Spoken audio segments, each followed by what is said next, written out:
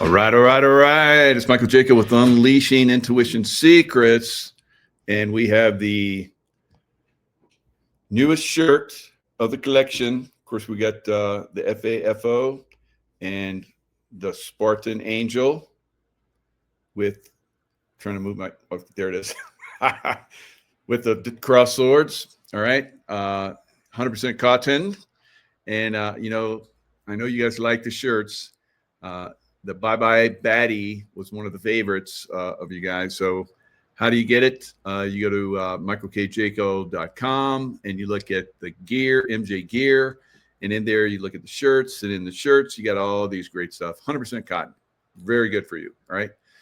All right. So President Trump is designating radical Islamists here in America. Now, we've already seen this happen in Texas. The governor there has basically, designated Muslim Brotherhood and CAIR, not CAIR, which is in my opinion, extremist Muslim group, from owning land and designating them a terrorist group. Basically, it's like, get the hell out of here, right? I can't believe they're here, right? So for most of my career, I was going after a Muslim terrorist. Radical Islamists, right? Most of my career. I cannot believe they are here in America, but this is what the Democrats have brought, right, under Joe Biden. We also saw over 300,000 children go missing here in America under Joe Biden, right? So this Democrat Party has gone radical. They have 6 Democrats that are calling for military members to basically disobey orders from the commander in chief. It is a radical Islam, radical Democrats, same, right? Ban them, ban them. And that doesn't mean all Democrats, guys. It doesn't mean all Muslims. It doesn't mean, all Republicans or independents, whatever. There's good people everywhere, but then there's radicals. And we have a lot of radicals in Congress right now, and they need to be cleaned out. So I would say just clean the slate and start over again. All of these Congress people, pretty much to a T, just get them out and restart it. And the ones that are good, when we have correct voting and no corruption within the voting system, if they're a good congressperson, they can be voted back in, or senator, or governor, or whatever.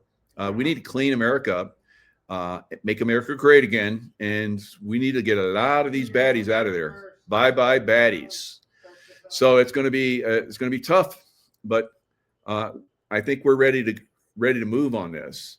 Remember Trump's first administration? Did Trump throw? No. Did that happen during the stolen election under Biden? Yes. All right. We have radical Democrats, radical terrorists in America, right?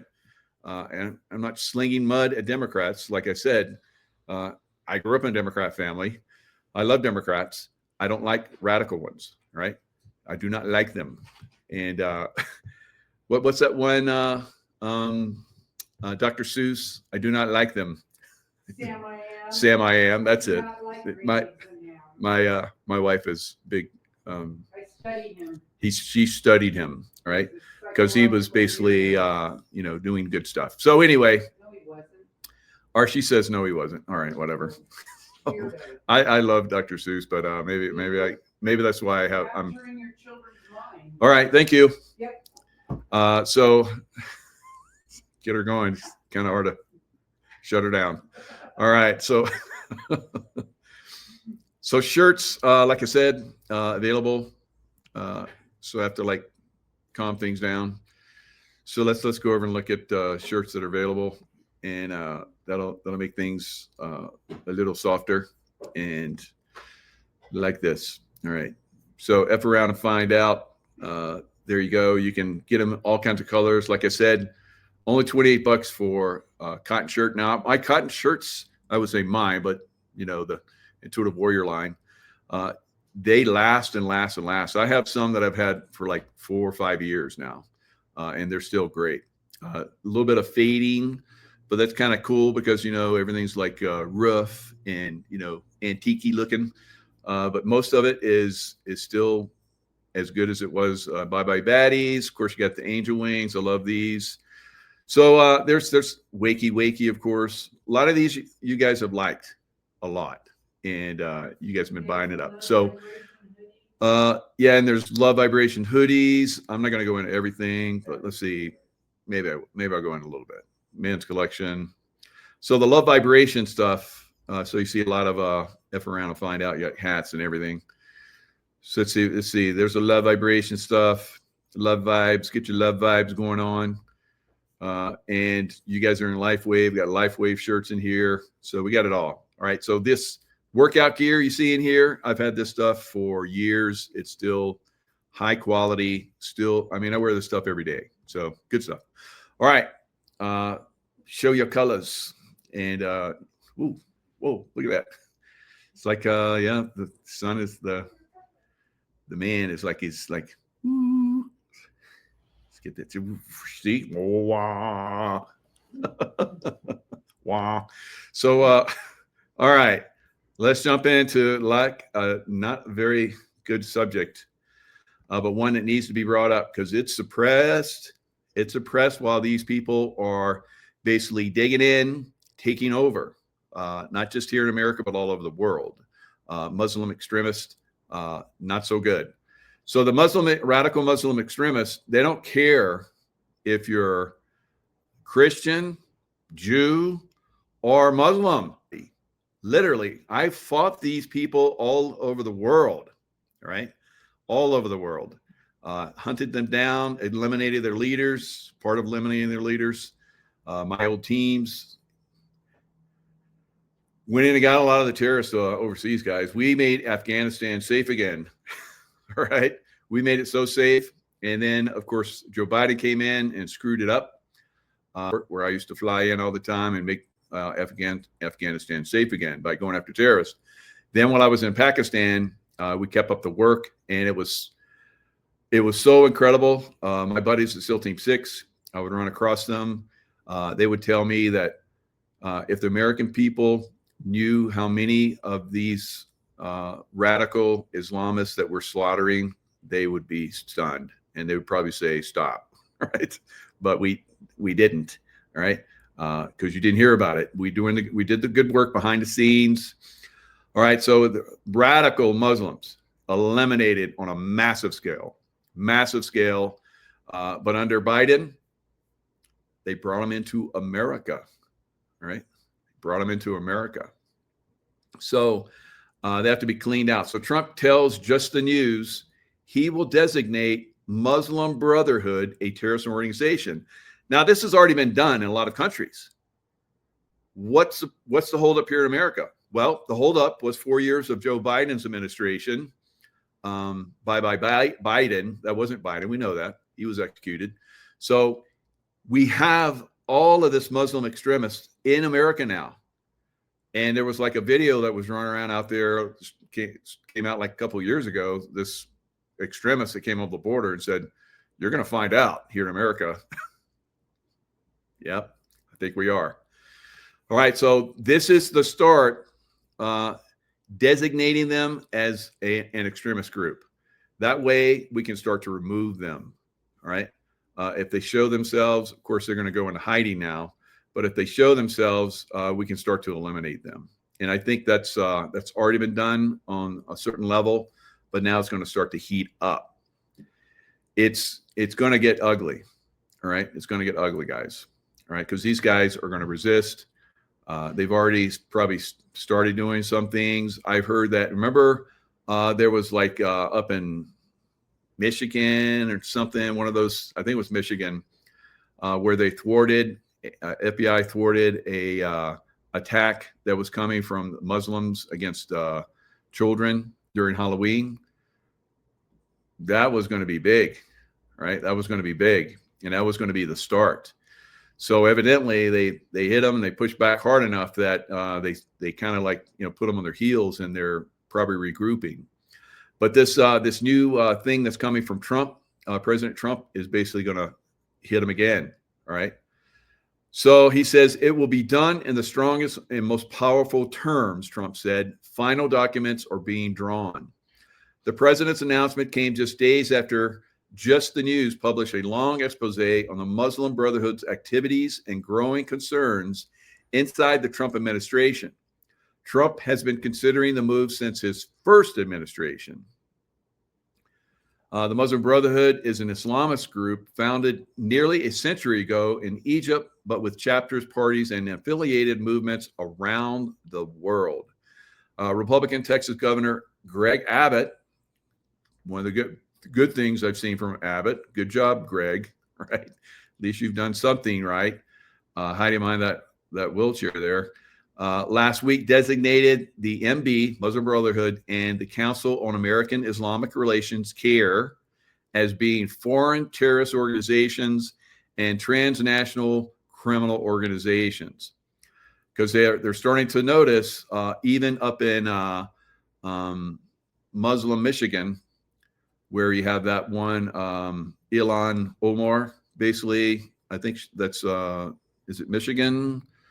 One of those states up there, but they are taking a lot of funds that are supposed to be meant for people that are displaced here to America because there's criminality or their lives are threatened. America is very generous and allows people to come here to America, but they have been abusing to the tune of tens, maybe even hundreds of millions of dollars, the people of Michigan, and sending their money overseas to terrorist groups.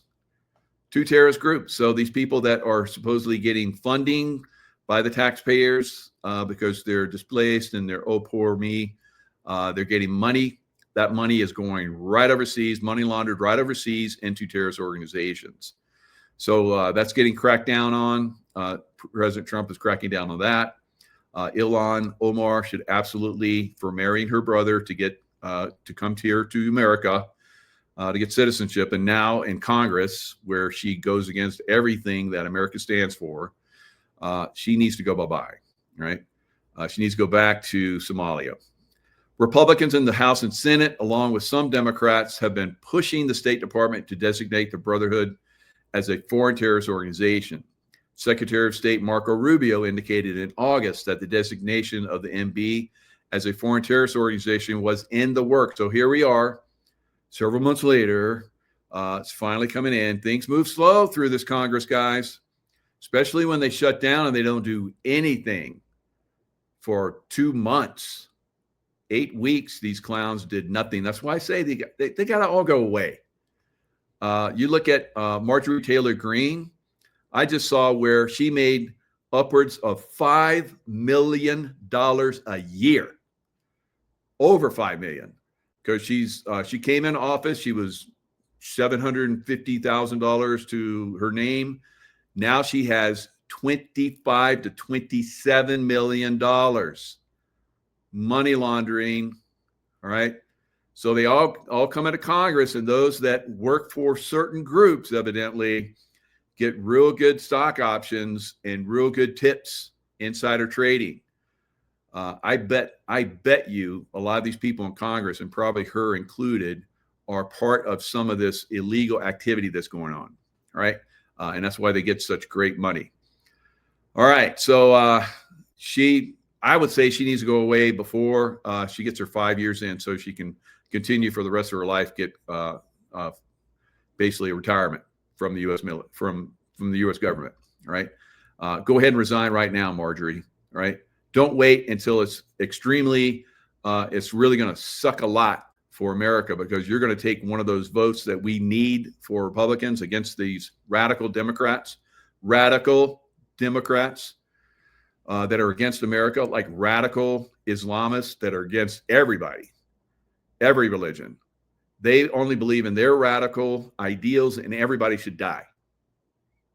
They should join them or they should die, right? So no one's going to join them from America or from Europe or from wherever, right? Because it's radical.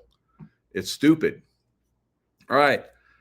So Muslim Brotherhood, of course, pushed back against the potential terrorism label during the first Trump administration, arguing in 2019 that we will remain steadfast in our work in accordance with our moderate bullshit and peaceful bullshit thinking in what we believe to be right. Because they're like Nazis. They're going to tell you whatever it is you want to believe, and it's like, oh, they're so good. And then they're going to infiltrate and then radicalize.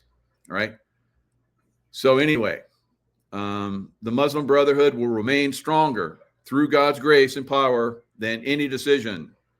Allah is our objective. The Prophet is our leader. The Quran is our law. Jihad is our way, which is basically war against the infidel. Dying in the way of Allah is our highest hope. All right, so these are not good people, guys. I fought them, like I said, all over the world. A number of Middle Eastern countries have already taken action against the MB, Muslim Brotherhood, with Egypt, where they were founded and where they took over for a year, remember? With the help of Obama and Hillary Clinton, helped them get into power in Egypt, overthrow the government, and then the people like rose up and threw them out because they were so radical. So Jordan has also banned the group. Saudi Arabia, United Arab Emirates, and Bahrain label them as a terrorist organization. So not a good group, guys. So it's gonna continue until these radicals get pushed out. So good on Greg Abbott in Texas, standing strong. Maybe that helps the Trump administration to move forward a little bit faster. So it's going to be tough going against these guys because they're already here in America. They've already set up. They're set up quite significantly in Texas, in Michigan. It's going to be hard to get them out, guys. But the radicals have to go. So again, I'm not against Muslims. I'm against these radicals. So it's got to happen. It's got to happen. Otherwise, our country will be taken over by them, right? And that's why they've been basically outlawed in a lot of countries in the Middle East. In the Middle East, they've outlawed them. Is it Minnesota? Thank you, Minnesota. So Minnesota is that where Ilhan Omar, oh, what a mess it is. Rise and stand. That's right. Kim in Wisconsin, because so Kim in Wisconsin, you would know. So I think it's 303. 50, I think, last night escaped. Male and female students aged 10 to 18 taken from St. Mary's School. Tactical squads work on rescue. We'll see how that works. Nigeria, I think, is compromised. And that's why President Trump has basically gone hard against them, and they push back. So this is what the Muslims do, guys. They do Christians all over Africa. Gunmen abducted 303 children and 12 teachers in an attack on St. Mary's. Initial reports indicated that at least 52 had been kidnapped before the tally was increased to over 200, and then to its final count of 303. So it's no group has come forward to claim responsibility. It's radical Islam, guys. This is the thing that the Fox News and CNN and all these radical news organizations, all right, we're just going to start to label them what they are, aren't putting out the truth on purpose. After the attack, the state government said that St. Mary's School reopened despite warnings and increased threats. All right. So, yeah, it's threats. No, don't worry. We're good. So the attack on St. Mary's follows a similar incident earlier this week in which armed attackers kidnapped 25 girls from a boarding school in Nigeria's Kebbi. So what do you think is going to happen to those 25 girls? They're going to become these radical Muslims' wives, right? That's the way this rolls, guys. I've seen this for decades all over the world. On Tuesday, U.S. Ambassador to the United Nations, Mike Waltz, held an event highlighting the ongoing violence in Nigeria. During the event, Waltz wearing the mask of chaos. He was joined by rap superstar Nicki Minaj, who called for religious freedom for all. So outstanding. We want to see from people that are in the media, and from people that are in Hollywood, and for people that are in the music entertainment industry to come forward and help us overcome this radicalization and get these radicals out of our country and help promote the same thing in other countries. All right. So let's go a little bit deeper. So in Nigeria, we have Trump has told defense officials to begin preparing for military action in Nigeria, where he says Christianity faces an existential threat. I promise you, we are going to see an existential threat here in America, right? For Christians, it's coming. So we need to be really, really on the lookout. The villagers in northwestern Nigeria were setting in for church service when motorcycle riding gunmen invaded, shooting at random and seizing at least 62 people. Right. So this is going to continue. Now I know that, like I just said, that there are people that are getting involved with this. We need to get more. So villagers are calling out. They said villagers say nearly every household has seen a relative. It's part of the long-standing security crisis in Nigeria, placed now singled out by U.S. President Donald Trump. So, like I said, they don't distinguish between Christians, Jews, or even other Muslims. So unless they're radical Muslims, I've seen this for decades overseas, right? I have fought against these radicals for decades, and it is here. They're here in America. So President Trump is singling them out, as is Greg Abbott, like we just talked about, for basically they need to leave. So one more thing, let me show you this real quick on this subject. Nicki Minaj praised for spotlighting Christian persecution in Nigeria. So I praise her as well. I think this is really good. Like I said, we need to have more people really step out on this subject and bring awareness to it, because we know that a lot of times most people don't look at the news. There's only a small fraction of people that actually watch the news and are informed. So if you have a great large audience, which are, in the rap industry, Hollywood, and so forth, if they get involved positively, because we know that there's groups within Hollywood and the music industry which are not so good, right? And they're being exposed. So Nicki Minaj praised by spotlighting Christian persecution in Nigeria. Body count is just too high to ignore. So she's teaming up with the United Nations, Mike Waltz, and they're going to address persecution of Christians in Nigeria. It's not just Nigeria, guys. It's all over the world. And like I said, it is and will be coming to America, and I think very soon. All right. So you need to be aware, you need to be focused on it, and start to look at this coming in the future. All right. So what we'd like to talk about right now is skin wisdom. All right. We have Dr. Habib here. How are you? Change the subject a little bit. Dr. Habib, thanks for coming on.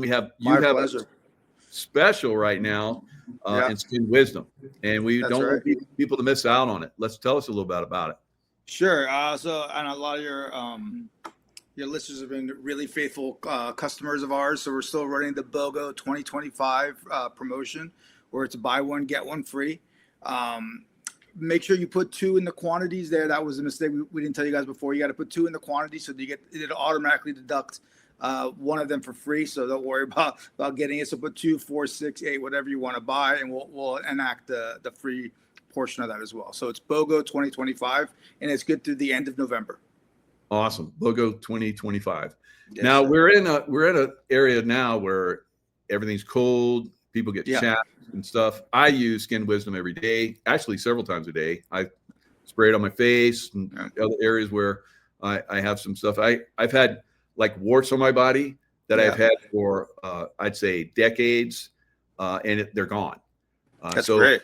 Dark spots, all kind of crazy stuff that I was getting. Getting older, you get all these skin problems. But it has been a major, help for me to like turn that around and make my skin look great again. So tell us a little about the Skin Wisdom for the winter. Cold weather. Yeah, so that's a great question, and it's very timely, obviously. So we all know that when winter comes and the temperature drops, humidity drops, and you get a bunch of wind happening as well. And what that ends up happening is causing a barrier failure with your skin. The humidity pulls the moisture out, the wind causes damage to your skin, and you end up getting inflammation, cracking, redness, chapped lips, things of that sort because of all that, right? And that's all due to the moisture and the protection that your skin naturally has gets taken away from it in the cold weather. So what we're suggesting now is for anyone to continue with your normal moisturizing process, put on whatever you need, sunblock, moisturizer, and then just finish off with the Skin Wisdom being sprayed on it. And if you guys remember from the last time I was on, we talked about how it worked, and that's really our proprietary Atlanticone that's in there that forms a seal or a shield around your skin, not only protecting you from moisture being drawn out and the wind causing damage, but it also keeps all that moisturizer and SPF sunscreen in close contact with your skin where it gets absorbed and it has the most benefit to it. Oh, fantastic. So again, the special is BOGO 2025. Yep. And we've had lots of people that have talked about it. We like to do shows, but we wanted you to come on. I appreciate you coming on because I don't want people to miss out on that special that ends at the end of November. So Absolutely. 2 for 1, guys. You don't want to miss out on this stuff. Great stocking stuffer. Good for yourself. You want to double down. I'm going to double down again. I got a bunch of it, but I'm going to do it again just before the end of the sale. So I have it, reaching into next year. So great way to, get this product. Yeah, it's very exciting. And then I'll hint that next time I come on, I'll probably be able to officially announce there's going to be a new product coming out, which will be a chapstick. We're in final stages of testing now. It's unbelievable. It's staying on the lips for much longer than the other ones we've tested. So I'm hopeful. Let's hope December, January we'll be able to announce that, and we'll obviously make that first priority to your listeners as well. Ah, that's fantastic. Yeah, thank you. And another stocking stuffer. How about that? That's gonna be good. Yeah. All right, Dr. Habib. Thanks so much. Thank you. I appreciate it. Thank you all. All right, guys. So we know that we need that Skin Wisdom, right? Especially during these time frames. Like I said, I've had great success with it. So definitely want to jump in and take advantage of that special. Now, this extremism doesn't just go to the radical Islamist guys. We just had last night 9 people, mostly children, shot as holiday crowd turns violent in Chicago. All right, 1 dead. 1 child is dead. So I guess these, children, mostly children, some of them adults, came down. Gunfight started. Police were like helping people out. It was incredible. So this is during a holiday celebration. Now we know during these holiday celebrations, we have the radical types that aren't so, fond of Christianity, come out, and that's what we're seeing now. Now we've also seen the radical Democrats have brought in Luciferians to the White House show them around, right? Look it up. Yep, it's news. So it's really getting out of control. We need to clean the stuff up. In Chicago, we need the National Guard there. They're resisting the National Guard. Of course, you have some radicals that are there, and the mayor and the governor spot, radical Democrats, right? We're just going to start to call them what they are, guys, right? They're not Democrats, they're radical Democrats. So let's start to put the moniker on them that they deserve, all right? The radical Democrats are basically not allowing the cleanup of their cities, right? Across America. So we're going to see, I believe, the Insurrection Act get activated pretty soon. We're seeing down in Venezuela, we're probably going to see the special forces start to make strikes here pretty soon. And from that point on, it's going to be cleanup time throughout South America and Central America, right? The radical, I don't know what we're going to call the Central and South Americans, the radical drug gangs, I guess. Drug gang, whoever it is radical. Now, a lot of fentanyl, of course, comes across the border. China, I guess, has worked with President Trump not to supply as much, or not at all. We'll see that in the future. The ingredients to make fentanyl down in Mexico, where a lot of it's made and then crosses the border. But it comes across from a lot of these places, and it's going to get cleaned up. So we know that in Colombia, I said that Colombia was like on our side, but I looked into that, and the Colombian president was very anti-Trump and said some very bad things, just like Mamdani, another radical, I guess a lot Islamist. I mean, let's call him what he is. He came to the White House. President Trump invited him to the White House. He's standing next to President Trump, and President Trump is saying he's going to be great for New York. He gets back to New York, and he calls President Trump a Nazi. New Yorkers, I don't know what you guys got to do, but you got to resist this guy getting in there. If he gets in there, I guess that's when all you guys are going to leave, because you haven't left yet. So like, maybe you guys are like, in New York, you're like hoping against hope. This guy gets in there, you guys are toast. New York will fall. Absolutely. And it's going to be tragic. It's going to be tragic. So you need to do something. So here we go. Here's the count. I'm just going to put it up for Chicago. So imagine the radical Islamist, these cartel gangs, and then you have these street thugs in a lot of these cities that have been given free reign from mayors, because if they have radical teenagers like this running around shooting each other up, then it gives cover for the cartels, guys. That's what this is all about. That's why they release people from jail that are like criminals. So it gives cover for their criminal operations, the mafia and so forth. So 13-year-old girl, gunshot wound to the leg. 14-year-old boy shot in the leg. 14-year-old boy with a graze to the stomach. 14-year-old girl shot to the right hip. 15-year-old boy with grazed wound to the left thigh. 16-year-old gunshot wound to the leg. 17-year-old grazed to the left thigh. And then it goes on to say, videos posted on social media showed officers treating victims on the sidewalk outside. This is a celebration, a Christian celebration. Multiple arrests as fights and disturbance erupted across the loop. Situation became so busy that the local police district's lockup reached capacity, forcing officers to transport adult arrestees to a neighboring station. As of early Saturday, police had not released an official number of arrests or charges. Now,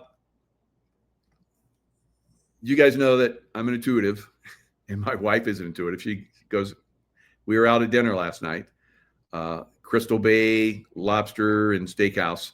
It's where Marilyn Monroe and Frank Sinatra and all those guys used to hang out. So we went there. It's great food. So we went there. We're having a nice dinner. And my wife has never said anything like this before anywhere. And she was like, I saw this guy come in, and it popped into my mind that if he had a gun, that I would go for that exit. And I was kind of embarrassed because I didn't see that as an exit point in case, because I'm always watching exits, and entrances and so forth. I saw like I was going for the kitchen because it was right across from where we were. The other door, if we had to hit the floor, we'd crawl to the exit. It was right out back. So I was like, oh, it's pretty good. So I'm like, I didn't say anything. I was like, wow, I'm thinking in my mind, that's pretty trippy. Now, she came up with that. Now, we're like a couple hours behind Central Time. So it happened just before 10 o'clock, and she said that just around 8 o'clock. My lovely wife, she is tapped in. Wow. So, a lot of us have to be heads up on this going forward. My wife was even talking about where to put guns earlier. And I'm like, oh, I'm putting guns everywhere again, right? They're going to be everywhere now. So, geez. So it's a crazy time, guys. Radicalization of all these different groups in a lot of these cities. Now, I'm in a very, very nice area, and but that doesn't mean anything. Now, where I would imagine the problems would come from in Reno. I remember I worked one time with the Reno sheriffs and so forth. I went to the jail and talked to some of the inmates. I had the Intuitive Warrior. I gave a bunch of Intuitive Warrior books out and talked about tapping into your intuition, being positive, all that kind of stuff. They're very thankful, but they are hardcore. They're like cowboys. They're not going to mess around. They're shit kickers in Reno. So I'm pretty happy about that. So I don't think there's going to be too much problem, but if it does become a problem, and they have a long way to come and through the snow. Now, speaking of the snow, we're supposed to get in the next few days, I think maybe after Thanksgiving, we're going to get a massive cold front that comes in. It's going to just blanket almost the entire U.S. with snow. I would think that would probably be the time where we would want to do the Venezuelan hit. So maybe after Thanksgiving, you might want to start looking at a hit, because all the radical Democrats that would want to come out and demonstrate, it's going to be super cold and there's going to be snow everywhere. Yeah. So I wonder if they call that in. I don't know, but we'll see. We'll see, guys. It doesn't mean it's going to happen then. It could happen before Thanksgiving. But my guess, they'll let the Thanksgiving holiday happen, and it's going to be after Thanksgiving, right? And the reason why is because it's going to be really cold, and the radical Democrats aren't going to come out and go stupid as much. And then the radical, criminal cartels, they're getting cleaned up like crazy. I see reports all the time. Bakersfield, California, they just a massive drug bust where they cleaned out like almost $1 billion organization. So imagine the time that law enforcement takes to do all this. Now, I can tell you from when I was in Pakistan, helping to find Osama bin Laden, and my old team, Red Squadron, came in and got him. They got a lot of information from that, and that stopped out a lot of radical Muslim attacks around the world. And there were a lot of people in very high levels of the political, religious, and also like kings and queens, right? So royalty, yeah, that's the word I'm looking for. Royalty, they were very happy with the information that we got, and that was helpful to stop out a lot of stuff, guys. So that's why we want ICE and all these different groups to go in. Now, I just saw where in Virginia Beach, where I was as a Navy SEAL for a period of time, SEAL Team 6 and some other other SEAL Team 4 before I got out of the Navy. There was a couple of gentlemen that were, one of them was in the school system, vice principal, something crazy.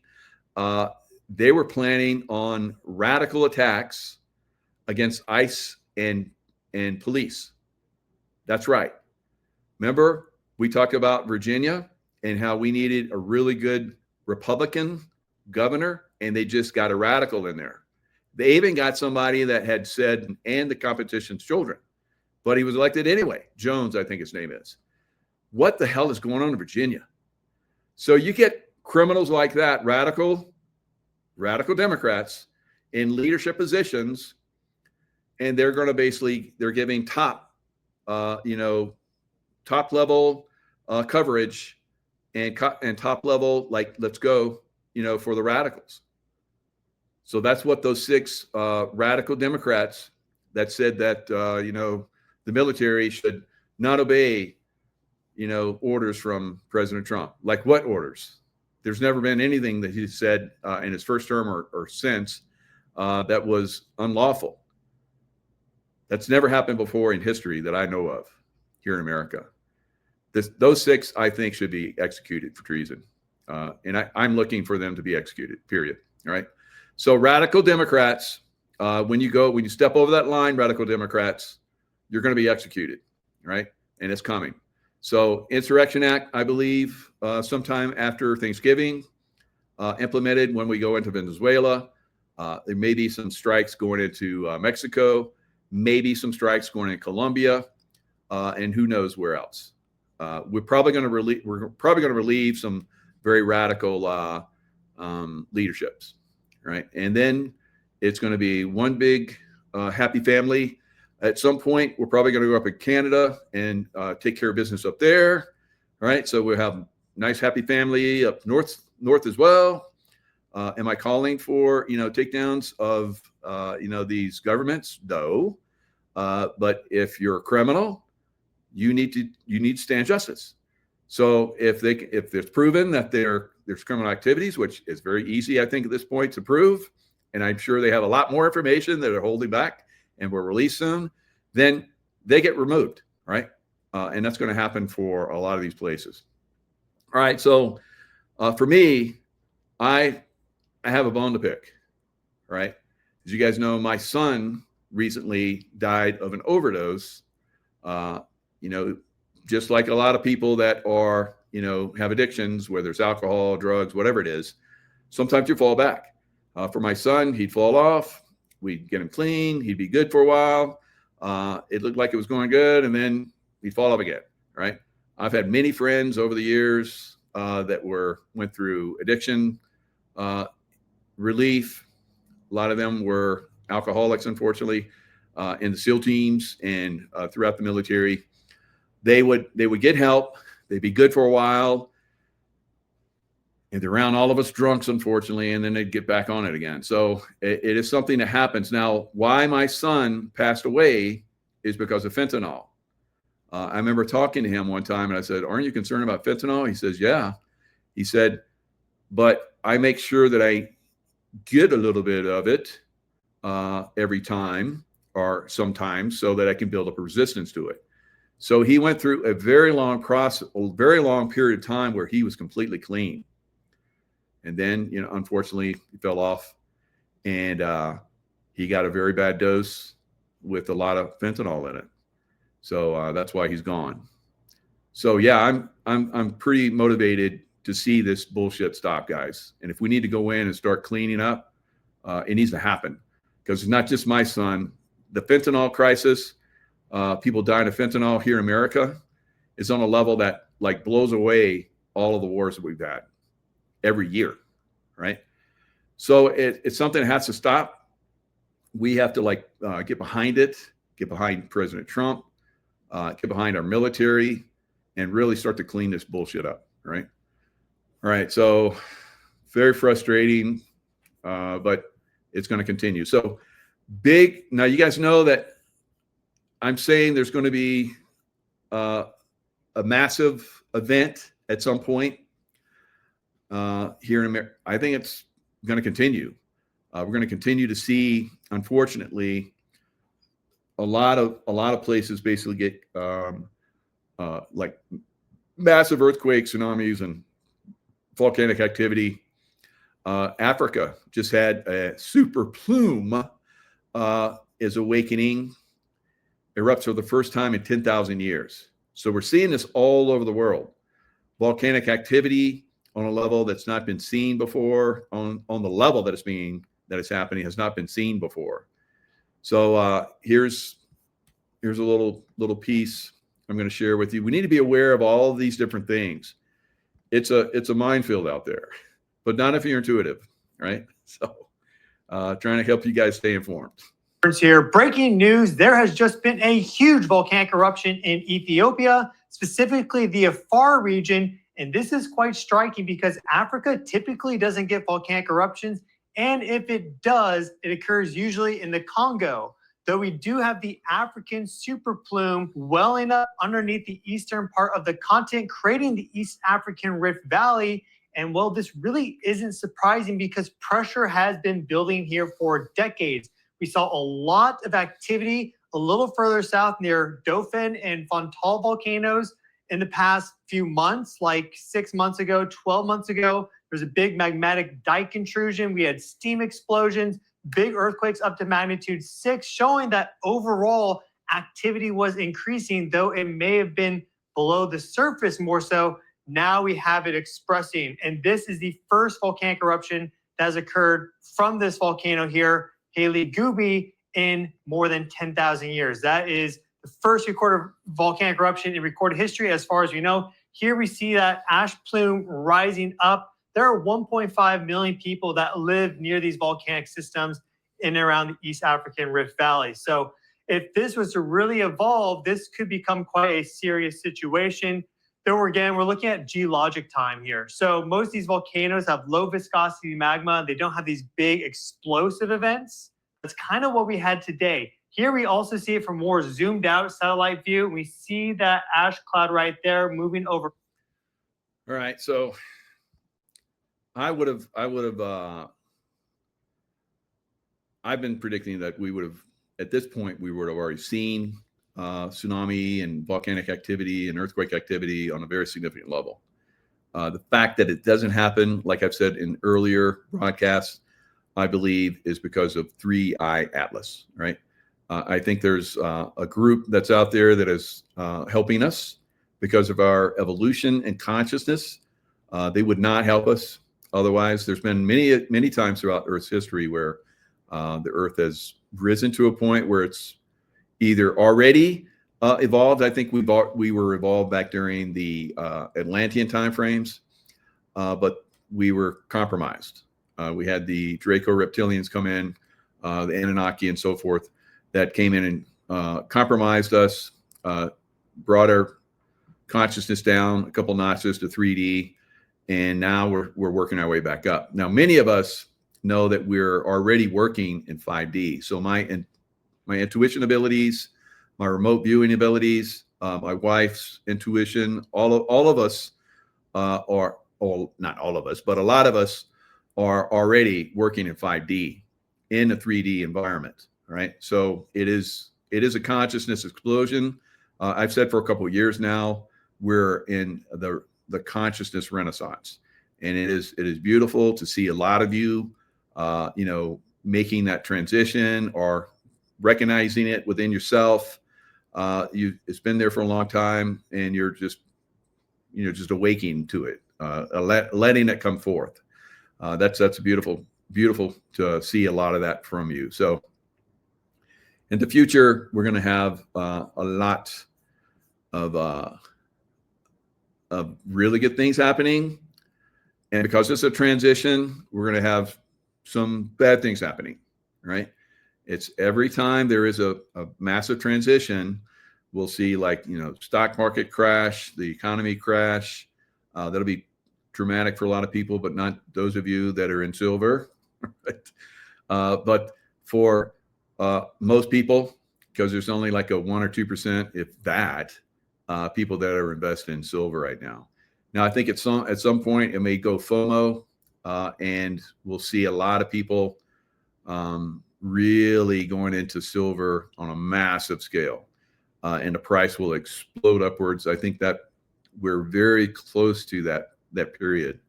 It could happen at any time. All right, so Laura Loomer takes credit for her arch enemy's resignation, and of course that's MTG, Marjorie Taylor Greene, and I have to show it to you because it's very interesting. Loomered, all right. So Laura Loomered, that was just shortly after she talked about her, she was going to resign. And like I say, get out now, MTG, get out now. So Donald Trump, you're working with him, you're good. If you attack him, he's going to attack back. And he's going to attack back about 5 times stronger. And now he's like, well, maybe we could work together, but he's already destroyed her. She had no hope of being reelected. She knows that. And so she's going to do a total biatch move and resign when she gets to the point, because she came in December 3rd. So 2 days later, she's going to resign. So she gets her 5 years, and she's going to walk away with probably about $27 million from getting hooked up with insider trading. So I was in Sarasota, Florida. It's an area that is covered by Luna. Gosh, she's got such a crazy name. So Congresswoman Luna. So Paulina something. So she's amazing. I liked, of course, I voted for all the best people, so it was good. So she is doing some great stuff. She is putting forward a bill where they're going to do away with insider trading. All right, it's going to be good. Hopefully it happens. So yeah, we're in a very beautiful area, absolutely, and got a great view. It's great being around here. The environment. I need to be in an environment that's very conducive to my intuition. Right. So it's very amazing. Anna Paulina Luna, thank you. Very good. She is a rock star. So thank you, Deborah. So it is going to be very interesting going forward. I hope that that goes through. If it doesn't go through, we know that these guys are trying to keep themselves in the money. And it's not about us. It's about the money, right? It's about the illegal stuff that they get paid for. It's about the legal stuff they get involved in, and they get pressured to vote certain way or get disclosed on. Yeah, you were at Jeffrey Epstein Island and you had all these things happen, blah, blah, blah. So, but Epstein Island's just one of the places, guys. The New York place, I think that was for the big wigs. Of course, he had a New Mexico place. I don't know. I think that was for the Catholic priest or something. And you think I'm joking, but the Catholic priest in New Mexico, not far from where Jeffrey Epstein had his little ranch where he would videotape everything. The Catholic Church had a lot of very bad things having to do with children, all right, pedophiles. One of the biggest ones in America, in New Mexico, right? So it is very frustrating to see all this stuff. Now, one of the people that was very prominent for me in my awakening process, he has made some interesting predictions for the exact time frame we're in right now. All right. And in fact, starting next month, right, in December of this year and into January of next year, right?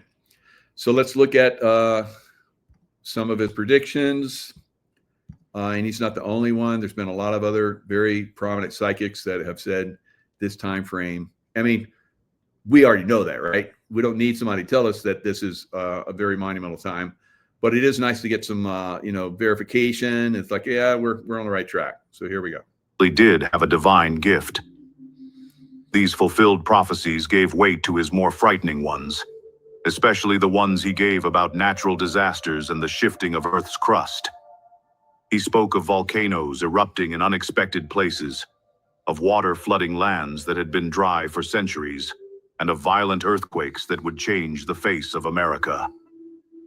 For those who believed, every fulfilled prophecy was a reason to take his warnings more seriously, and none was more urgent or more terrifying than what he said about the fate of California. Among Edgar Cayce's many readings, there was one that remained hidden in the shadows for decades, a prophecy that many chose to ignore, perhaps out of fear. It wasn't about personal healing or global wars. This one was different. It was about destruction on a massive scale, a part of America vanishing beneath the sea. And the center of this terrifying vision was California. In one of his trance sessions, Cayce described a time when the earth would begin to break open in the West. He spoke of violent earthquakes and massive floods, of cities crumbling, and of the Pacific Ocean swallowing large parts of the land. The greater portion of California will go into the sea, he said. Not maybe, not possibly. He said it as a fact, as something already written in time. What makes this prophecy even more alarming is that he gave no specific date. He only said it would happen as part of a larger movement of the Earth, connected to changes in the magnetic fields, volcanoes awakening, and shifts deep beneath the oceans. He warned that these movements would begin quietly but grow quickly and violently. And when they did, it would be too late to run. All right. So when I go to California, it's both me and my wife have felt this way for years, for a very long time, actually. We can't wait to get out of California. It's of course, we lived in California on the other side of this lake for several years. But we're way up in the mountains. And it is probably going to happen at some point. I think there's going to be some event that's very, very dramatic. It's going to cause, because that normally happens, during the Christmas time frame, because they don't like Christians. That's why Christians are being attacked all over the world. That's why Christians are going to be attacked here in America soon, right? Violently. So it is, there's going to be violence, unfortunately, even in the land. And this is part of the change. So this eruption and violence is an awakening process. It's going to, those that want the violence will get the violence. Those that are not tapped into intuition and higher source will be in danger going forward. Now, not everywhere, of course, but in a lot of places. And some people just, they don't know that they're choosing to live somewhere that is going to be perfect for their survival. They don't know they're intuitive yet. Yeah. Because we know there are people like that. They just have, I used to be like that. I would have these random things happen. And I'd be like, oh, what a coincidence. And then I got to the point where I started reading about, and you think you're having coincidences. Look back on, all the events, and you'll start to understand they weren't coincidences. You were tapping in.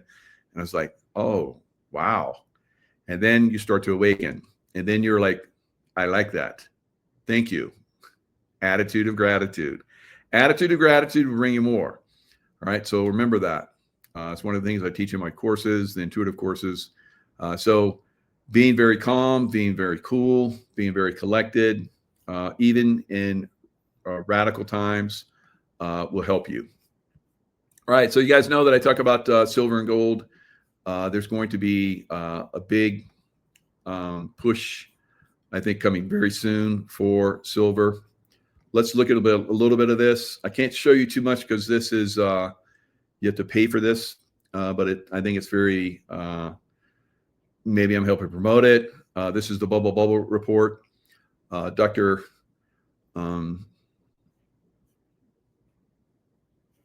Kirk Elliott and I have talked about this quite a bit. You can see here where there's outperformances in the stock market and then outperformances in gold. So we've had a outperformance in the stock market, and we're going to have an outperformance in gold. The same thing with silver. Silver is actually going to rise percentage-wise much, much higher than gold is, all right? So just want to give you guys a little heads up on that.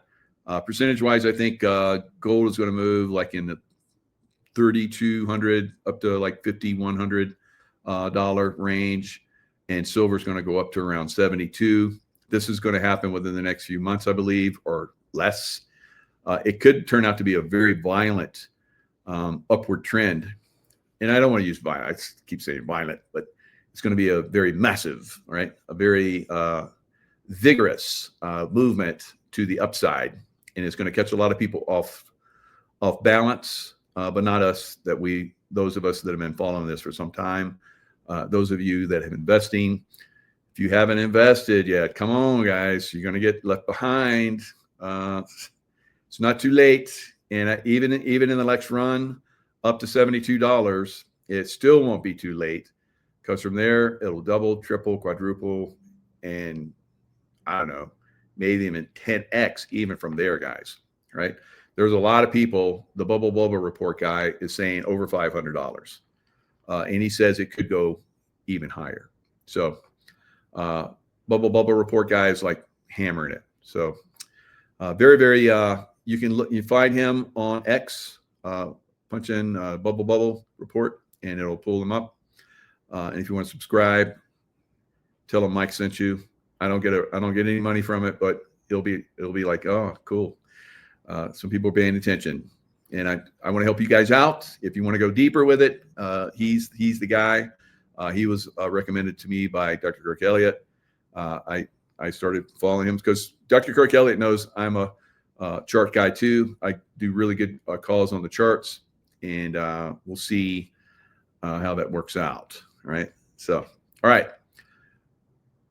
What are your thoughts on XRP? I think XRP probably will double, maybe even triple from where it's at, because I think the stock market is going to do. It's because every time, just before a crash, we have a last massive push in the stock market. I think we haven't seen that yet. I think this pullback that we've had, because I called for it, took a little while to unwind. But I think we've, flushed out a lot of stuff. And now I believe, who knows, maybe it'll crash now. I don't think so. But it's going to crash. The stock market is going to crash. The housing market is going to crash. It is already crashing. Housing market's going to crash before, just like it did in 2008, before the stock market. So you'll probably see into the next year, housing prices collapse very aggressively downwards, right? So I've been warning you guys for a couple of years now to get out of the housing. If you're in a house and you're free and clear and you're happy in your house, you don't need to sell it. Of course, it's perfect. But those of you that have been investors, or those of you that bought your house and wanted to sell it for a profit, you might be too late by now. But if you can still get out with a profit and you're looking at selling your homes, it's getting very tight, guys, everywhere. And it's going to tighten up in every corner of America soon. Some places have really got hammered, Tampa, some places in Texas, California. So it's going to spread quite aggressively. Some areas will not be so much. Some will be very aggressive. So we saw aggressive downward prices in Nevada in the last downturn. We're starting to see those again. Saw very aggressive downward patterns in Florida. Starting to see. I said, I think over 2 years ago, I was in a billionaire's, condo on top of this beautiful high rise, and I'm like, they were telling me that things were going to start to turn very soon. And so I started sounding the alarm over 2 years ago. And they said they were having problems getting it. So the high end, we've seen, commercial real estate, collapsing on a massive scale. The residential housing collapse has already started. It's going to start to pick up pace faster and faster and faster and faster going downward. We'll see a last spike because money chases and pushes and tries to get the last little squeeze, the last little drop of, profit. And it's going to be in the stock market like we've seen in 2008 and 1929. We're going to see a massive crash, unlike anything we've ever seen in America before, because the manipulation has been so extreme. And we're not only seeing a housing crash, we're going to see a bubble crash, an AI bubble crash, absolutely coming very soon. We almost saw it this last couple of weeks, where AI was like not so. Everybody's like dumping AI stocks bigly. Even Nvidia got hammered on Thursday massively after it reported great results. So stock market went up, and I was like, it's gonna crash because it like gapped up, and so I went heavy on the crash, and it happened. So I'm out of it. I'm in a position where I believe it's going to go up and away, and it's going to go so far up, and everybody's going to be like, we can all get in and make money, and that's when it's going to crash, right? And it will crash, and it will destroy so many lives.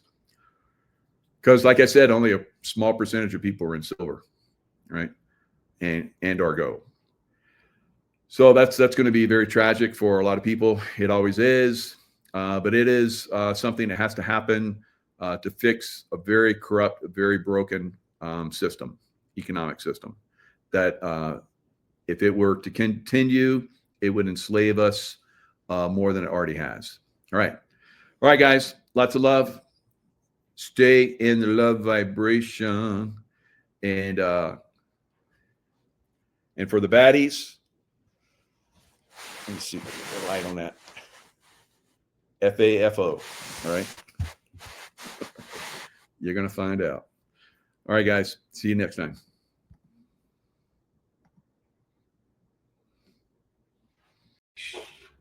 Hello, everyone. It's Michael Jacob with Unleashing Intuition Secrets.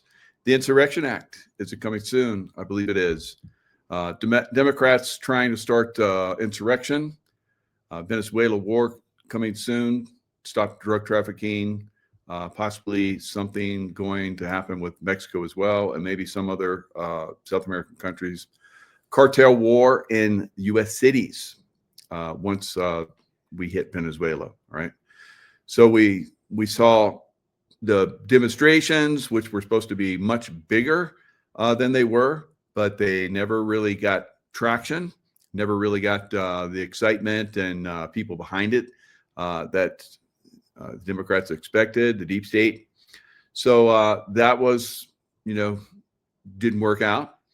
They're going to try and, throw Epstein at Trump, the Epstein files at Trump. But lo and behold, there's lots of stuff that they thought was that they had destroyed when Obama's little puppet, Joe Biden, or the guy that looks like Joe Biden, came into office. They basically went on a destruction campaign. Now, Trump team, before they left, made sure they had everything. And then they were in the position where they could surveil everything, right? So that's what we've seen over this last 4 years, and now into Trump's first term or second term, first year of his second term. So we'll see a lot of this stuff because we'll talk about it in a minute, and I'll show you guys Q Post, which basically we're saying we have everything, right? And just recently they found some burn bags in the FBI, that happens never, all right? So burn bags are a controlled item. And when they're filled, that's controlled substance. And they go right straight to being burned, all right? Somebody has file custody of them the whole time. So for them to come out and say, oh, look, we found burn bags. And then they start coming out with what's starting to roll out of the Democrats and some rhinos and some Hollywood types that have had, evidence of being involved with Epstein, right? And Epstein, child trafficking and so forth. So that's coming out. We've already had one bigwig, and I guess he used to be buds with Epstein, and even asked him advice on dating or some crazy. So he had been, I don't know, some head of Obama's or Biden's administration for finance or something. He was at Harvard, and he resigned from Harvard and went away. Now I'm kind of like, why would you resign? I mean, we have like in Virginia, we had somebody was running in one of the races there in Virginia that had sent an email, and his children, yet he went on to win, and he's going to be in office. So nothing happened to him. There wasn't an outrage about him from Virginians. All right. So why did this guy resign? Was there more dirt? Did he know that they were going to come out with some more stuff? Did they tell him maybe that they were going to come out with some more stuff? Now we know that the Clintons were involved with Epstein on a very, very bad level. Now, Bill Clinton has distanced himself from the Hillary Clinton lookalike. So we're going to see a lot of these people basically turn tail and run. We've seen a lot of the Hollywood celebrities that have and are saying they're going to go overseas, going to live overseas, and maybe in some places that they go to, they're not going to be welcome.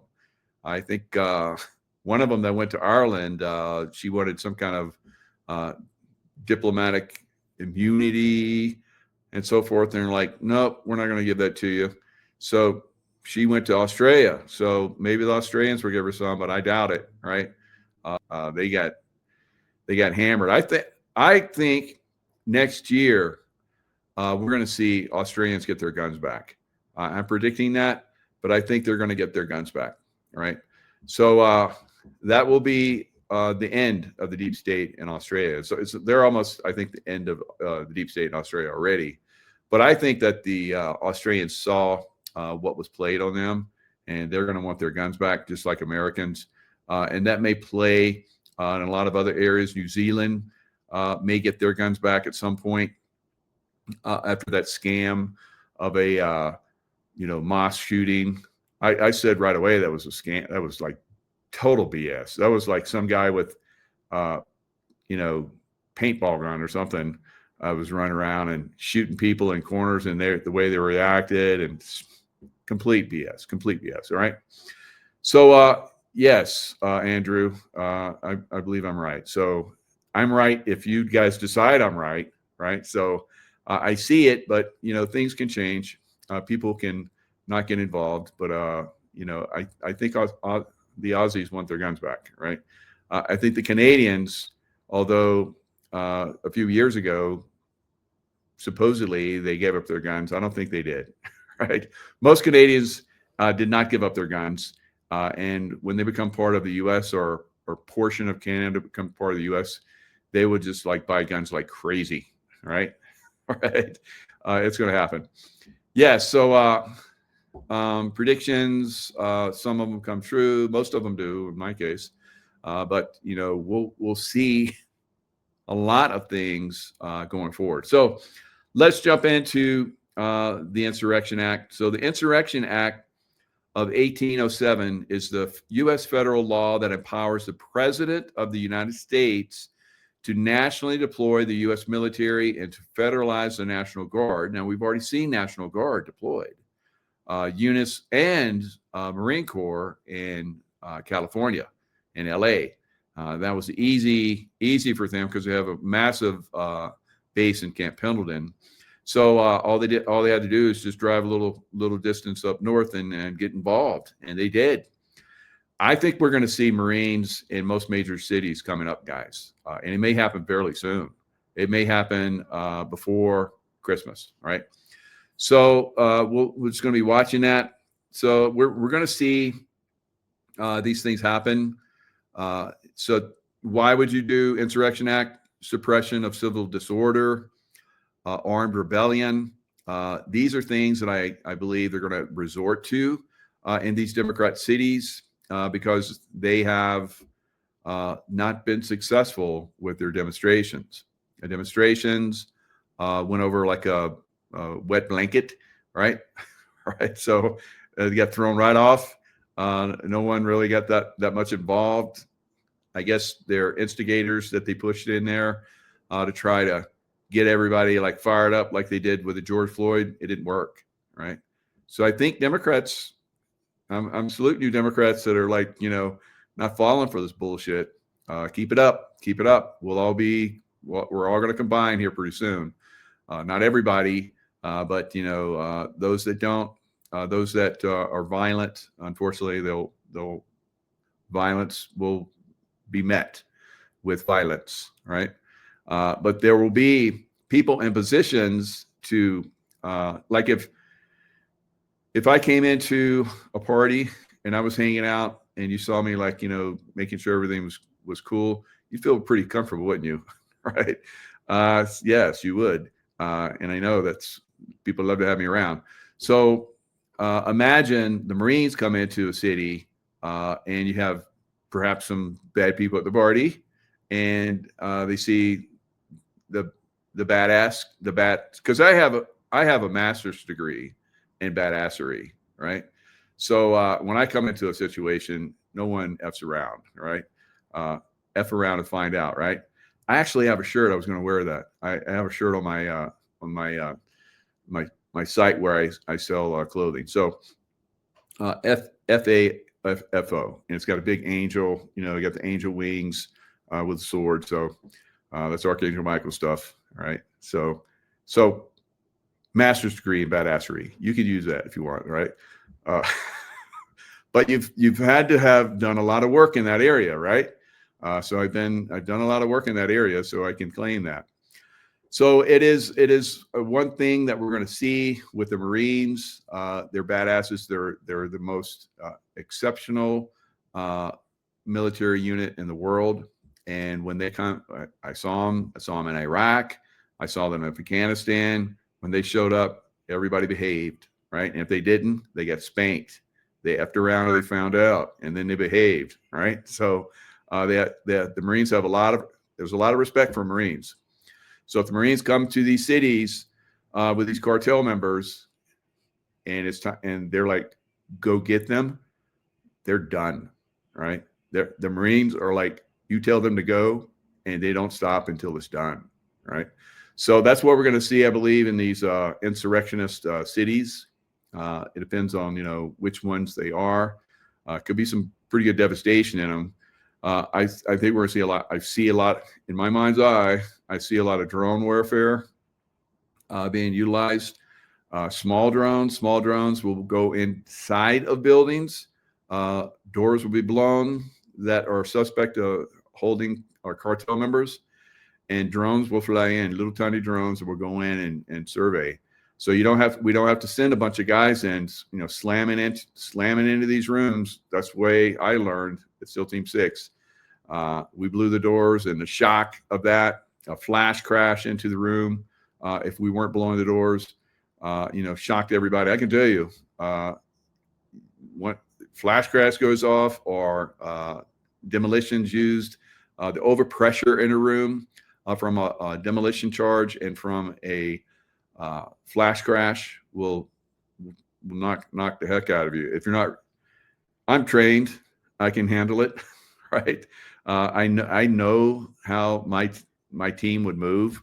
So I would be part of the resistance sometimes. We play, reversal roles. We be like the guys going in to get the terrorist or rescue the hostages or both. And I remember being with a gun with the hostage and getting shot. Right, we have face mask on, so we're excellent shots. And but in today's day, we don't have to like just blow into those rooms. It's going to be really good. And there's ways to pie a room and so forth that we've learned over time.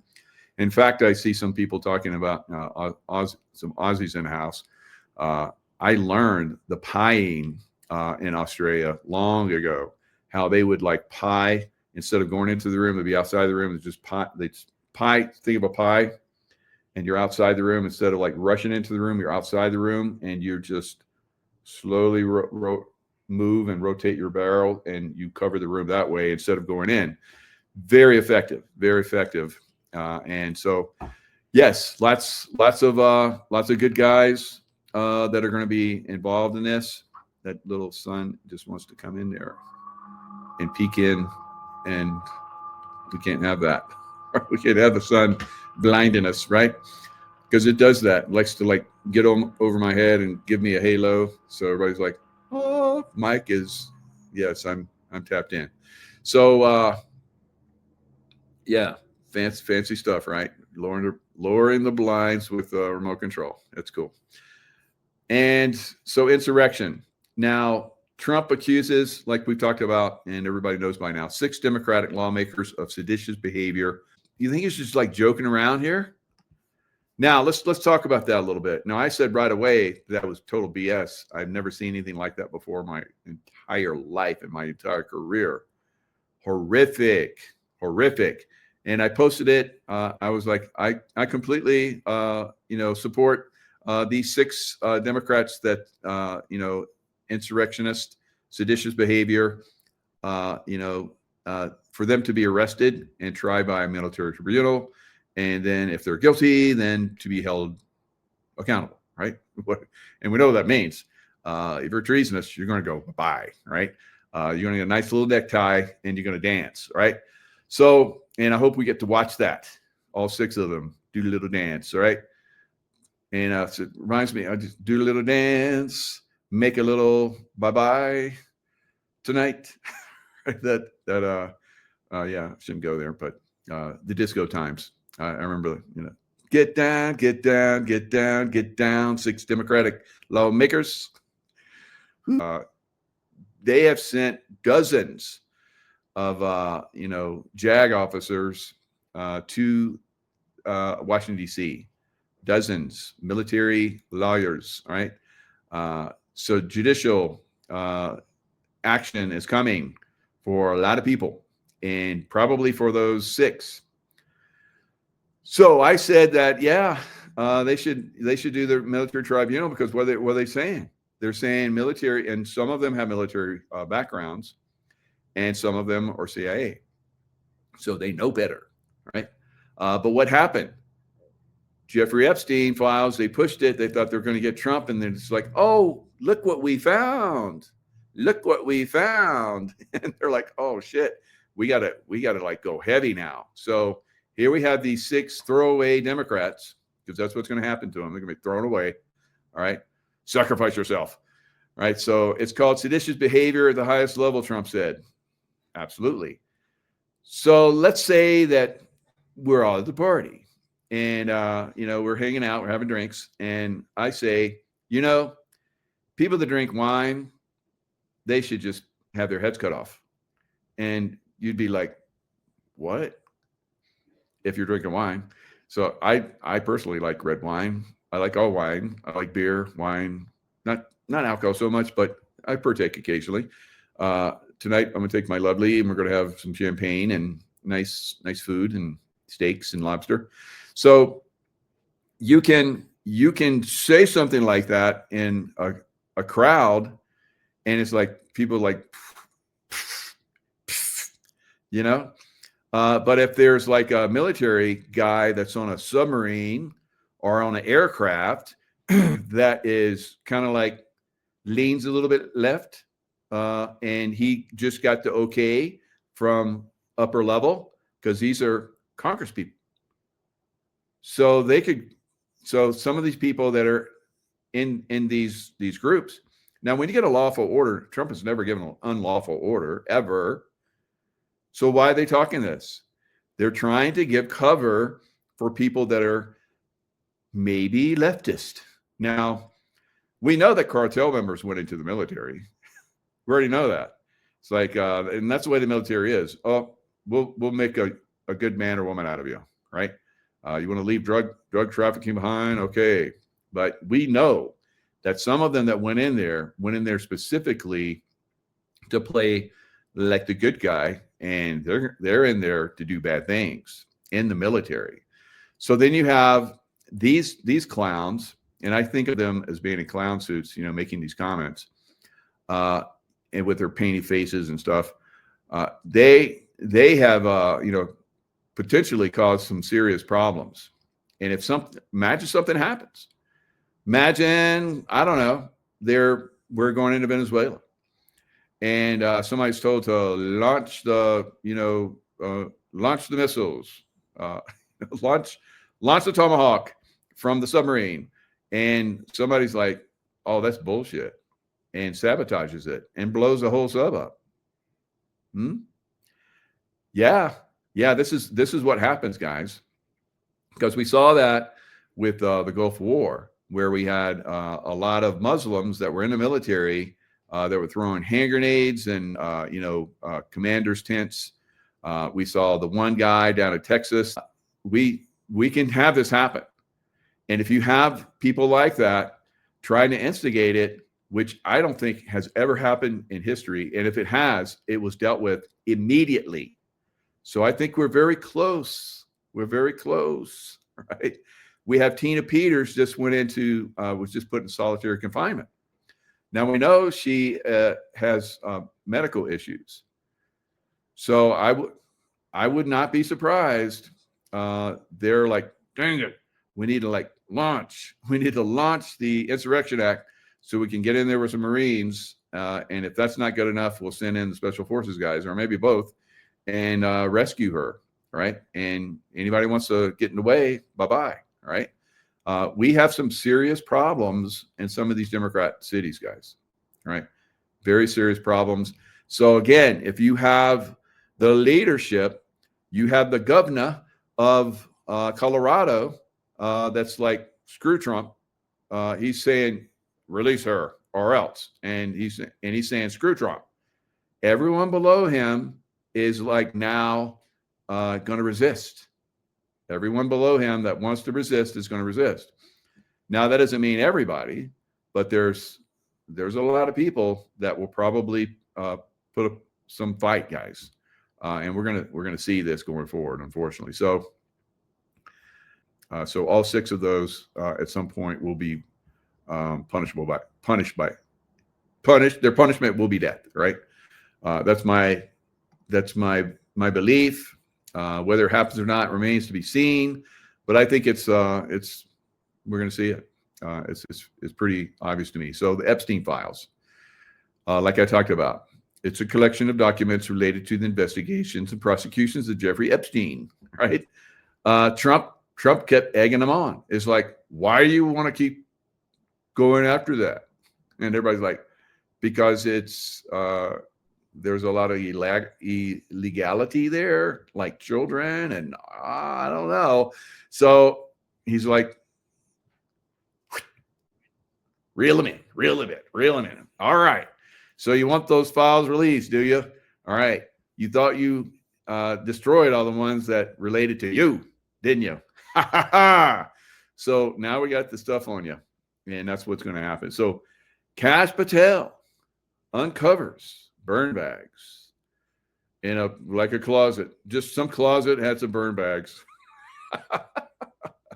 That is so funny to me. A new report claims that FBI Director Kash Patel, did he personally find these? Found bags filled with documents. I guess, he's a leader, so he's just going to take yep, I'm the leader here. If there's anyone wants to talk shit, I'm the leader. I'm in charge here, right?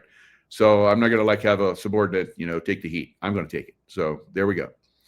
The report from Fox News said burn bags in a previously unknown sensitive compartmented information facility, or SCIF, at head a SCIF. So a sensitive compartmented information facility. So just a random one, just tucked away somewhere. Everybody forgot about it.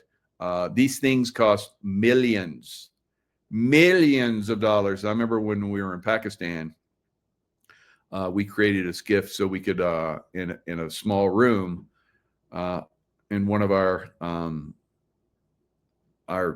command structures, we would have walled little compounds, and in these compounds, we had Pakistani security, and a lot of these guys were like former military. Really, some of them were really good guys. And I think sincerely, and then some of them would have ran, like we saw at some other bases, like in Benghazi. So we're seeing, a lot of this silliness.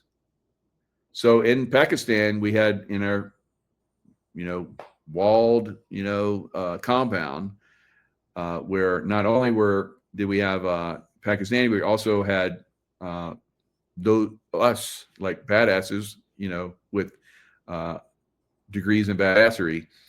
We were all, standing guard too, and we had, of course, with body armor and stuff.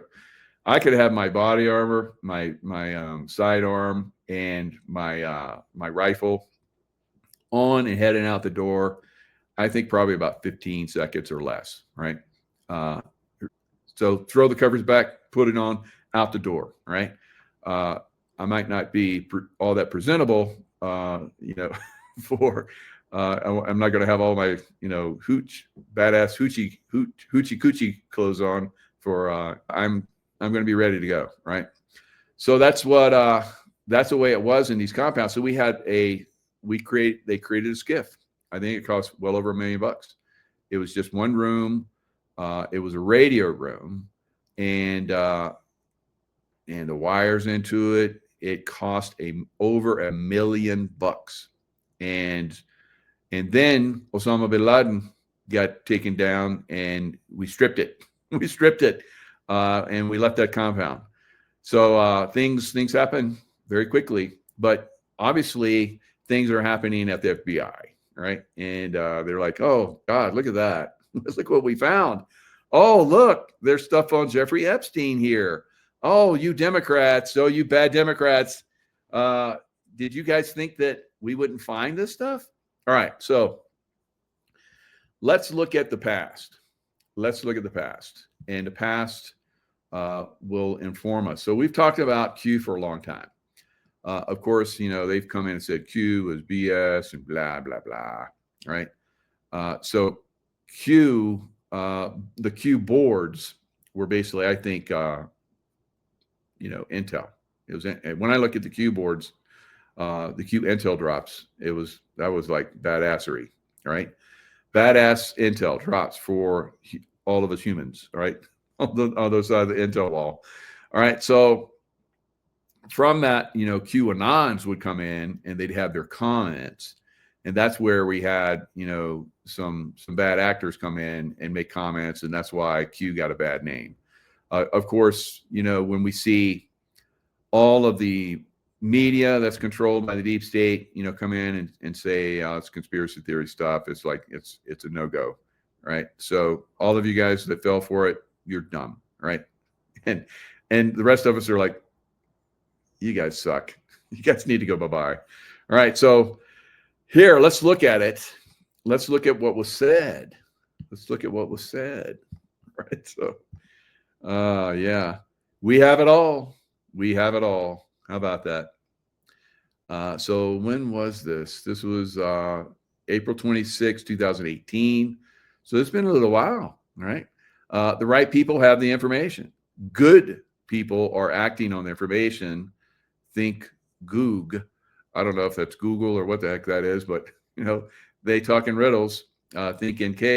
I guess QAnon would probably say, "Oh, geez, Mike, it means this, and maybe I've heard of this over the years, but many shared users, foreign and domestic, verifiable access codes, fake emails, game forum comms, new intel revealed today, Gmail comms, define Evergreen. So Evergreen was the CIA business front, right? So and then I remember that Evergreen ship that went sideways in the Suez Canal. Oh, I was all over that. My remote viewing was like blew that up. My platform blew up. Newsweek came out and talked shit about me. So like, I must be really hitting home runs on this stuff. So yeah, it is. There's a lot of us that are tapped into this stuff. Q is God info, in my opinion. And so some of us are tapped into. If you have a master's in badassery, then you're probably tapped into God's source, right? And God talks through you. So that's what I feel. So anyway, you can take it for whatever it is. Jair Bolsonaro arrest. So the Trump of the South America, Brazil. So they went through the same process that we did with J6, but their I don't know what date it was, but they felt that the election was stolen from Bolsonaro in Brazil. It was, right? And Bolsonaro and Trump are really good friends. And afterwards, Bolsonaro came up and met with President Trump, or former President Trump. He was out too. So I don't know. Maybe they're crowning each other's shoulders, but I doubt it. But so they were probably game planning, guys. Right? So Jair Bolsonaro was arrested on November 22nd. Right? That's today. After being deemed a concrete flight risk. Concrete. It's like solid, or is that like we're going to wrap him in concrete and dump him into water? His feet will be wrapped in concrete, and he will go for a long swim. All right. So I don't know. Pretty crazy stuff. He's got 27 years in prison for doing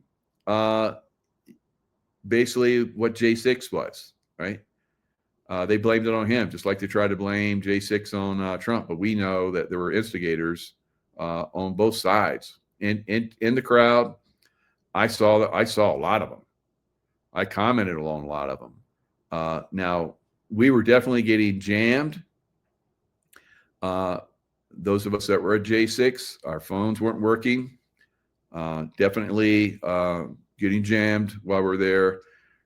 So we weren't allowed to do real-time information, but I took video and pictures, right?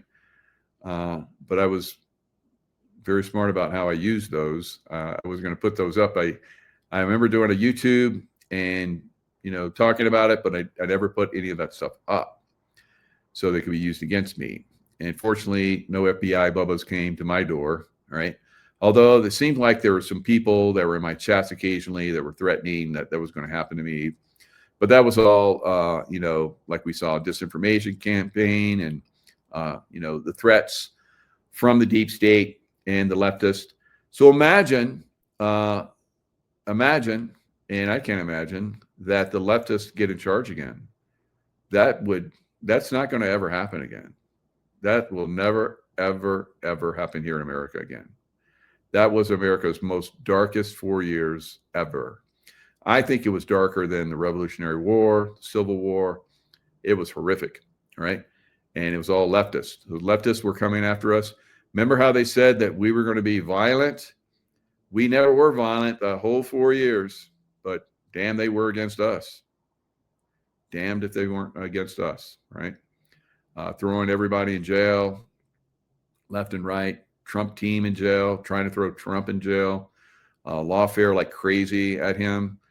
So Jair Bolsonaro, the lawfare down there is really going after him. Now, this is very interesting because we're coming on the invasion, I believe, of Venezuela by the U.S. military. And I don't know if how much invasion is going to be involved, but they're going to blow the hell out of the military and basically somebody else is going to take over. All right. So in Brazil, so you can start to put the pieces of the puzzle together. All right. You got the Epstein files, and then you have the 6 Democrats that will be tried and executed for treason. You have down in Brazil, you have just recently the military in this one area and the police went after drug gangs. So protests erupted. Of course, there were the drug gang families.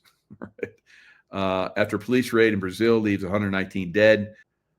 Drug cartel members, as they would run away from the police, they would shoot back over their shoulders, and anybody in the street, stray bullets being shot randomly, right, just to cover their running away, right? And they put vehicles, burning vehicles, and they had stanchions in the road that they put up real quick, all kind of crazy stuff. So a lot of people are starting to see. So I believe that was a pushback on Lula. So Lula was the guy that basically took over for Bolsonaro, and he was inserted by big time. He was actually, I think he was imprisoned for election fraud at one point, and then once he gets out, then he shouldn't be able to run for office again, but he runs for office and becomes the president of Brazil. Yeah. So Brazilians are like, bullshit. And so they push back. Of course, they're leftists in Brazil, love him. But Lula did not come and help the guys when they were going after these drug gangs in these multiple neighborhoods. And there was like a total war that erupted. Now, I believe that type of war that we saw in Brazil with the police and the paramilitary groups going after the drug cartels is what we will see in big blue cities, right? Because you look at all of the governors and the mayors in the big blue cities, they're all paid and bought, just like the Mexican, what's her name? The Mexican president, can't think of her name right now, but anyway, we know that she and everybody in Mexico knows that she's bought and paid for by the drug cartels. Claudia Sheinbaum, right? And I'm not looking to see if somebody wrote that. If you did, good job, right? But it came to me, so I'm trying to make my brain think more. I cheat sometimes. I like have you guys think for me. I'm like, no, I need to make my brain think. So, but yeah, I still like the help. If I get stuck, yeah, I like your help. But yeah, so Claudia Sheinbaum, Jewish princess, right? So she's the head of the drug cartels of Mexico. So people are like, about to go revolutionary and down in Mexico. Now, what's also interesting about this, so we have Brazil getting ready to push back and roll over there and probably go insurrection mode in Brazil. We're probably going to see the same thing in Mexico. Trump was recently asked, would he launch strikes in Mexico to stop drugs? And he says, it's okay with me. So, of course, the press has twisted that and said that President Trump is going to bomb Mexico. Right? No, he's going to bomb the drug cartels, not Mexico. He's going to drive big difference. All right. So, that he's really beefed up with military all along the border, right? And I guess the Mexican military and police were staging a border crossing, because a lot of us have said that's coming. So they were practicing it. So after I guess Trump said that, yeah, we're going to bomb the drug. I mean, we're going to bomb Mexico. So he's not going to come out and say it, of course. But we know. Consuela? Consuela? No. No, it wasn't Consuela. So we're going to see this thing kick off, guys. So when it kicks off, that's when the drug cartels, I believe, in the big cities are going to kick off, and we're going to do the Insurrection Act, right? And after we get the Insurrection Act, then those 6 knuckleheads are going to stand trial and go bye-bye. And anybody else who wants to play that game going forward, we got some governors want to talk smack, right? You want to FAFO? Come on, let's go. So we've already seen Newsom has already started talking smack. So he's already got that FAFO going on. He gets a little bit more, and he's gonna find out, right? I think he's already found out. I don't think that's Newsom. I think Newsom, when he disappeared for 2 weeks, that's when he went bye-bye, and they like, oh, we got to like put somebody back in there. California is our biggest moneymaker for the deep state. We just suck all the taxes out of there, and all the businesses that are still there. Most of them left by now, but the ones that are still there, we're ripping them off. So I think that very shortly we're going to see some problems, probably in. Maybe not so much in Sacramento, maybe a little bit, maybe. Now I like Sacramento. I remember long ago when I went through a Marine Corps climbing course up in Pico Meadows, California. Thank you, Marine Corps. That was a great course. I would go for Liberty to Sacramento one time when they had a jazz festival. So the jazz festivals in Sacramento are like epic. So, it's like every other Democrat city, unfortunately, Sacramento also has a homeless problem. So, and I think that's absolutely going to be corrected very soon. Once we get the military in there, it's all gonna be cleaned up. Those poor people are gonna be helped, and all the billions that Democrats have been skimming that's supposed to be used to help them, that's going to be utilized in a more positive way. So, and that'll happen throughout California. California is like the worst of all, but so is Seattle, so is Portland. Portland's been a shithole for a long time. Although when I was in back in the 80s, 81, I think, early 81, it was the most beautiful city in America. Voted the most beautiful city in America. Rose Festival, just absolutely a magnificent city. And now it's an absolute shithole after years and years of Democrats there. So it's gonna get turned around. So Detroit and all these other places that were once magnificent cities will be turned around, I think, over the next 8 to 10 years. All right. So Trump, and then probably JD Vance. That's I'm kind of iffy on Vance, but the more I kind of look at it, probably Vance. He's got the best shot at it. He's being trained, obviously, by the Trump, and he's doing a good job. So I think he's going to be, and there could be, like I've said, Trump may not make it his full term, right? So, and if he doesn't, and you have Vance trained up, it's an easy transition. So we may see 12 years of Vance, 8, 9, 10 years of Vance as president. So that's a possibility. And I know everybody wants Trump to be, look how long Trump has been there for us, guys. It just absolutely unbelievable. All right, so we're starting to see U.S. troops invade Mexico in dramatic escalation of tensions as Pentagon scrambles to contain the fallout. Oh, yeah, you guys want to practice coming over the border? We'll just go ahead and come over the border. Oh, are we on the wrong side? Oh, okay, sorry. So they're at some beach somewhere, and they started driving 6 signs into the ground which said, "Warning, restricted area," while Mexican personnel watched. Right? So, written in English and Spanish, they claimed that the beach was the property of the U.S. Department of Defense and had been declared restricted by the commander. They also said unauthorized access or photography was not allowed in that area, and that if you're found here, you may be detained and searched. All right. So it's on. The like little games are being played. That's the way these things usually kick off, guys. All right. So here's a picture of it. There's the boys on the beach.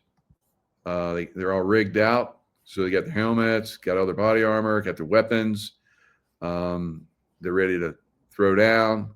Is that some guys like skipping around in the water? That's so unprofessional. Why not? Here we go. The signs also said unauthorized access of photography warning. And then, of course, in Espanol as well, this Department of Defense property has been declared a restricted area. Oops, that was actually Mexico. But, you know, it may be they're showing them. Maybe they're showing them what's coming. Yes, it is coming. It is coming. We're going to claim this area for a little bit. And if anybody comes over this line, they're going to get they're going to F around and they're going to find out, right? So you cartel, military looking guys that try to come over this line, bye-bye. We're going to have drone strikes. We're going to have Hellfire missiles from our drones come in and blow your booty up. And so bye-bye. So don't mess around. I think it's going to be pretty cool. It's an easy fix. And of course, then we'll pull back because Mexican people will be like, thank you. Thank you for kicking their ass because it made it easier for us to get our country back.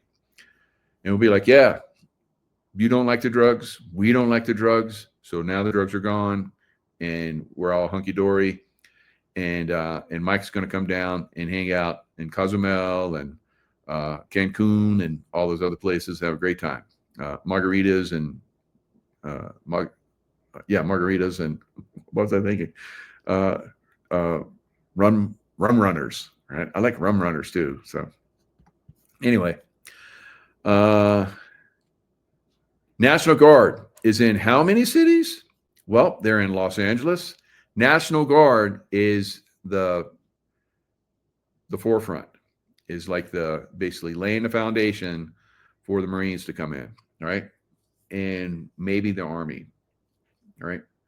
Maybe the Army, I'm just picking. Washington, D.C., Chicago, Illinois, authorized deployment, but legally challenged. Memphis, Tennessee, active deployment. In Memphis, they're doing it really, I mean, the people in Memphis are loving it. That's the way it should be everywhere. Portland, troops on standby, and other cities are being tasked, like New York. Maybe when Mamdani came down, Trump was like, hey, you're a communist. And, you know, I've said bad things about you. But if you let our troops in, I'll be cool. I'll be cool, all right? And Mamdani's like, okay. So troops go in, and then eventually Mamdani, man dummy, is going to go bye-bye. You know, they were talking about how all the New Yorkers were going to like flee to Florida. They didn't do it. They didn't do it. All right. There may be a few, but it's not happening on big numbers. All right. New Yorkers are like, oh, F that. F that. We're not giving up our city. We're going to fight. We're going to fight. I think New York is going to fight for the city. I think it's going to happen. Democrats, Republicans, Independents, they're going to fight for the city. All right. Get it. Baltimore. Oof, that's a tough one. Baltimore is really, really bad. And Oakland also really, really bad. So two cities that are crumbling. Once magnificent cities, of course, Baltimore was Nancy Pelosi's mafia father, ran that city as a mayor and brought in the drugs and made it the heroin capital of America. So not so good. So Nancy is, of course, Mafia Don's daughter, and that's how she's gotten away with a lot of stuff. And that's not gonna work out so good for her in the future. And I think maybe it's already come back to bite her in her. Her husband likes men, and I think that we haven't. I think some of us know just like Hillary likes women, right? I think Nancy likes women, right? So, but I don't care. I don't care. So whatever. Tracking buildup of U.S. military planes and warships near Venezuela. All right, so it's getting, yeah, we're just sending ships down there. We're not really going to invade that country. We have the biggest aircraft carrier in the world there, right? Several U.S. military planes have been identified operating off the coast of Venezuela. Were those the ones that basically blew those speedboats out of the water that were running drugs? Yeah, those were some of the ones that were identified. Yeah, but they've had B-1 bombers go over. I think even B-52s fly over. It's a little intimidation going on. The buildup is the largest U.S. military presence in Latin America in decades, and has, well, since, I don't know, I was there for the invasion of Panama, I guess. I don't remember where we had a bunch of ships off the coast, but it was a special forces deal pretty much. So the buildup is the largest military presence in really decades, and military action against Venezuela. This comes after a series of U.S. airstrikes against alleged, BBC, of course, wrote this, alleged. They saw them come out of they know where the warehouses are, where they're creating the drugs, because they have like crazy amounts of electricity going in these warehouses that's being used. And that's to build out the, what's the one drug where they have to like use a lot of electricity? Crack. So they're crack cocaine. So I guess it takes a lot of electricity, and then you have, it uses so much electricity, whatever, and there's chemicals involved, and you go through the Appalachians and you see burned out trailers where they were manufacturing meth and all that stuff. It's crazy. So it's very obvious to find these places. Fly over with a infrared detector, and you see like massive amounts of energy coming from buildings, and then you see them like coming out with crates of lots of stuff and meth and cocaine and all the stuff that they're making, and they go in these boats, and then they drive off, and you know what they're doing. Come on. There's probably people on the ground. There's intel coming, human intelligence. They probably have a lot of people working in there that, man, those guys that go into those drug gangs. Oh, that's some scary shit. I heard one guy talking about that, where he was wired up one time, and he's working this one drug gang in the United States, and they were like, okay, strip down, because they suspected him. So he was wired, and he had the like little box or whatever, and so he's stripping down. He stripped everything down. This guy's like starting to search his clothes, and I guess his wife had this feeling, and she's with the kids, so she pulls over and starts praying. And this guy so he had a team that was basically they were getting ready to come in because they could hear there was an issue. So they're going to crash into the building and start shooting all these knuckleheads. But she's praying, and he's had all these other incidents, kind of like me, that the guy that was searching just somehow passed over the wires, just missed them, and passed over the device to collect, the sound and all that stuff. But crazy stuff like that, those guys that infiltrate in these drug gangs, FBI and all those guys, holy smokes. Wow. That's crazy. That's some crazy shit. I mean, I've been in combat zones, but these guys pushing the envelope, man. That's tough. So where are the U.S. warships? USS Gerald Ford, the largest aircraft carrier in the world. Largest, I think, maybe ship in the, well, if you look at some of those oil tankers, they're the largest ships in the world. But as far as like a military ship, that is the largest military ship in the world.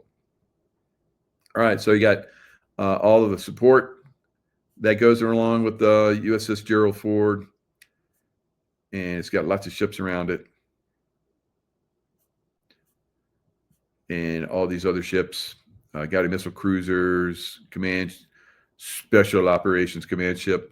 So there's Delta's down there, SEAL Team 6 is down there, Green Beret, SEALs, Rangers. You got some serious peeps down there ready to kick some serious booty, right?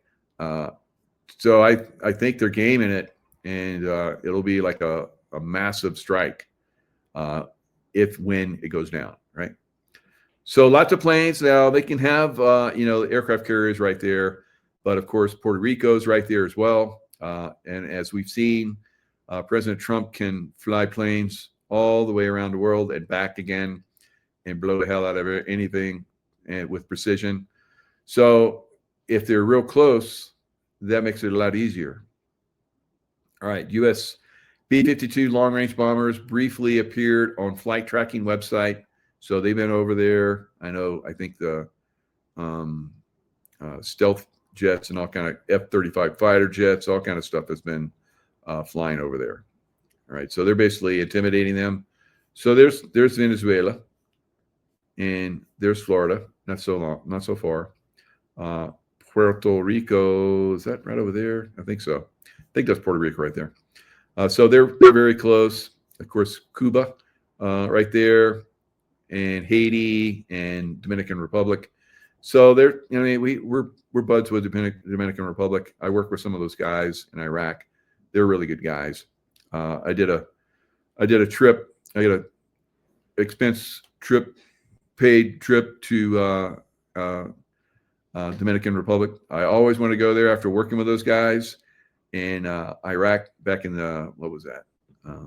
2002, 2003. Really good guys. And so I get to go there, LifeWave. High up in LifeWave. So they pay for my trips to all kind of exotic places. So I went there and I was very happy. Very, very good people in Dominican Republic. Beautiful, beautiful island. Of course, Haiti, just right on the other side, at the other end of the island, not so much. Quite a shithole, unfortunately. So, and that's the deep state stuff. Of course, Hillary Clinton and her brother was there getting the gold from Haiti. What a bunch of horrible people. They did, HARP on them, created the earthquake so they could get control of the island. That's so crazy. So we got to take these people down. So, conducting strikes. So off of Colombia, Colombia could be another target, I think, for us. Or at least not Colombia, because we're pretty much cool with Colombia. But the cartels that are in Colombia, I think there are going to be some strikes there. So 6 strikes off the Colombian coast, 7 strikes off Venezuelan, 3 strikes off the north eastern coast of Colombia. So, and then 3 strikes off of Mexico. So, 1 strike off Dominican Republic. Was it coming there? Was it leaving there? That's kind of interesting. So we're going to see some serious action down south, and I think that's why they have so many down there now. In Puerto Rico, I guess they have a lot of Marines. Now the Marines, I think, if we do the Venezuelan strike, we could probably see the Marines not go to Venezuela into the jungles and stuff, but to American cities and go after the cartels in American cities, right? That's what I think is going to come. So it's easy for them to, if we do the Insurrection Act, for them to fly from Puerto Rico and right into American cities. And then, of course, so the National Guard, places where they have all those military vehicles, they'll start rolling them out, and I don't know if Marines take control of them or what happens. I don't know. I don't know how the Marines are going to get their vehicles and so forth, but maybe they're pre-positioned. We'll see. All right, so lots of interesting things. What a large-scale U.S. military action against Venezuela will look like.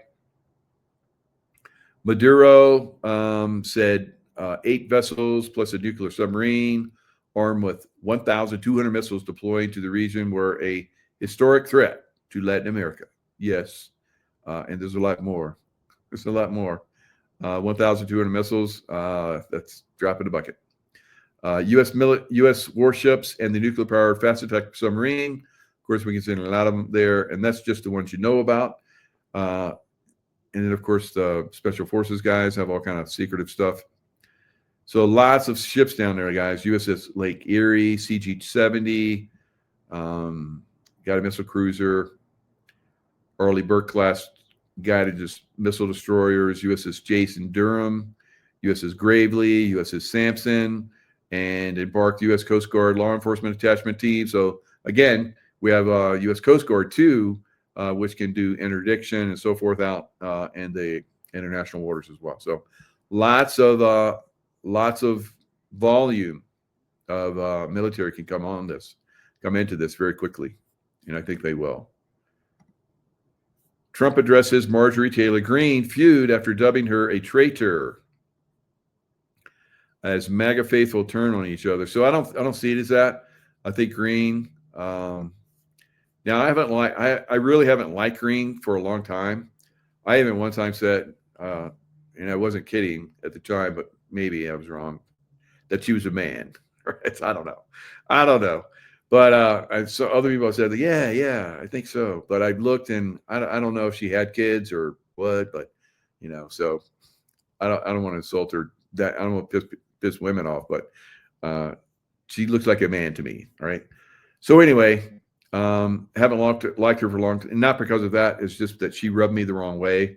And as we're seeing now, she's a baddie. Right. Trump dubbed her a traitor in a True Social post. Now I saw where she made her statements at 4 or 7 minutes. I forget how long it was, but she had it all. Somebody had written it for her, I think. So, because I don't think she's playing for the good guys guy. I don't think so, and I don't think she has for a long time. So she basically read out her version of the way things are. And Trump is like, she's a nice person. Good luck to her, right? So I think that's perfect. That's the way it should be, right? And because she's done. And it's funny because Laura Loomer, minutes after she resigned, Laura Loomer said, "Loomered," because I guess she was hammered pretty hard too. So she's out. Now, she's not out yet. You know what? She said she was going to be leaving in January 5th. So I guess Congress comes back. So she's abandoning GOP. So we know how we're tight on people in the House. So she's leaving. That should tell you right there she's not on our side, right? So she should stick it out till the end. But she's going to resign. Now, you're like, oh, she's going to resign. She doesn't, just one-party system. She's always been a MAGA supporter, blah, blah, blah. When she resigns on the 5th, she will have been on the 3rd is when it happens. But by the 5th, she has 5 years. 5 years in Congress. Why is that important? Because she gets retirement. Resign right now, Marjorie. Right now. If you're going to resign, do it right now. No. She's going to wait till the 5th of January so she can get her retirement for life. I worked for 24 years in the SEAL teams. Risked my life in combat action. Risked my life jumping out of planes, high altitude, low opening, blowing stuff up, shooting crazy, the tier 1, you name it, I've done it. Badassery, big time. So now when I retired, I couldn't retire until 20 and get a pension. Now I retired with 24 years, but when I retired, I get the same amount as a cook in the United States. Not to diss the cooks. The cooks are great. I love the cook food, right? In the military, I've eaten quite a bit of it. And maybe in the future, maybe I'll eat some more. I don't know. You'll never know. Maybe a lot of us are going to get involved in this insurrection. So militias and all kind of crazy stuff. So I don't know, why she would just wait till that day. Do you? Right. So she gets a pension for life. Now she doesn't start to collect a pension until 62. All right. So just to be fair on that. And she also gets health care for life, right? She'll have to still pay into it to get, premium services and so forth. But yeah, she's not, that's a bullshit. How many of you out there worked like 20 plus years and retired? 5 friggin' years they get retirement. That's bullshit. Right? So, and of course, if they stay longer, they get more in their retirement, just like any one of us would. But their retirement is pretty substantial, right? I've looked into it. They get quite a bit. Now, I'm going to read what this one Marine, who's I guess running for her district, Semper Fi Marine Corps, go, right? He's a candidate because she's not going to win. And I guess she was like, well, maybe I should run for Senate in Georgia. And GOP is like, and then she's like, maybe I should run for governor. And the GOP is like, and well, I'm not going to be reelected. She knows that. So bye-bye. Right. So she's going to resign. She's going to resign. Okay. So I couldn't figure out why Marjorie Taylor Greene chose January 5th, 2026 to resign. But y'all know me. I always dig because I'm a nerd. That date just happens to be 2 days after her congressional pension for life. Let me break it down. Members of Congress only need 5 years in office to lock in a lifetime federal pension paid for by us, right? Paid for by Georgians, or I guess for all of us. It's federal. MTG was sworn in January 3rd. 5 years later, January 3rd, and then 2 days after that is her golden parachute fully secured. So some of you guys that still are weeping because Marjorie Taylor Greene just resigned, look a little deeper. Right? And that woman that is resigning, I'm not quite fond of him, whatever. Members of Congress can retire at age 62 with at least 5 years of service. And it goes into how much they make. Of course, it's going to be dependent upon how long they serve, but it looks like they're, at this point right here, they're getting around $45,000. All right. That's a lot more than I get every year for having served in the military at the levels that I did for 24 years. How about that? Wow. All right. So just 5 years, and she makes more than I did, going into combat and all that stuff. So she also is going to get Social Security because she put into Social Security, civil service retirement, disability fund, all that stuff. So don't cry for Marjorie. Argentina. Right. Yes. So I get some other stuff in here. I said enough. I'm done. All right. So I'm done. All right. So look at that sky back there. Isn't it beautiful? Here, I can put the blind up. So maybe we can get a little bit more of it before I go. All right, guys. You know the deal. Stay in the love vibration. Now, the love vibration is a frequency field, of course. And in that frequency field, you have that all-knowing that can come into you through the pineal gland, heart, brain, coherence. So don't get all pissed about all these people, right? Marjorie Taylor Greene, I'm like, typical bullshit. And working for the bad guys now, in my opinion, that was a plant, right? Just like those guys that infiltrate those drug gangs, those FBI agents. Whew. But for her, it wasn't a big deal, right? Unless she comes out and starts to try to do some seditious acts, maybe the people that are puppeting her will be like, okay, attack Trump more. Because she's already been attacking Trump, and Trump is like, what did you call her? Marjorie, Trader or something green. I don't know. So he was hammered pretty good. That's the way Trump does. When it's time for you to go bye-bye, he's going to hammer you. And then when you're gone, it's like, oh, hey. So, hey, you did good. You did good. Yeah. Go be with your family. Your family's going to love you. It's good. Good. All right. So stay in love vibration. It's getting closer. It's getting closer to where we're going to see these knuckleheads get hammered. And I think that's going to be quite substantial. Did you listen to her full? Yeah, I did listen to her full announcement. And at first I was like, she made some pretty good points there. And then I started to like, don't fall for it. You know how they sucker you in. I was like, I'm not gonna fall for it. And then I started to do a little research because it's like, it didn't seem right. And then I started coming up on all the other stuff. And I'm sure there's a lot more, guys. I'm sure there's a lot more. Because she was saying, that she was calling Trump. She wasn't calling Trump. She was texting him. And he's like, she hasn't called me. And then she goes, see, President Trump says, and I never did call him. No, she was texting him. So little word games, And I know you ladies like to play those. Even Laura Loomer said, she's going to say she's resigning because she wants to be chased. All right. I don't think anybody's going to chase her. All right. Him, whatever. All right, guys. Lots of love. I could go on and on.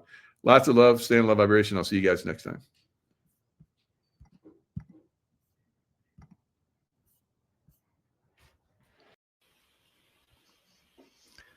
Hello, everyone. It's Michael Jaco with Unleashing Intuition Secrets, joined once again by Jim Manning on the anniversary of JFK assassination, which is actually tomorrow, right, Jim? That's right, tomorrow. Mm-hmm. Yeah, tomorrow. 62 years. 62? Yep, 62 wow. years. That's amazing. So, you are an incredible researcher. We've done a lot of shows, and you've done a lot of interviews with James Files, who we know that was behind picket fence. Yeah, James. I spent about 5 hours up in Lincoln, Illinois, filming. He came out with so much that he couldn't do before, because he always thought that if he admitted to anything else, that he would be arrested, because they would never be able to arrest him, because that would blow the Warren Commission out of the water, So he was able to get by with that. But since he's in hospice, he knows he doesn't have much time, and so he wanted to come out with everything. But like myself, it was only in recent history that I knew that he was a 28-year member of the Central Intelligence Agency. And he called in daily to David Atlee Phillips. And wherever David Atlee Phillips was, he got that call. If they needed him, David would tell him, go to the airport, there's tickets waiting for you. And if they didn't need him, he'd say, well, have a nice day. And his number, I believe, was 4214, close to that anyway. And he even had one of those black cards, didn't have anything on it, but it could be used all over the country and maybe the world by people that are deep and dark for medical assistance of any kind, and transportation. And I don't know if he still has that card or not, but I heard he had one of those. So many things that come out that make you realize that he was the real deal. Yeah, most definitely. And he's talked on our shows before, where he was part of assassination teams. Former President Bush Senior, Yeah. George H.W. Bush. So I've done a lot of research. I've had a lot of people on my show that said that he was not born in America. He was born in Germany, and his father was German, and their last name was Scherf, and they changed it to Bush when they came to America. That's true. I believe so that you know too. about Yeah. that too. Oh, good. Yeah. So, yeah. and of course, Jimmy Files was recruited by George H.W. Bush to be part of this assassin team, and that's where I know Yeah. that Jimmy has gone way down that rabbit hole, talking about all of the things that he was involved in with this assassination squad. Now, when I was in the SEAL Team 6, we would get called up at a moment's notice, and we fly away. We were trained to incredible levels. I've seen and talked to Jimmy, and he is of the same caliber and the same training as I had as a SEAL Team 6 guy, the very top. So he had the top training, and he was part of a military. Like, we can't say he was part of the U.S. government, really, but he was part of another, I guess, a U.S. corporation, for better terms. What are your thoughts on that?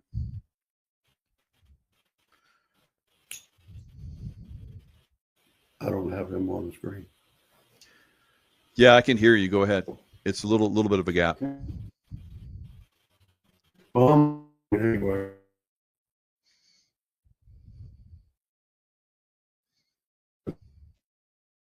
Today's problems, and one of the things that we are trying to do at this point in time is to make a connection with the oversight committee. You're back, Mike. You were off my screen for a while. I didn't know if you were off. Anyway, just filling in until you got back. Anyway, we are trying to get through to them, and we got a call back from them yesterday, and they want us to send up a request to, I guess, one of her assistants, asking to be able to testify before that committee ends its investigation. And I believe that it would be a good thing for the country, because everybody in the world is entitled to an opinion. And I never cared if somebody didn't like what my opinion was, but I think the whole idea of this country is that people tell what they want to say, and you accept it or you don't. But the idea that you won't even let competent people, the Warren Commission half-heartedly studied this thing for 6 months, and basically the Alan Dulles could have written up this whole thing probably in 3 days himself. But anyway, they took 6 months, and I took 60 years. And it's amazing to me that with the 150 YouTubes that I've done, and all of the evidence that corroborated what I said is out there now on those YouTubes. And not one time as a newspaper columnist or a television news service. I mean, you wonder why nobody does anything, and it's because of the conspiracy theory thing. Everybody's a nut, and but I've done some recent research on the conspiracy things, and I came up with some FOIAs where the CIA had to give information to somebody that asked about the term conspiracy theory. And while it was actually invented in the 1800s by a philosopher named Popper, it sort of lied dormant for a long time. And probably it was Frank Wisner, one of the guys that started the CIA, who brought that back up again.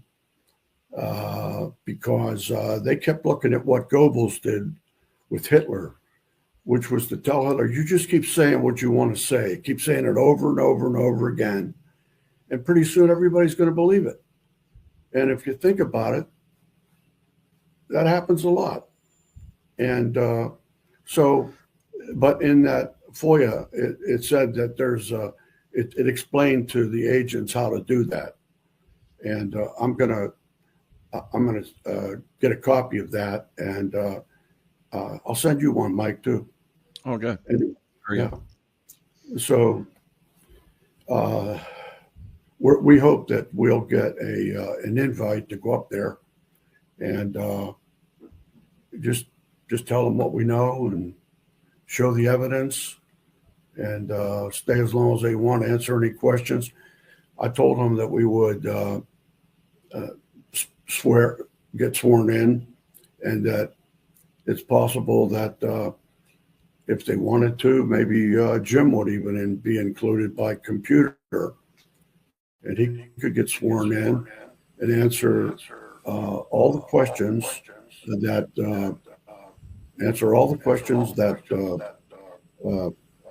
the people on the committee might have.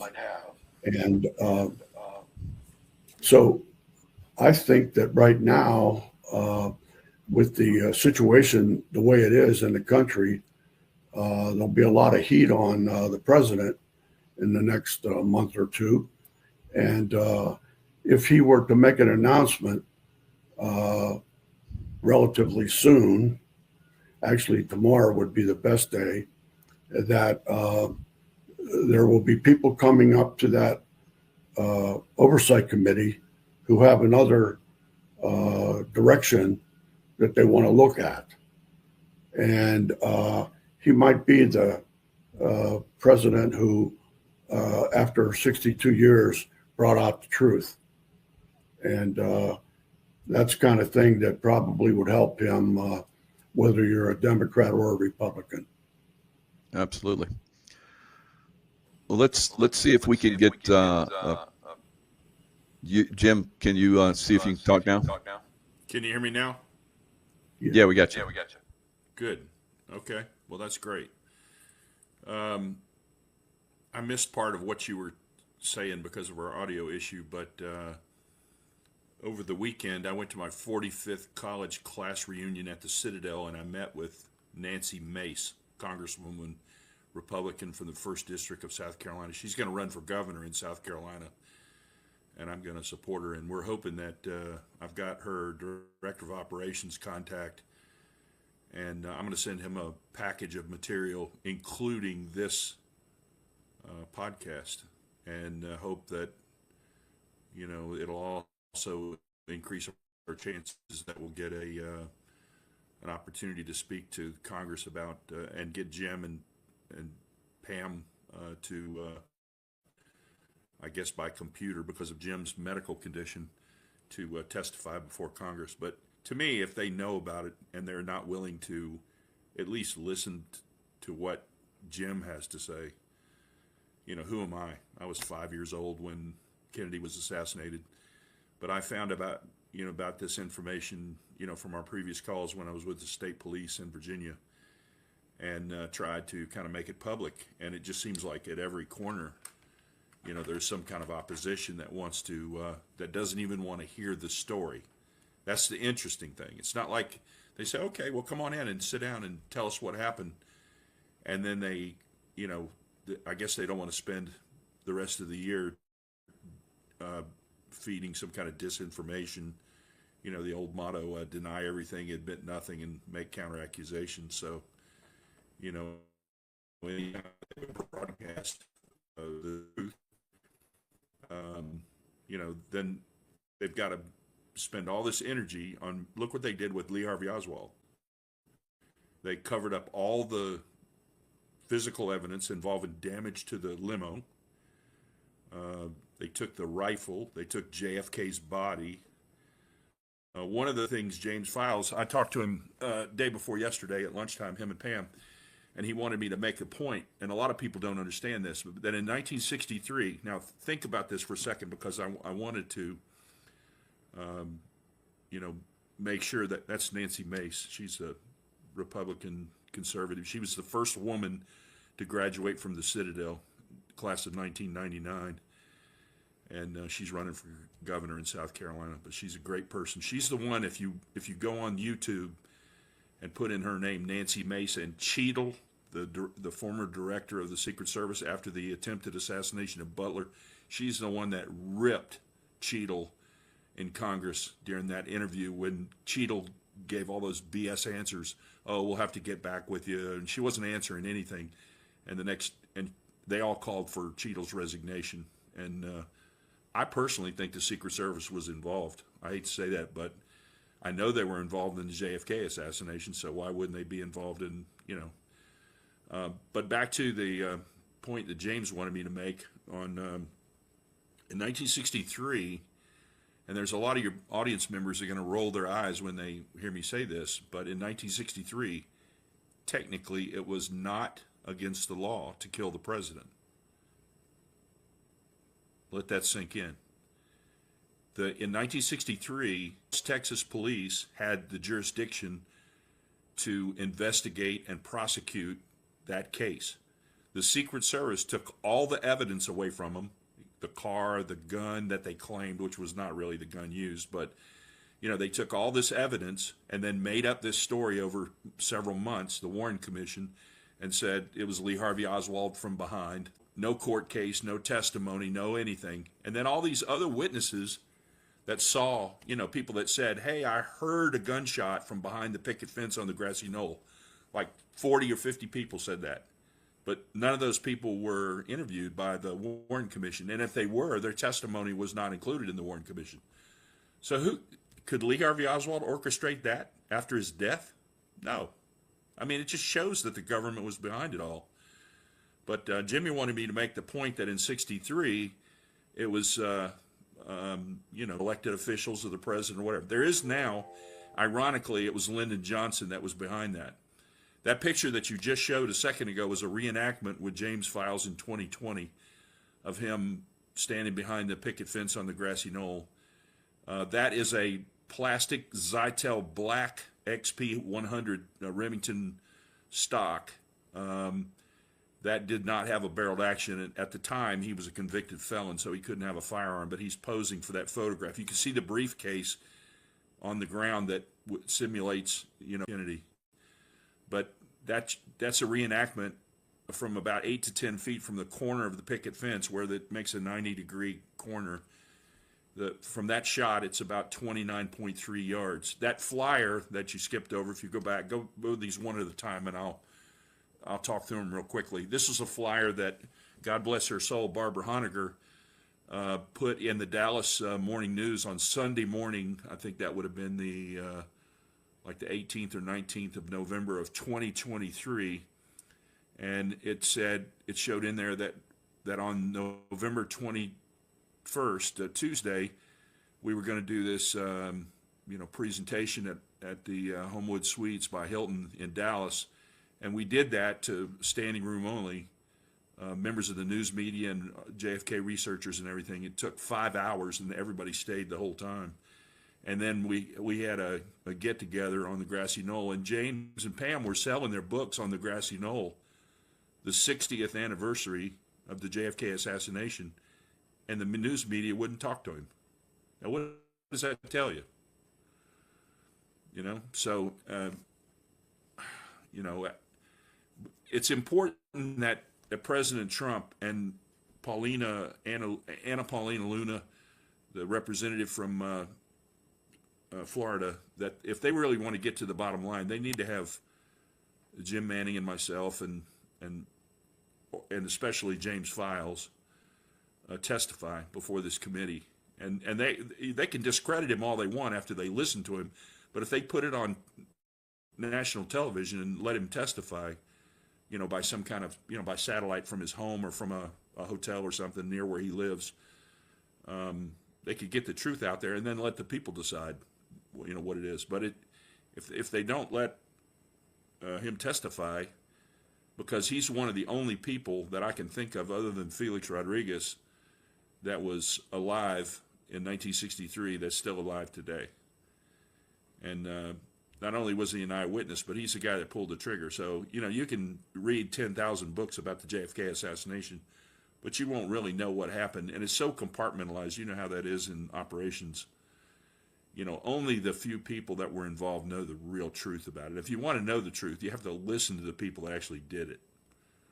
You know, but after he told the story, you could jump up and down, call him a liar if you want, but you know, the people need to hear his story. A lot of people believe him, you know, and there's a handful that don't, and it's because these professional people that have tried to discredit him, like the story that came out tending to his daughter, Kathy, was being born in November of '63. Well, that's not true. That was a story to discredit, you know, it was make counter accusations, right? His story that he was there. Kathy was born in '66, and Jimmy's really funny about it because he says, hey, because Kathy wasn't born until '66. So the story that's out there that he was in Chicago because his daughter was being born is just pure BS. And but some people will hear that one thing and go, oh yeah, see, he's lying, you know, which I haven't ever heard him lie about anything. You want me to talk about these pictures real quick? I can't hear you now. Can you hear me? Yeah, so I remember one time, I'm gonna have to mute you because it's strange.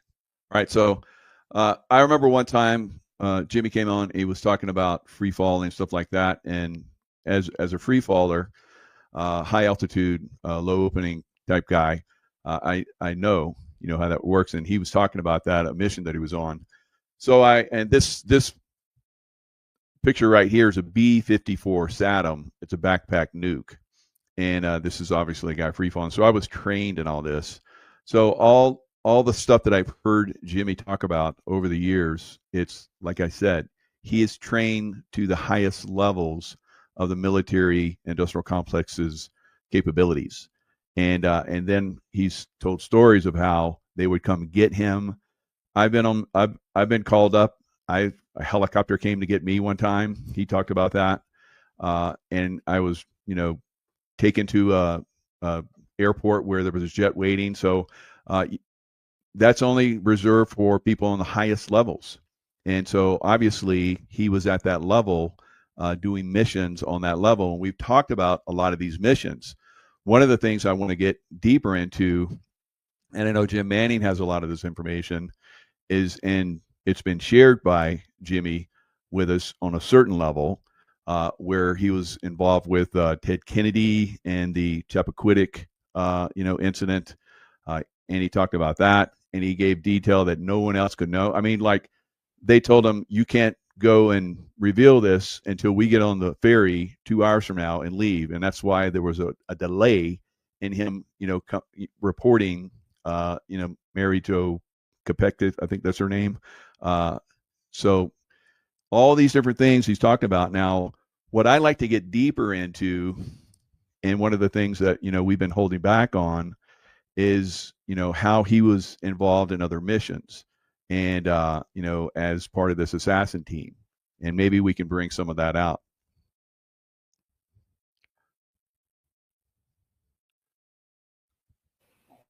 I can tell you about one.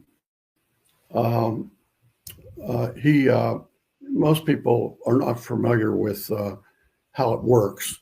You may be an employee of the CIA, in which case you get paid like everybody else does in a check. However, a lot, and maybe most of the people that do the dark work are what they call contractors, but they used to call them mercenaries, which Jim liked. And so he was that type of guy. He would be in Illinois and he'd be working along with his buddies in the outfit. And when he would call every day to David Atlee Phillips, and no matter where David Atlee Phillips was in the world, he got that call. And then he would have a signal with James that if he needed to go someplace, he would just tell him there's tickets at the airport, at Midway. And if he didn't need anything, he would say, well, have a nice day. And Jim would report through getting to him that he was the Sandman, and he had, I think it was 4412 or something close to that. His number, he'll tell us when it comes on. And so that was one day they called him, and he had to go to Washington, D.C. And the problem was that there was a Soviet colonel, KGB colonel, that was stationed at the embassy there, had been there for a while. And he had, the police got the CIA involved because he was a colonel in the KGB. And so he had roughed up a few street women after he had his way with them. And then some of them got pretty damaged. And so they were so damaged that they actually reported it. So the detectives ran down who it was. Then when they found out who it was, they brought the CIA in on it. Now, what they did was they set up a honey trap, and the honey trap was where they used a girl, and they used somebody that had done work for them, and that a lot of people who have followed these things in history know. She was the lady that ran money and information back and forth between Sam Giancana and Jack Kennedy. I'm going a little bit. What was that name again? Her name was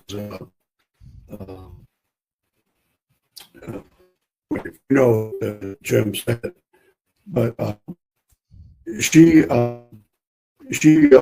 worked and the detectives found the bodies that they had found recently, and they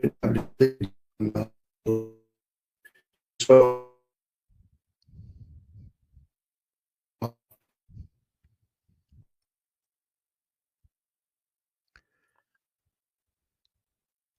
and he took her to a motel, and of course they were outside, and they were listening, and he started to beat her up pretty bad, and so that's why Jim was there. So Jim went in and got the girl out, and with that he was in the car. They had arrested this guy, and they had put him in the back of a car that they had. He was in cuffs, and he had a CIA agent on both sides of him, and Jim was in a jump seat facing them, and he was talking to the guy about we're going to turn you into a double spy. You're going to work for us now. And the guy was laughing at him and making insinuations that Jim didn't like. And he said, "You can't do nothing to me. I got immunity. I have diplomatic immunity." And he says, "We can't do nothing to you. We can't, blah, blah, blah, do nothing to you." And he pulled out his .45, pulled it up, and 6 inches from his head, he shot him between the eyes. And unfortunately, that temper tantrum was a little hard for him to deal with David Atlee Phillips and his bosses. But anyway, that gives you an example of the kind of things that he did. Yeah. So I know a lot of people would not survive that. In the CIA. Yeah, right. Yeah. So he must have been very high up. They must have really loved him a lot. So, Yeah. and that's why he's still alive, because he's always done a very good job. Name of the girl came to me. Judith Exner. Judith Exner Campbell was in there somewhere too, but that's the name. And she was pretty famous for being a favorite of Jack Kennedy and both Sam Giancana. Anyway, Jim said she slept with a 45 under her pillow. So she must have been a tough girl. No doubt.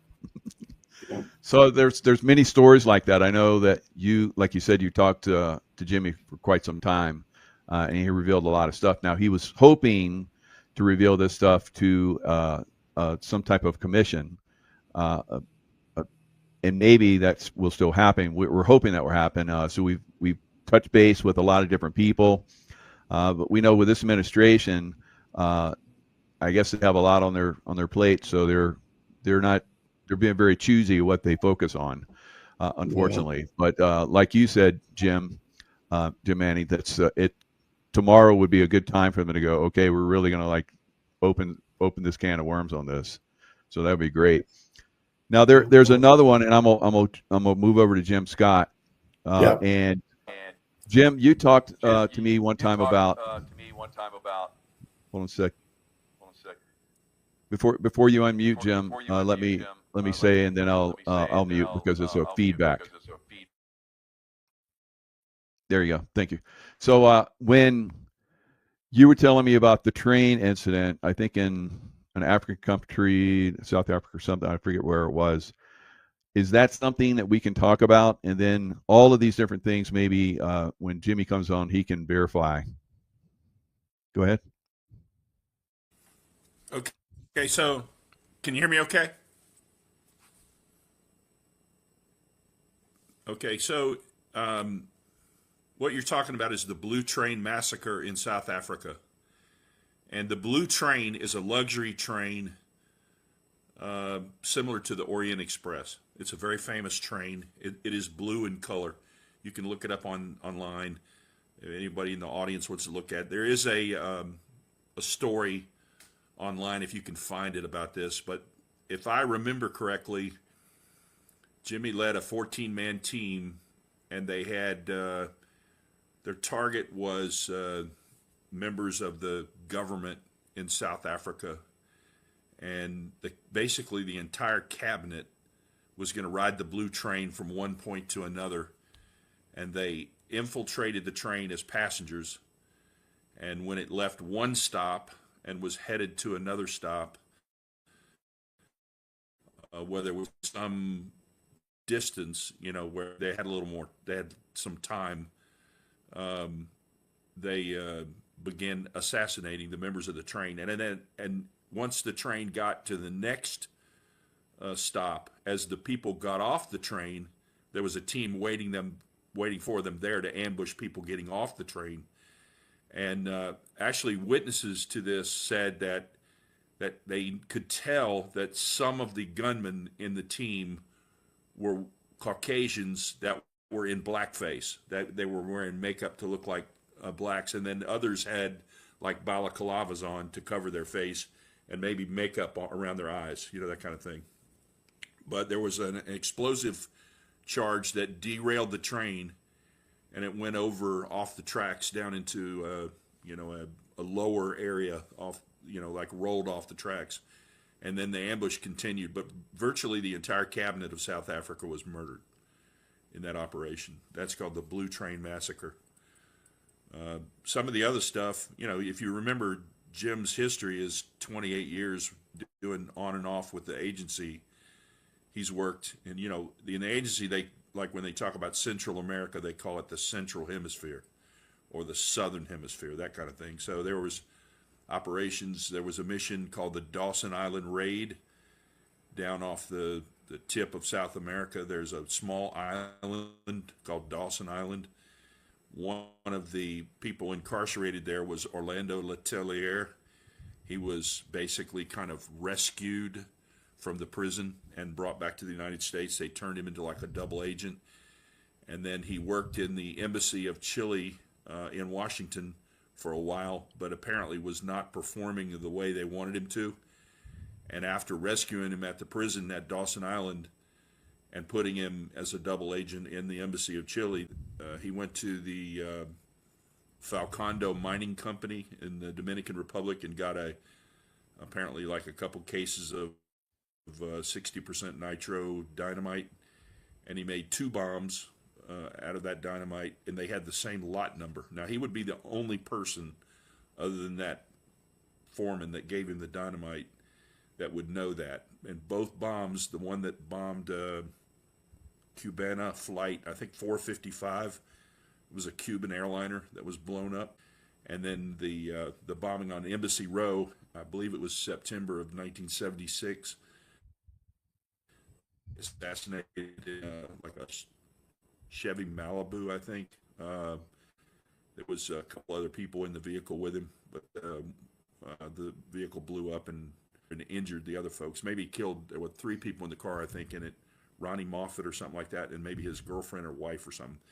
And it killed 2 of them, and 1 was injured, something like that. And but Orlando Letelier was killed, and it was right on Embassy Row, middle of the day, you know, that kind of stuff. So Chappaquiddick, as you've alluded to, he's, you know, told us the story about what really happened there. Ted Kennedy drove, he was basically tricked to bring Mary Jo Kopechne down to the Dyke Bridge. When they got down there, they smothered Mary Jo Kopechne, put her in the back seat of that black Oldsmobile, and then Jimmy claims that he drove the car off the bridge into the tidal pool, and Ted Kennedy wasn't even in the car. So what's really ridiculous is when he gave the press conference a couple days later. You remember he was going to run for president in 72, and the CIA needed some way to control him. So he's basically became an accomplice to murder.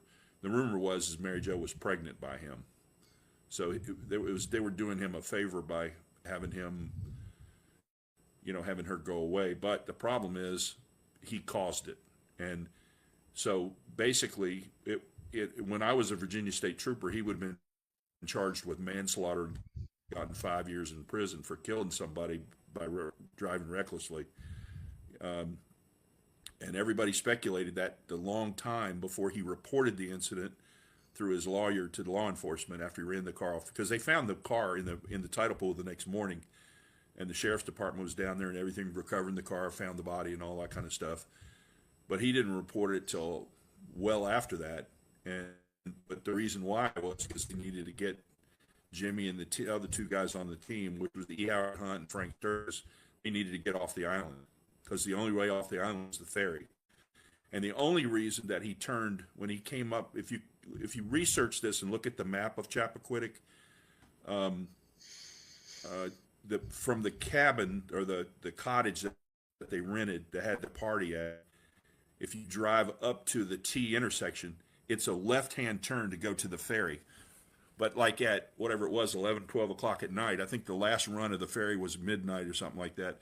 Ted Kennedy didn't turn left and go to the ferry. He turned right and went down to the Dyke Bridge to meet E. Howard Hunt, like he had been called and, you know, told to do or whatever.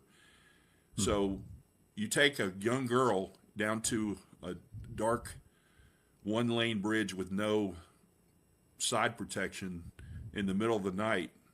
You know, I mean, that's kind of weird to begin with. But the thing is, there's no reason for him to drive in that direction and drive across that bridge, because all you do is go out to the beach.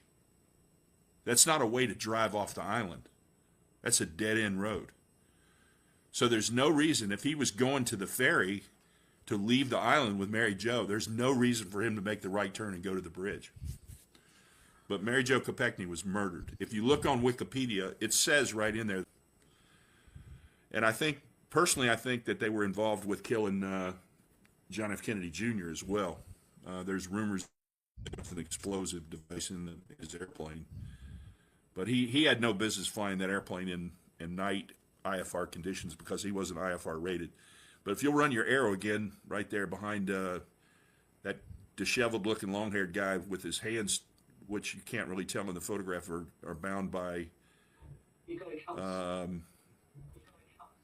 right behind Che Guevara which was the Cube, he was a revolutionary. That's James Files. And the picture of the guy standing to the left, which would be to Che Guevara's right, that's Felix Rodriguez. He's a famous CIA officer. And when he tells the story about this, he says that some Bolivian captain, well, he's wearing a Bolivian captain uniform. He's the one that did it.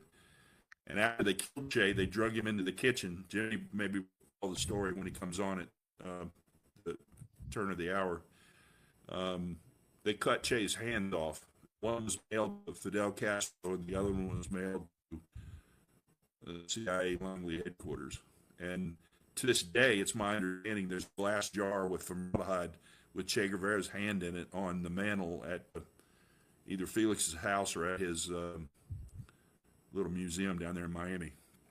This is a famous picture that was taken January 22nd, not November 22nd, but January 22nd, 1963, in the Luna Hotel in Mexico City. This is the only known photograph of the CIA's Operation 40 group, and it's only part of the guys that were on the crew. On the left side of the picture, bending over with a cigarette in his right hand, kind of laughing, is Felix Rodriguez. Now, in a previous show, I think I misspoke. The next guy is Porter Goss, and I said it was Barry Seal.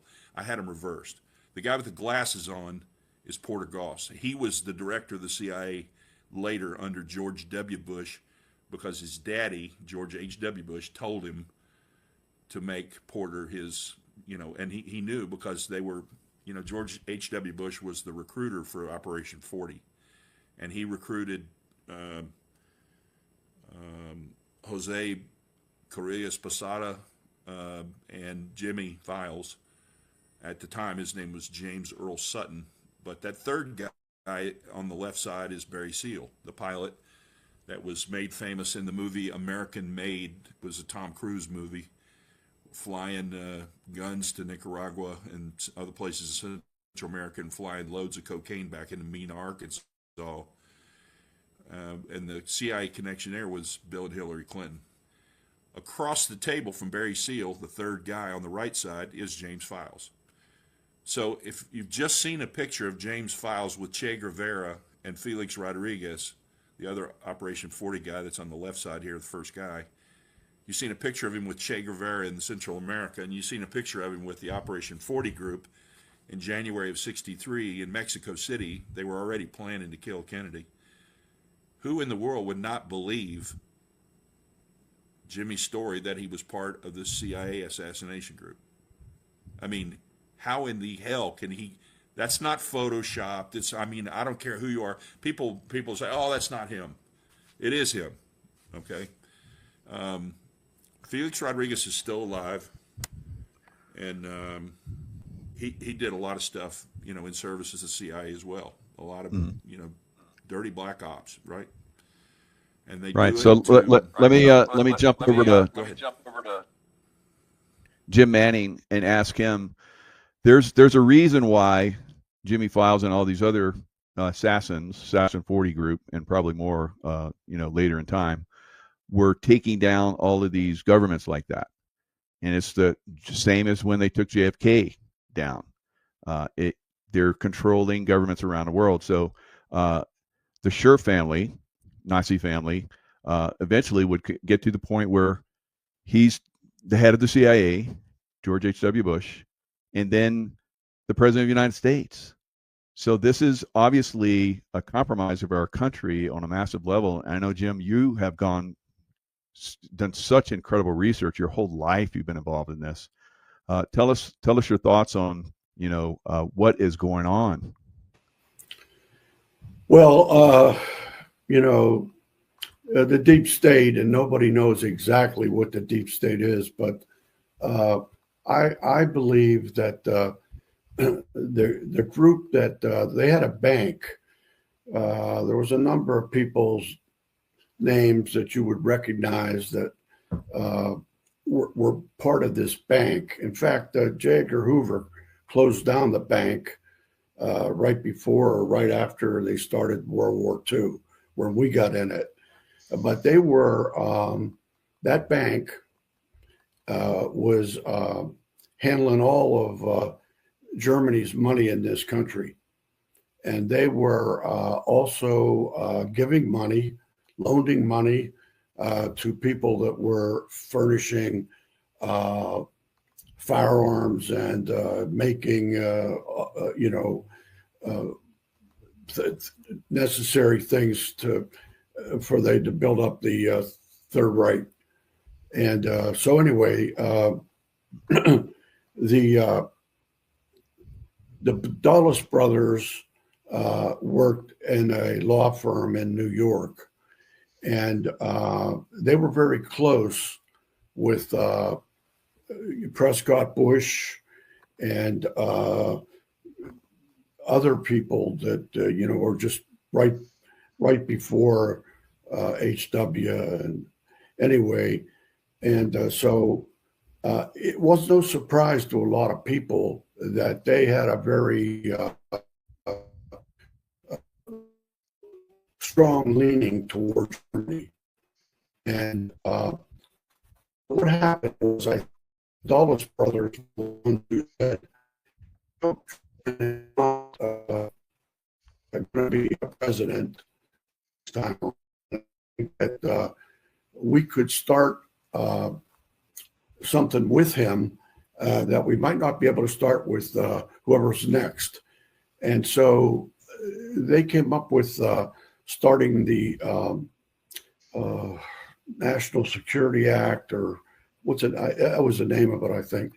But anyway, so they convinced Truman that the world's a different place now, Mr. Truman, because after the Second World War, even though we won, communism is on the march.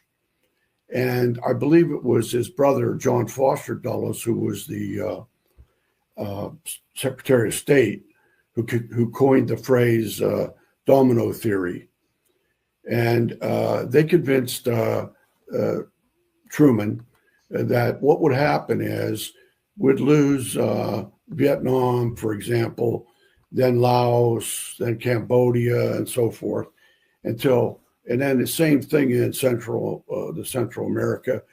And so he said, there are times when we will actually have to kill people. And that was called executive action. And they convinced him that he had to approve that, and he did.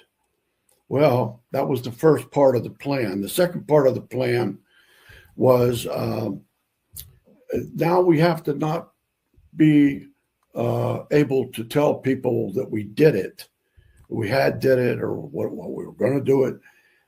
And that was plausible deniability. So they went back to Truman and they talked to him about it and tried to convince him. And he said, no, absolutely not. And then they left. And sometime very close to that time, Alan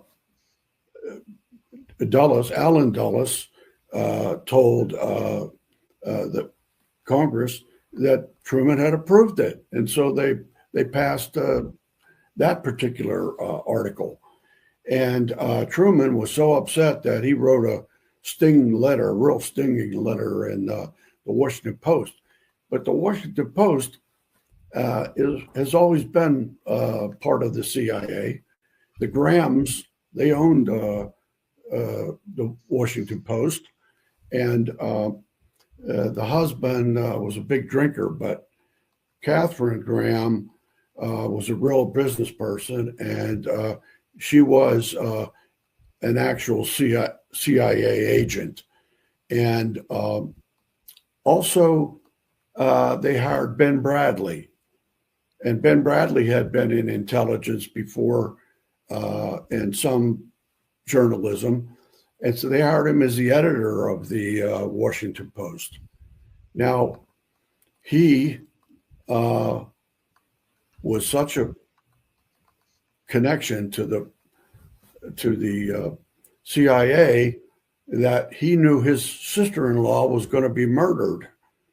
And her name, her Mary Pinchon Myers, whose husband was a one of the top CIA agents, and had gotten divorced, and Mary was finally became a paramour of John Kennedy. In that month before he died, his wife was on a sojourn of some type, gone for most of the month, and he was visited by Mary Pinchot Mars. I think 14 and 16 days that month. And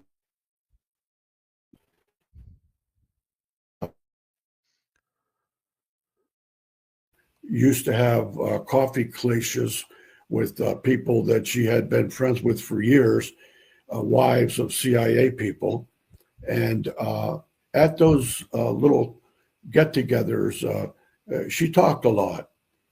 And at one of those get-togethers, she said some stuff, and that lady approached or called her now divorced husband and told him, I think you ought to talk to Mary because she's talking a lot about what's going on over at the company, And so he then got involved with James Jesus Angleton and Ben Bradley, and they decided to kill her instead.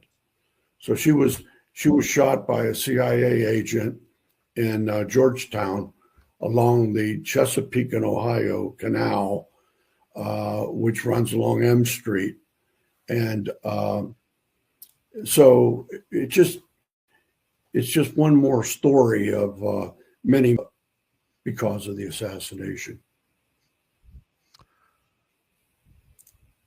Wow, that's incredible. So I'm gonna shift back over to you, Jim, and maybe we can go through some of the pictures you shared with me.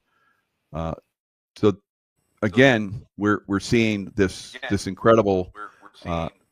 Let me speak, and then I'll hand it over to you. But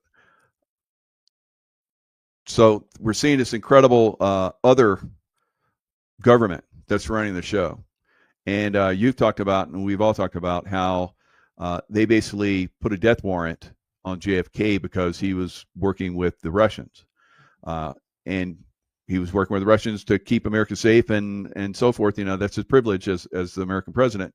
But they didn't like that because they weren't in charge, they weren't in control. So they put out a death sentence on him. Now, I'm going to share a picture with the Scherfs, who is the Bush family. Basically, this is them in Germany. So they're with Otto Skorzeny, who was a very top-level special forces guy in Nazi Germany. Reinhard Gehlen, Martin Bormann, Joseph Mengele, because we know all about him with the medical stuff. But here's George Scherf Jr., who would be George H.W. Bush, and here's his father, George Scherf, who eventually would be Prescott Bush. So Prescott Bush, as we know him, was born in Germany, served in the German Navy, and his son, George Scherf, was born in Germany as well. So obviously not eligible to be an American president, but he was. Of course, both of them are running the government of this deep state and making decisions and so forth, like we saw. We know that George H.W. Bush was at the scene. He's been. There's pictures of him at the JFK assassination. So, what are your thoughts about that? And Jim, and I'll share some of your pictures here in a second.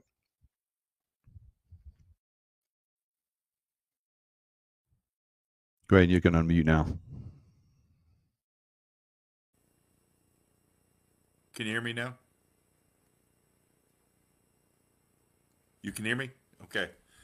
All right, so I haven't seen that picture before. That's an amazing picture. I've heard the story before. I know that the Bushes were involved with several other families that had a lot of money invested in the German stock market. And back, in the time frame between World War I and World War II, going up to World War II, there was a lot of money invested. Now, Jim Manning already alluded to the fact that Alan Dulles, as a CIA officer, was involved. He was a lawyer to start off with, and he was at Sullivan and Cromwell. And Sullivan and Cromwell represented a lot of those international interests and investments in Europe and with the Germans and with other countries, even like Guatemala and the copper company in Chile. And when Allende in Chile said, hey, we're going to nationalize the copper company and take it away from America, you're taking too many of our resources out of our country and we're not getting paid anything for it. That's the kind of stuff that generates, coups to overthrow a country, because, you've got all these investors. And when you're in the big dog in the dog lot, and one dog says, hey, I'm taking all the copper, the big dog says, oh, no, you're not. And that's really, in my view, that's really all it is. Those people don't want to lose. And that's why the mafia was so pissed off at Kennedy for the failure of the Bay of Pigs, because they wanted their property back, all those hotels and beachfront property in Havana that they lost when Fidel Castro took the country and then basically announced it was going to be a communist thing and aligned with Russia. So, but the Bushes, he was basically CIA his entire adult career. He was on one of the Jedburgh teams. Late in the war, he parachuted into France. He was with the OSS, and then it became the CIA, and he was with these assassination teams. He used a cover in Texas, and it was called the Zapata. It starts with a Z, oil company, and I think they were taking those the big grants, to have the oil rigs and things like that in the Gulf of Mexico. He had two ships. One was called Barbara, was named after his wife, and the other one might have been called Sabata. I can't remember, but it's something that was significant to him and his family. But we know that from James Files that they were running heroin from Laos into those oil rigs, and then they run them in, because they weren't checked by customs. They went back and forth between like Louisiana and Florida and Mississippi and stuff like that in these surface boats and helicopters. I've got friends that left the Marine Corps when I was a pilot in the Marine Corps and went to work for PHI, Petroleum Helicopters Incorporated. And they flew helicopters back and forth to those rigs several times a day. And there wasn't anybody checking them. So they could have brought a bale of marijuana or, whatever, 50 kilos of cocaine or, whatever. So we know Bush was, the Jeb and George W. were involved in picking up some of those loads. In fact, there's a picture floating around of Jeb Bush at one of the airports picking up, at meeting the airplane that had like Barry Seal's plane full of cocaine. And Hillary picked James more than, picked him up and they went to lunch. Y'all have heard that story. Hillary Clinton, but she was one of the ones, or Jimmy was one of the ones that Hillary tried to clean up at the end, where all the Arkansas state troopers were killed and Jimmy got in the gunfight, which is what sent him to prison for so long. But he hadn't ratted on anybody. He stayed quiet. I mean, he could have, he did come out and the FBI threatened him if you tell this story about you being involved in the Kennedy assassination, we're going to give you, and he's listening right now. I think when he comes on, he'll tell that story. They threatened to give him like another 30 years, and he did the interview anyway. And I think it took a hell of a lot of courage to do that. And then basically they tacked on another 30 years, and then he fought it in court and won the case, and ended up getting out of prison when he was like 74 years old. So, but George H.W. Bush was in Dealey Plaza. I think that's one of the pictures that I gave you, but you don't have to flip to that. Just if you want to flip through the pictures real quick, I can quickly describe what they are. I think a lot of them are evidence of the stuff that we're talking about.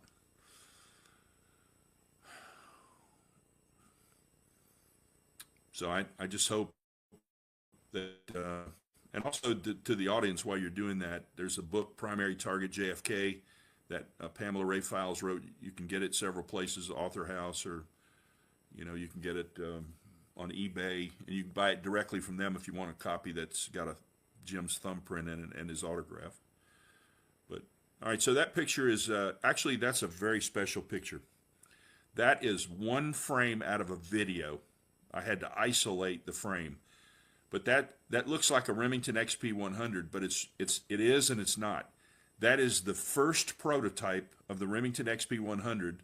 I got it after Remington went bankrupt. They sold a bunch of their guns to a dealer, a friend of mine, and that is the first prototype of the Remington XP100. It's got actually a Remington 722 action that's stamped XP. It's over here on my counter. I can show it to you if you wanted a close look at it. But it's actually chambered in 222, and it has a wooden stock with finger grips. And Jim Files, way back when he did that first confession, he said that Remington had tested these guns with a 222 barrel, and that they found issues with the barrel. And if you look at the barrel, the contour of the barrel near the chamber is very thin.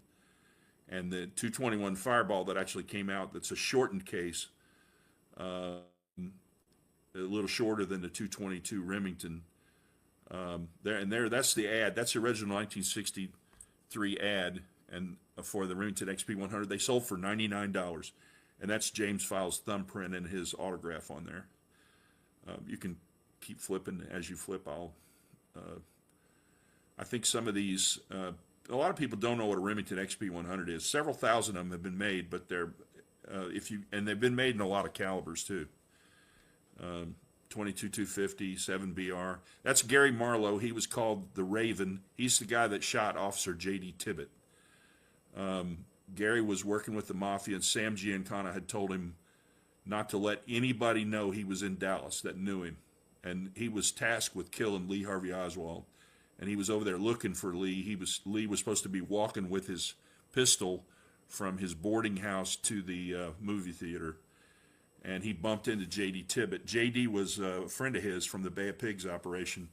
And because he was told that nobody could know he was in Dallas, he killed J.D., which I find bizarre. I mean, since they'd worked on a black op together, it seemed like he could just say, hey, dude, don't tell anybody I was here. You know what I mean? I'm not sure I could kill one of my close friends just to, but he did it. Shot him with a .38 Special Colt. So that's the guy that really killed J.D. Tibbet. This is kind of a famous picture, and there were these 5 guys who were arrested. Turns out they were Mossad agents, and they're dancing in a parking lot behind a van, and that's the World Trade Center on fire behind them. So it's they were questioned. They were held for several days, and the Mossad worked out a deal to get them released. But they were questioned, and they were actually interviewed back in Israel, and they were asked what were they doing there, and they said under testimony, there's a video online you can look, and says, we were there to record the event. Well, if they were Israeli Mossad and they were there to record the event, how did they know it was going to happen? You know what I mean? I mean, it's a pretty simple question, right? So when you're talking about the deep state and all this kind of stuff, now this is Pam's book, Primary Target JFK, How the CIA Used the Chicago Mob to Kill the President. You can get these first edition hardcover with Jim's thumbprint. Some of them he's put his trigger finger print in also. Well, recently I suggested that, and he thought it was a good idea, and I've got a couple books that have both his thumbprint and his trigger finger, but it has his autograph in it.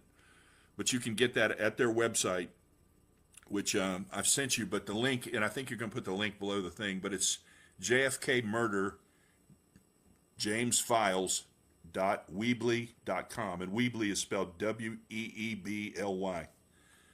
JFK Murder, jamesfiles.weebly.com. And I think those books, along with Jim Manning's book that releases the information about the zipper document, which you can't hardly find a copy of the Regicide book. There you go. You can get a first edition book with Pam's autograph, Jim's autograph, and his thumbprint. And it could be, personalized to you if you want that too. You could ask them, but you can do it on that website. What else? Do you have any other pictures? I can't hear you. Let's bring in Pamela and Jimmy.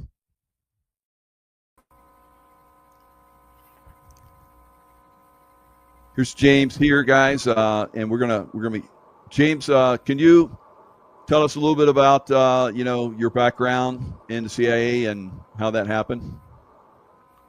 Well, my mother left home in 1941 from a little town in Alabama called Oakman, and she went down to Mobile, Alabama. She met this guy by the name of Les Sutton, and that's where I acquired the name Sutton, never legally, just started using it because I was born with an X number. And from the X number, I went to James Sutton, and from James Sutton, I went to James Files. And jobs were hard to find at that time. There was no jobs available. And so Les Sutton got her involved in this program, birthing program, and that's how I came about. And I don't know who my real father is. There's several different DNAs in the jar, I guess, in the tube, and they mixed it up. And I always joked and said, yeah, I'm a milkshake. But they put it there, and I was the results of it. And I think 123, 124 of us was born at that time. In 1941, actually, it was assimilated in 41. And we started, and I was born in January 24th of 42. I was one of the early ones born. And out of a class of Camp Hero, only 14 of us graduated, survived it. And from there on, I trained heavily and steadily, and jumping out of airplanes to doing all kind of MAs, mechanical ambushes, one thing after another. And as a kid, 10 years of age, I was able to throw a knife 35, 40 feet and hit the target every time of a human being they had pinned up, what we'd call the kill zone. And later on, after I joined the service when I turned 17, I would think I was in my early 20s. We attended different schools of called School of Americas, which a lot of people have never heard of. We had one in South America, one in Central America, and one here in North America at Fort Benning, Georgia. I did all my training and jumping from Fort Bragg, North Carolina, Mackerel Reservation. And I went to Laos, and I shipped out from there July the 10th of 1959. And from there, I wound up with the Bay of Pigs. From the Bay of Pigs, the Kennedy assassination is known through in the rest of my life. Most of it is in the book Primary Target. And not all of my life, but some of my life. I made some of the points there. My wife does not know everything that I did. And a lot of people said, well, why didn't you take your wife's name if you wanted to get away from the name of Files or Sutton? And I said, why? My wife's first name is Pamela Ray. Then I'd be known as James Earl Ray. Would that be any better than James Earl Files or James Earl Sutton? And people used to laugh about it, And so I just kept the name Files, and I did federal time under the name Files in the short stretch, which was in Oxford, Wisconsin at the FCI. And then this last case I had was the one where I went to Stateville for the shootout with the cops. And anyway, while I was there, Pamela contacted the officer that got shot. And he told her he was very upset with the government because he felt to say who he was up against because they didn't give him the details of me or my career. And Pamela's got that on tape also. So she called him. She told him that we was doing a book, and she had my story. And she wanted to know if he wanted his side of the story told, and he said yes, definitely. And he claimed over 50 rounds was fired. The government never told him who he was up against, and he said he was upset over that. And a couple of sentences later, Pamela said, "Well, Jimmy said you had a $50,000 contract on him." And he didn't say yes or no. He just laughed a little bit. And then he said this when he started in about the government. And Were you still working for the CIA at that point Yeah. when that happened? I was still employed by the agency at that time, yes. In And Eugene Habenfuss had been shot down while I was doing federal time. They had a couple of agents come visit me at the Oxford FCI, and they asked me my own opinion where Oswald was shot down at. The plane with that lady was shot down at in Central America because it was 1 mile theater of operations. So I told them what they should do and how to get him to take him out, because I told them that Eugene would talk. And they didn't do it, and he wanted to spill the beans on everybody. And he was from Marriott, Wisconsin. What scandal was that all about? That was about the fella. That's when we were supplying the Contras and fighting with them and all of that. Iran-Contra. So anyway, from that, and then the operations in Vietnam, and operations in basically around the world, and in Eastern Europe, where I got blown off the cliff by a Hi-24 helicopter, which is Russian. It was firing rockets at me, and I was dealing with it with a carbine rifle and a 9mm, and helicopter won. I got blown off the cliff, and I got severely wounded and hurt, and I spent a lot of time, and they sent Bruce Bradchick halfway around the world. I went, they sent me to Sweden, or Switzerland it was, and Bradchick flew him over there because he worked on the computers, and he helped locate me a lot of times when I would be lost, and they had lost track of me. And he helped me get back on my feet, and it took me about 6 months where I could walk again. And like this time, I've been laid up for the last year and a half, going on 2 years now, where I'm bedridden and I'm restricted to a wheelchair. And I have to have help getting from the bed to the wheelchair, and from the wheelchair back into bed. And so I'm 83 now. I'm going to be 84 in January, if I make it to January. And all I can say is after I had the stroke, a lot of the things in my mind, a lot of the names and answers, I can't think of them right away, but most of it is in the book Primary Target. And my wife wrote the book, and if it hadn't been for her, that book would have never been published, because she wanted it out there. She felt the people should know certain aspects of the truth. And she kept after me, and finally we did that one. And that was the only book we did together that while I was out of prison. Excuse me. The other 2 books that she did, I was in prison. And she wrote 3 books altogether: To Kill a Country, Interview with History, and the third one was Primary Target. So all 3 books are, well, I guess each one is 500 pages or better. And they carry a lot of the stories in there, and a lot of the things there. And a lot of I put a lot of pictures of my artwork in a couple of the books. And she's got them, made them now. She made pictures of the artwork, and she's got that on display or whatever. And she put some on the website, because we're selling some of the artwork that I did. And at Stateville, when we go in lockdown, was when I did most of my oil paintings. And she has the original of the one I did of JFK. And I sent that one to Bruce Bradchick, which you've probably seen him in some of the interviews with me. And him and I have been friends since 1969. I'm 9 years older than Bruce.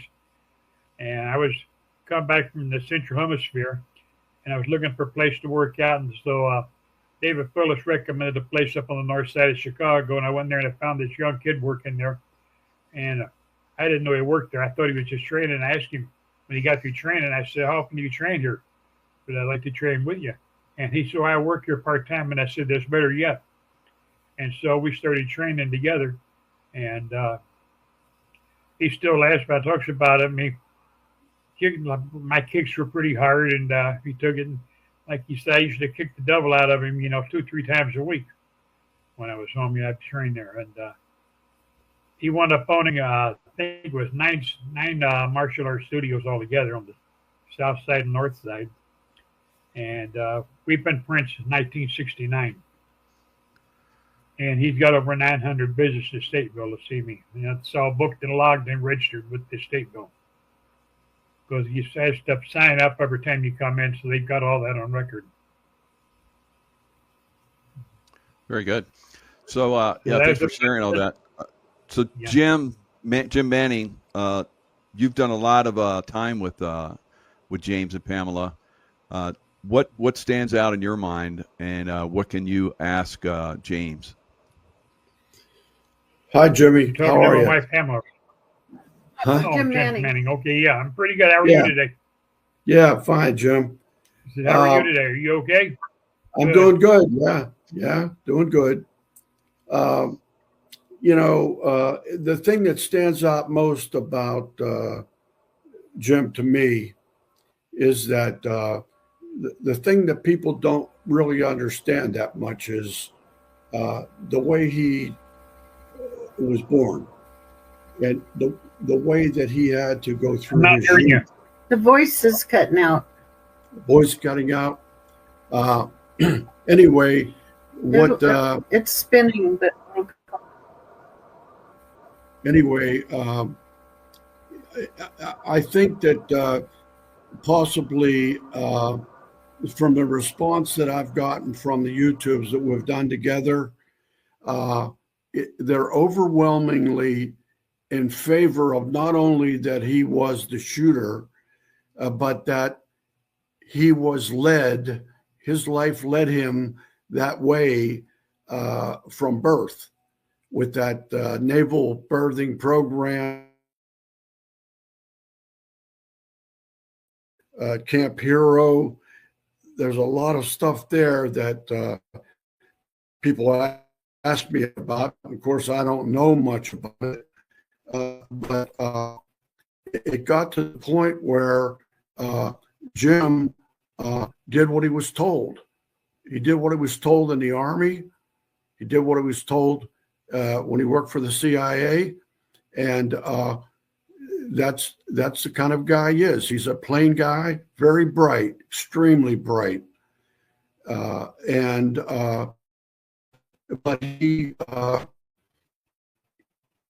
didn't make a connection that a lot of people would make in killing, and so that really stands out to me. That his birth and growth had a lot to do with who he is, and the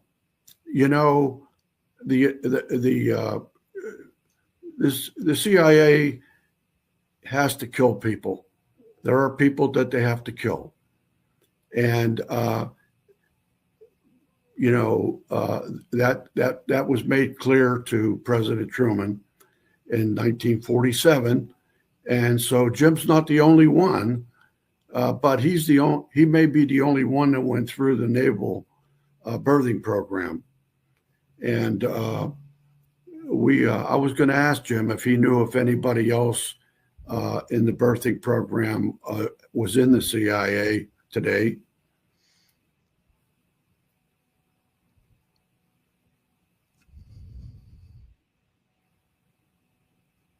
Every now and then. Go ahead. Did he hear me? And so we lost you before, and I only heard a few words that you said. Every so often, I heard a couple words. Yeah, well, I was going to ask about if Sam, any I other can see people. you now, but I still hear you. I don't know. I'm not real good at this TV stuff. Let me try it. But Now, can you hear me? Yeah, go I ahead. hear you. Yeah, I hear you, but I don't hear Jim. Jim Manning. There's two Jims. Okay. Ask you if you knew anybody in the birthing program that left Camp Hero with you and then was with the CIA. I don't know anybody.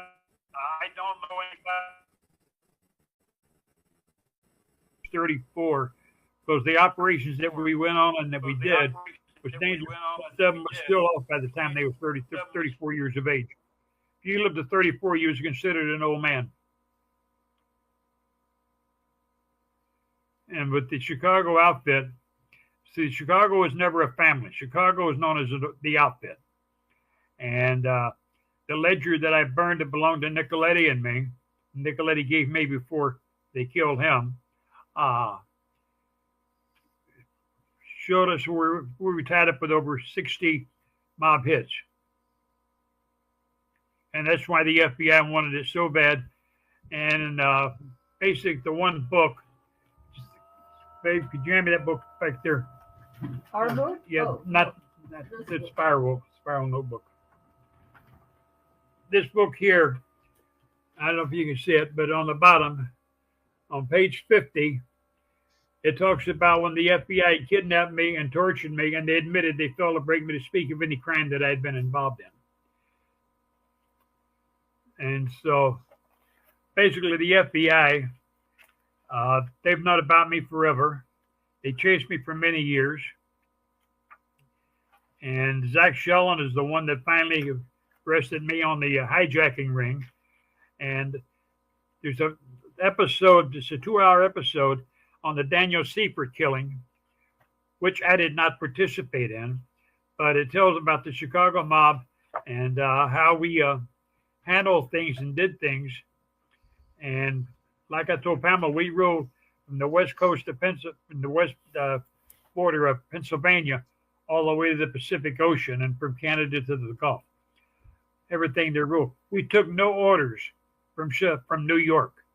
New York absolutely had no power over the outfit in Chicago. There was 5 families in New York, but they was always squabbling with each other.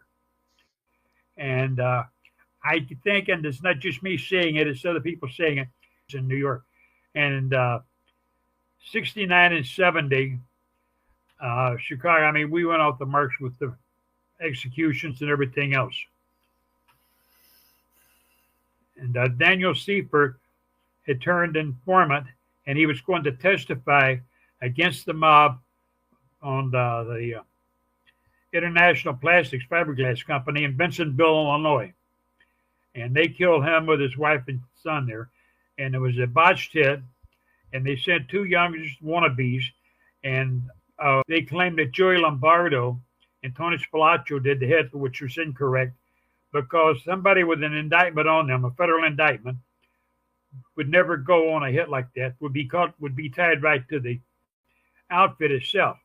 The outfit used a couple of no-name youngsters that if they got caught, they could deny any connection to them with the outfit.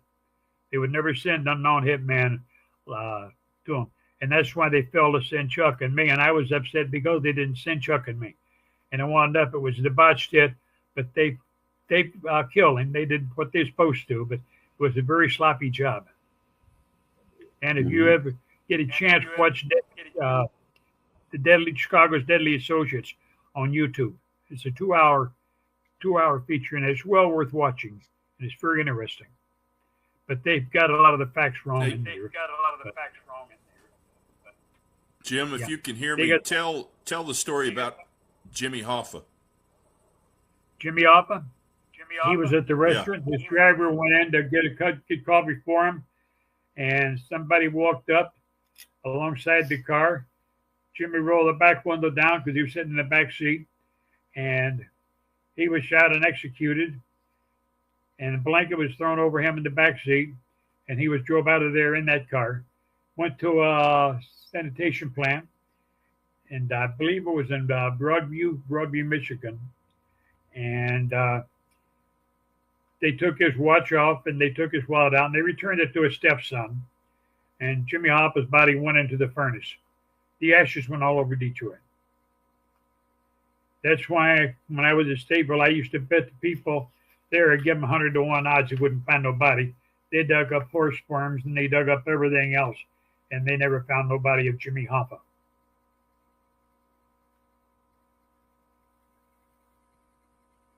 Because Jimmy Hoffa wasn't buried. Jimmy Hoffa was incinerated. And it was just like at Tony Accardo's home. When they pulled the jewel heist over on Michigan Avenue, the guy they robbed was a friend of Tony Accardo's. Tony Accardo grew up in the 42 gang. He was also a gunman for Al Capone. So Tony Accardo in his own right, hitman, what you want to call him, And me and Tony Carter got along real well with Sam Giancana. And they talk about Sam DiStefano, the torture chamber where they put the guy's head in the vice in the movie Casino and squeeze the eyeballs out. Sam DiStefano, he had this house there in Broadview.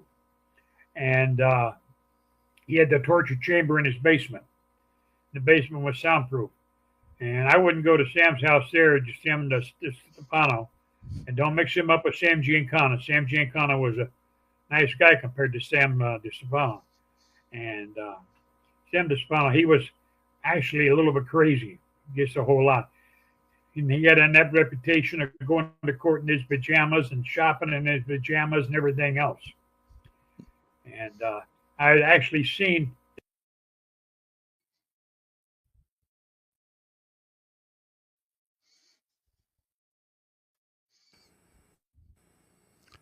If you can Looks hear like me, I Jim, lost you him. cut out. I guess the CIA was tired of hearing his story. The NSA or somebody cut him off. Maybe the FBI. So while we're there, there's this one picture that you shared with me, Jim. Let me share that real quick. Looks like they're trying to come back in. So I'm gonna share this one picture and just give us because there's a lot of conspiracy theories out there. So this is Maryland at Area 51, Site 4. What is this? What is this? That supposedly is a depiction. You know, Marilyn was, and there was a rumor that she was pregnant by John. And, you know, Jimmy drove the 4 guys that killed Marilyn to the airport. And they gave her a barbiturate enema and killed her. We can see you now, Jim, again. We had to go off and actually, it was only three guys that drove to the airport. Oh, 3. Okay. Who were they? It was Chuck and Louis the Lips, and was it Butch Brassey?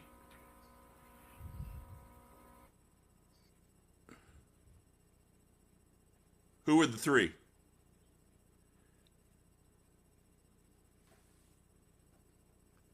Oh, we can't hear him. If you can hear me, Jim, we can't hear you for some reason. It muted on your end. Oh, he's dropping off again. So there's 3 guys he drove to the airport. Anyway, they went out there. How about now? Can you hear me now, Jim? You pop back in. Yeah, you're coming in loud and clear now. Okay. Who are the 3 guys? Chuck and who else? One of the parties is still alive, and he lives in Westland here in one of the western states, and he's in good health and everything. And I wouldn't want to put him in prison by naming him for being involved in the murder of Marilyn Monroe. And what about the guy that flew? The pilot is still alive. The pilot is. I did not drive the pilot there. The pilot was there in the plane. The pilot is still alive too. At least he was a few weeks ago. That's one of the things for everybody's knowledge. That's one of the things Jimmy didn't want to implicate people that are still alive, so we can talk a lot more about this stuff. So he's not gonna talk about people still alive. We didn't publish the book Murdering Marilyn because I used the man's real name in the book, and then I come to find out he was still alive, and I talked to him on the phone, and so I'm changing his name and giving him an alias. And like on the front cover of the book, it says some names have been changed to protect the guilty, not the innocent, but to protect the guilty. But evidently they're not. But to answer your question real quick, Michael, this picture is an artist rendition. Can you hear me? Yeah, go ahead. Yeah. Okay. So basically, this is an artist rendition of the sport model that Bob Lazar outed. It's the craft that about 52 feet, in diameter, and it's got a cyclotron in it. It's radioactive. If any of your audience ever come upon one of these UFOs, don't get near it. But anyway, the rumor was it'll burn your skin red. John F. Kennedy and Robert were read into the Majestic 12 program, and they talked to Marilyn about it in bed, I guess trying to impress her.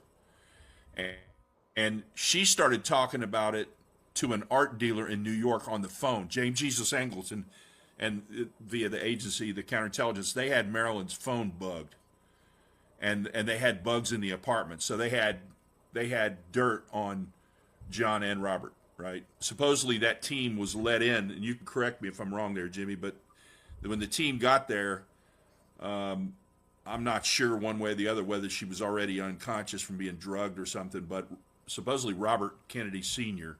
is the one that let him in Marilyn's house there in Brentwood. And they gave her some kind of a That is correct. barbiturate enema. That is correct. But the bottom line was Marilyn was talking about this information, and there was a letter. It's called the Byrne Memo, and I think Jim Manning probably knows about it.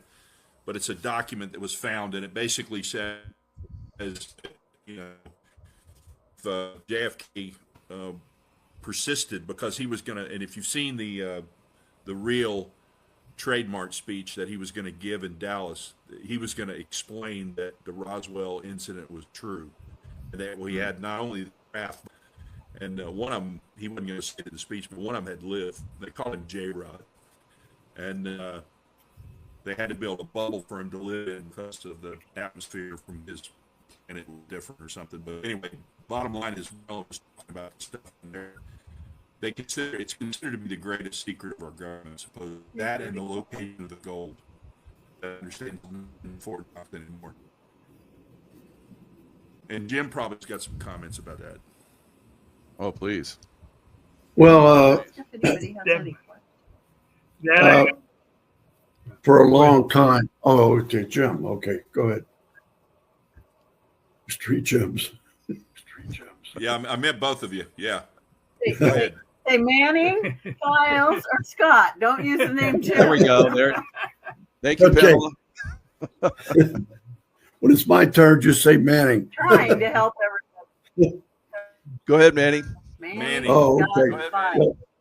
Files. Most people know very little about extraterrestrials and things like that in this country. You know, I dinner a couple of months ago. I happened to mention, looked at me, she said, were you dreaming? You know, and just occurred that, you know, people don't know anything now. Whenever Roswell happened, you know, it was cut up. The next day they lied about it being a balloon and whatever. But there were so many things that happened there that even before that, Truman had set up the Majestic 12, which were 12 men who knew about it. They were scientists, some military types, and one of them, one of the 12, thought that they needed to start disclosing things about extraterrestrials to the American people. And he was really pushing for that. And we have a carrier named after him, Forrestal. I think he might have been the first Secretary of Defense. And Mr. Forrestal, he jumped out of a 14-story window. I think it was 14-story. However, it was proven later that he wouldn't have been strong enough to even run into it or hit a piece of furniture. So anyway, there's books on it, and most because he wanted to bring that out. And so I got into that whenever I was studying about Kennedy, because Kennedy wanted to bring it out too. And if when I was young, I thought maybe the reason that because of him trying to bring it out, you know.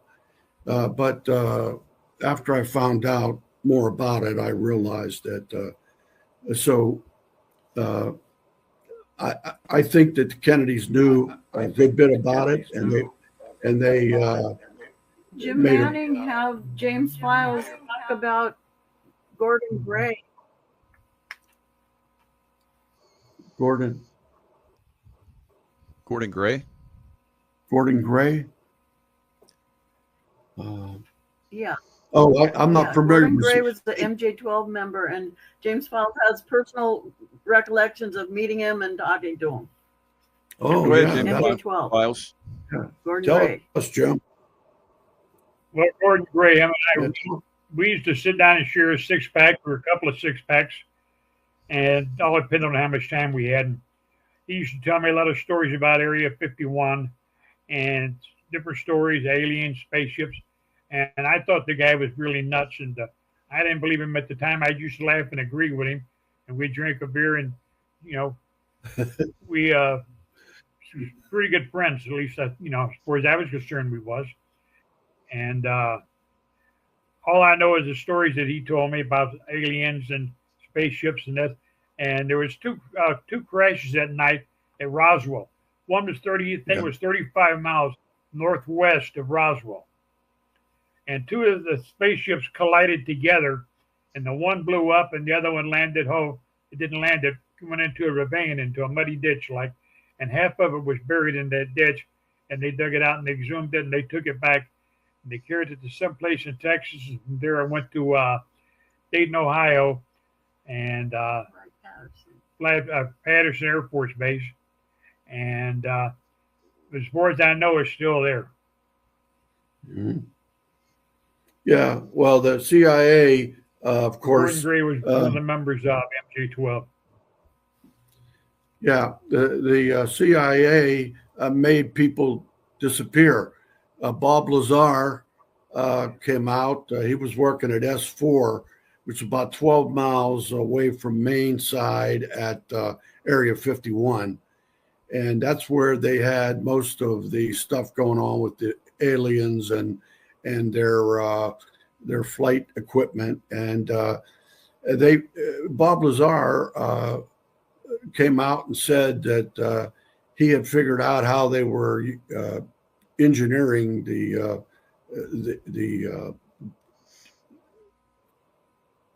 saucers, how to make them fly. Reverse engineering. Element Yeah, and he came out with another element. I think it was maybe 119, and they said there is no such.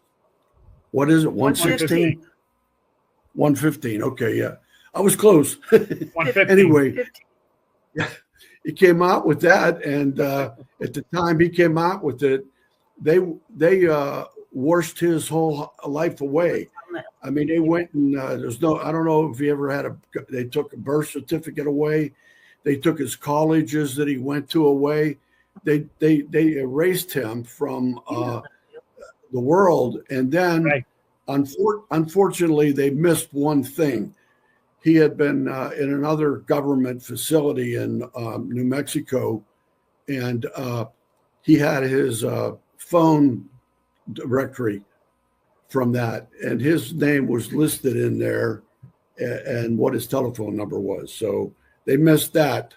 But most people that are looking at that, they know that Bob Lazar is on the level. Well, Bob Lazar is on the level, and just like me, they erased most of my life. It's very hard to find part of it. But Joe West found part of my history in the archives in St. Louis, and he went back there. You mean John C. Grady? John C. Grady, I mean. 82nd Airborne. He was the historian for the 82nd Airborne. He went back there, I don't know, 6-7 weeks later, and the folder was empty. He said, no further evidence available, the label on the ticket. They had a fire in the archives. Another thing that burned up was 1959, Operation Mobile White Star. Yeah. And some of my friends, finally, they dug deep enough into it, and they found out that Mobile White Star did exist in Laos. And they interviewed Fletcher Prouty, and he said, yes, that was one of his men. That's right. That's right. So they tried real hard, but sometimes there's always a couple of things they don't do. It's like me. A couple of things that I had, like cards who I was or where I traveled at. And I also had the nickel with the 5 on it, which is the airborne, is known as the double nickel. That was in 82nd Airborne, as with 100, I think it's 122nd, was double nickel. When you walked in, you laid it on the bar, and your first drink was like on the house. And that went missing also while I was doing time. It's amazing with all the information that you 344. have, files that they haven't taken you out, because I have mentioned some of this stuff, and MJ12 does not mess around. They will come after you and eliminate you. So I'm happy that you're still here with all the information. You're saying stuff on a level I haven't heard before, so it's very impressive. Jim, you have something else you want to, or Scott, you have something else you want to say? Have y'all heard of this? It's called the Psalm 1 Special Operations Manual 1. Have you ever heard of that? It's a top secret document involving extraterrestrials. It was mailed in a film canister to a researcher years ago, and some people somehow get copies of these documents, and it was published in 1954. I don't know, is that reversed, or can you see it okay? Not great, but I if you think take the gave plastic us off the front.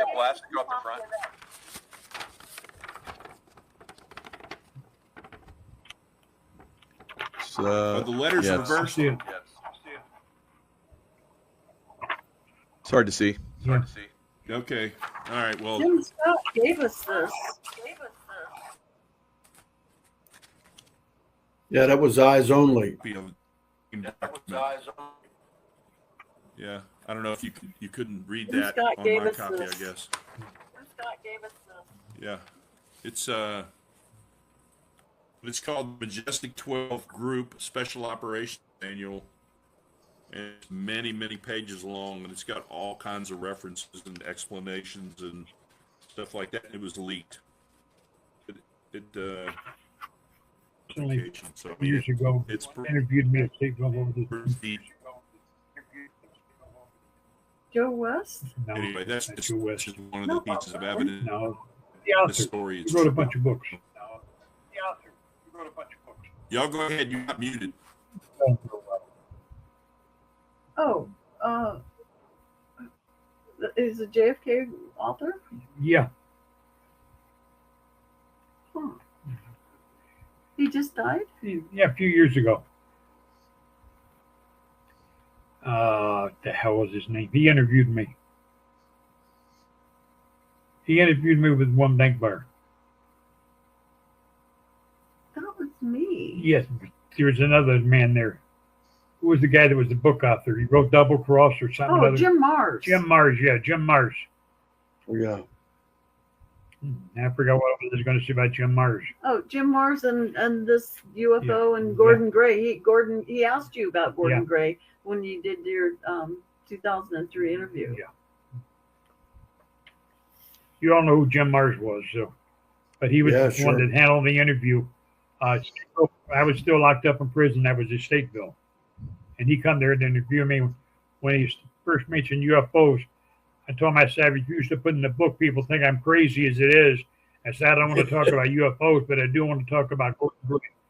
Was Gordon Gray really with Majestic 12? And he said, yes, he was. Yeah. And there was a picture of you and him in Florida somewhere, Yeah. right? Yeah, I had a house there in Florida with plastic pink flamingos that everybody was buying back then. You stick them down in the soil in the yard. Uh-huh.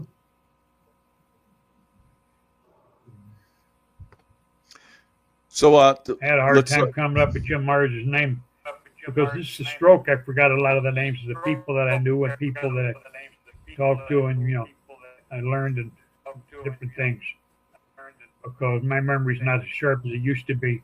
And thank God Pamela had me get together with her, and we put the book Primary Target out before I had the stroke.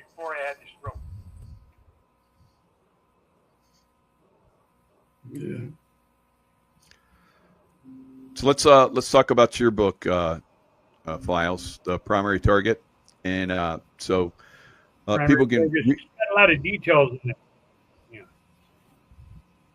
Yeah, it's a great book, and so we've talked about it before on the show, but and Yeah, we've talked about how I people think can so, get it. yeah. Yeah, Right. so they can get it up. And I put my thumb for one reason. I could see that it was mine. And This on the one back is cover, upside down, yeah, but okay. they're normally on this first page. But he Yeah. accidentally did that one. But we'll fix it. But on the back page, the back cover, it's me standing behind the tombstone of Nicoletti's grave. And Nicoletti and me were together. Him and Milwaukee Phil was partners for a long time, but when Milwaukee Phil stepped down from it and decided to remain in the shadows for a while, I became Chuck's partner in a lot of the hits. And the ledger that I had burned had over 60 hits in it with Charles Nicoletti and me in it. Wait, because it's spinning and it might not be hearing you. No, we got it. You're good. Yeah.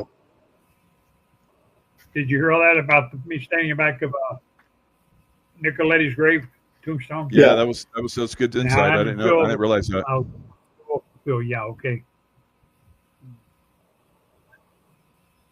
Ask if there's any questions, because Yeah, is there any questions from that you want to people that and the people that's watching the show? this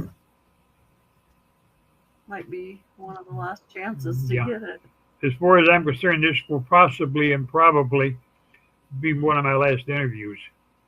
Now, Dory is going to come out with a feature on the documentary. But when it will be released, I don't know. But Dory came here and No, Matt, the guys that filmed you in 2023 are coming out with the documentary. yeah, okay, Matt Dory's not Guthrie, going to yeah, have a okay. documentary. Matt Guthrie. I get people mixed up. Like I said, since the stroke, my mind is not as sharp as it used to be. They're going to do a feature thing. It's supposed to be on the History Channel or something. And it'll be about me and the JFK assassination and my part of my life in that.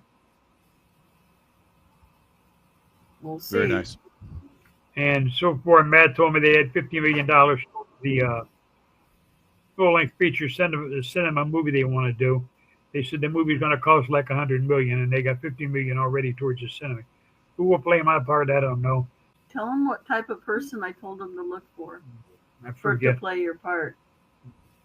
Oh, the NASCAR driver. She's A young NASCAR driver. young NASCAR driver to play my part. They want to look for that Yeah. type of physique. The young NASCAR driver. So anyway, I'm getting a little bit confused. It's about time for me to go lay down. I'll try and hang on for a few more minutes. All right. Well, we thank you. So a lot of questions are about, why you went to prison, but we've discussed that. Now, Hillary Clinton, tell us how she was involved in you being targeted like that. That would be phenomenal. I was targeted because I was one of the last people to survive that could put her bill with a load of drugs in Arkansas, in Mena, Arkansas. Cocaine. Load of cocaine, marijuana, whatever was flying in. And I used to fly with Barry Seal. Sometimes we'd fly in the same plane. Other times he used his plane, and I flew a DC-3, which is a military transport name, would be a C-47, depending on how it was fixed out. And Hillary, anyway, she's cleaning up all the loose ends. Bill was running for president. And the two amateur cops, they'd been on the force 10 years and 12 years. I hate to call them amateur cops, but they were amateur assassins. They come after me and my partner, David Morley. And we won the shootout, but I lost the battle in court. And I wound up with a 50-year sentence. But I was sentenced under the old law, which meant I had to do day for day, which meant I had to serve 25 years. And when I first started out there doing the time, people found out who I was. And they come there, they wanted to do an interview with me on the Kennedy assassination. It was on a Sunday morning. I had the warden, Salvatore Godinez. I had him call up Ann Richards, which was the governor of Texas at that time in the early 90s. And I talked to her, and she said, first of all, Godinez told her, said, I have a prisoner here in Illinois. She said, the governor Richards, he says, that claims he knows you, and he said he wanted to talk to you. And he said he's doing time by the name of James Files, but he said you'd only know him as Jimmy Sutton. And she said, I put Jimmy on the phone. He said, well, I got him on a speakerphone.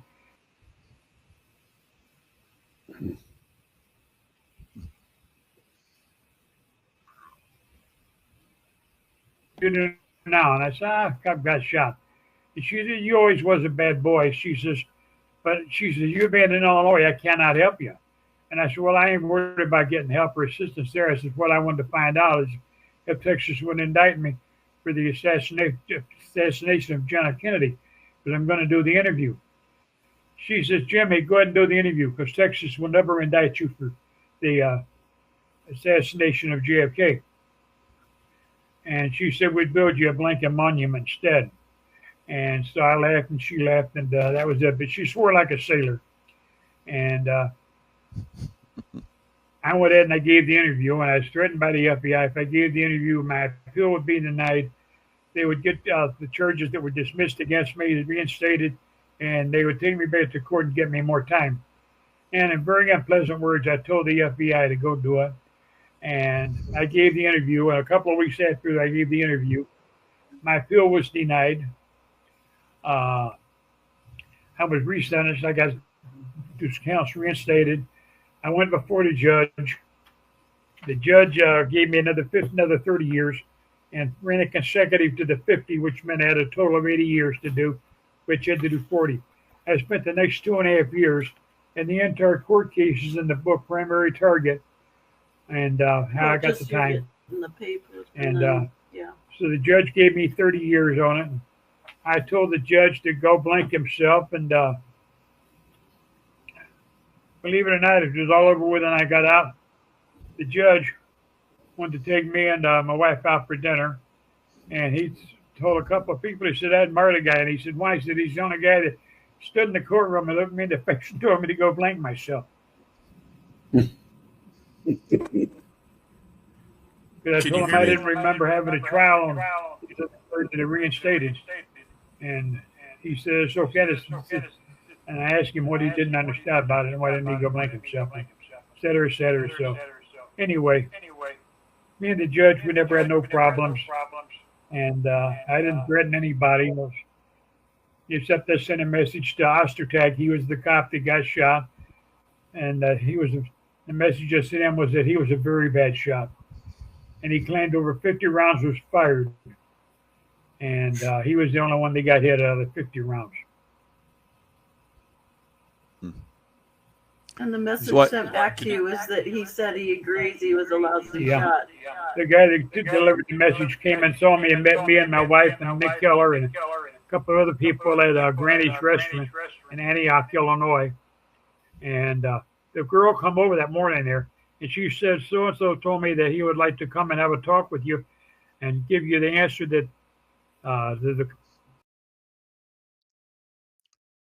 Hello, everyone. It's Michael Jaco with Unleashing Intuition Secrets.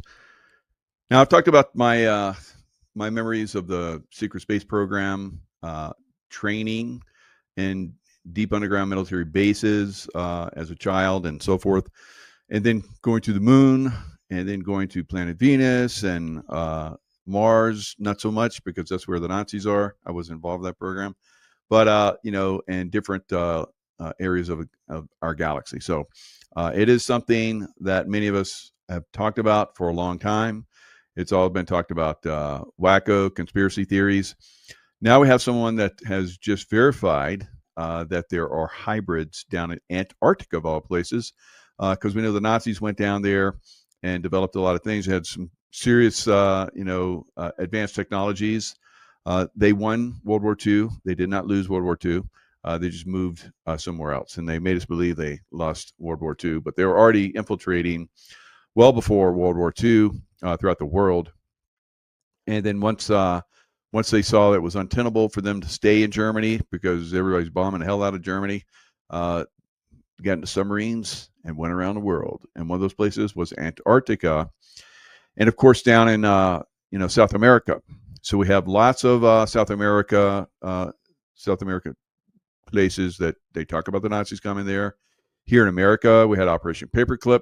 The Nazis came here. That's Werner von Braun. So NASA, lots of them went to CIA. Lots of them went to a lot of different programs, guys. So probably every 3-letter agency. So this is not something new, but on that level, I've had Brad Olson on talking about the secrets of Antarctica. Now, in his secrets of Antarctica, so I've been talking to Brad for a couple of years, and he's been talking about how down in Argentina they have Bavarian villages, and he would show that, and you can go look for yourself, do your own critical thinking if you don't believe. But we've also talked about how George H.W. Bush Sr., was basically Schurf, German name, and his father, Prescott Bush, was a Schurf that served in the German Nazi army, or not army, but Navy. So we're seeing more and more of this being revealed. So both of them, both Bushes, Prescott and also George H.W., both born in Germany. So how was it that George H.W. Bush was a president and he was head of the CIA before that? So makes you wonder, right? So we know that George H.W. Bush was part of recruiting assassins for the CIA. These assassins traveled all over the world. Not only did they take down our government, all around the world, Cuba and Chile, and you name it, pretty much around South Africa. So governments all around the world, these assassin teams would go in and eliminate the opposition. So James Files talked about that on my show. We started off Jim Manning, Jim Scott, and then we had Jim Files coming on. So the three Jims, we stopped saying I stopped saying Jim and started calling them other last names. So that was funny because everybody's getting confused. So my God, there was a bombshell, absolute bombshell that was dropped. Now, James Files started to talk about Area 51. We brought up information about Area 51 and how Marilyn Monroe had been basically informed about alien technology, Area 51. And that was maybe one, but that was probably the main reason why RFK. So they protect this. Majestic 12. I've had the heat from this organization with the CIA too, just by verifying someone that talked about Area 51, how he was involved in it, and technologies that were at Area 51, all kinds of crazy stuff. So just by verifying someone that had gone through SEAL training and they tried to destroy his life, I basically got my life destroyed. So this technology is there, the alien involvement is there, and I'm going to play a clip of our conversation today so that you can see that there are some very, very strange things. Now, James Files talked about this initially, and because he's getting, unfortunately, near the last days of his life, and he's still coming in and sharing, but because he's getting to the last days of his life, he's sharing everything. Right? It's like, wow. So we talked about this in a little bit of detail. So Jim Scott went a little bit further with it. I guess, Jim Scott and I, we have conversations. He has conversations with my wife, Tracy, who sets up all these shows. So we're super informed guys on many different levels, a lot of the stuff. But there's always the wow factor.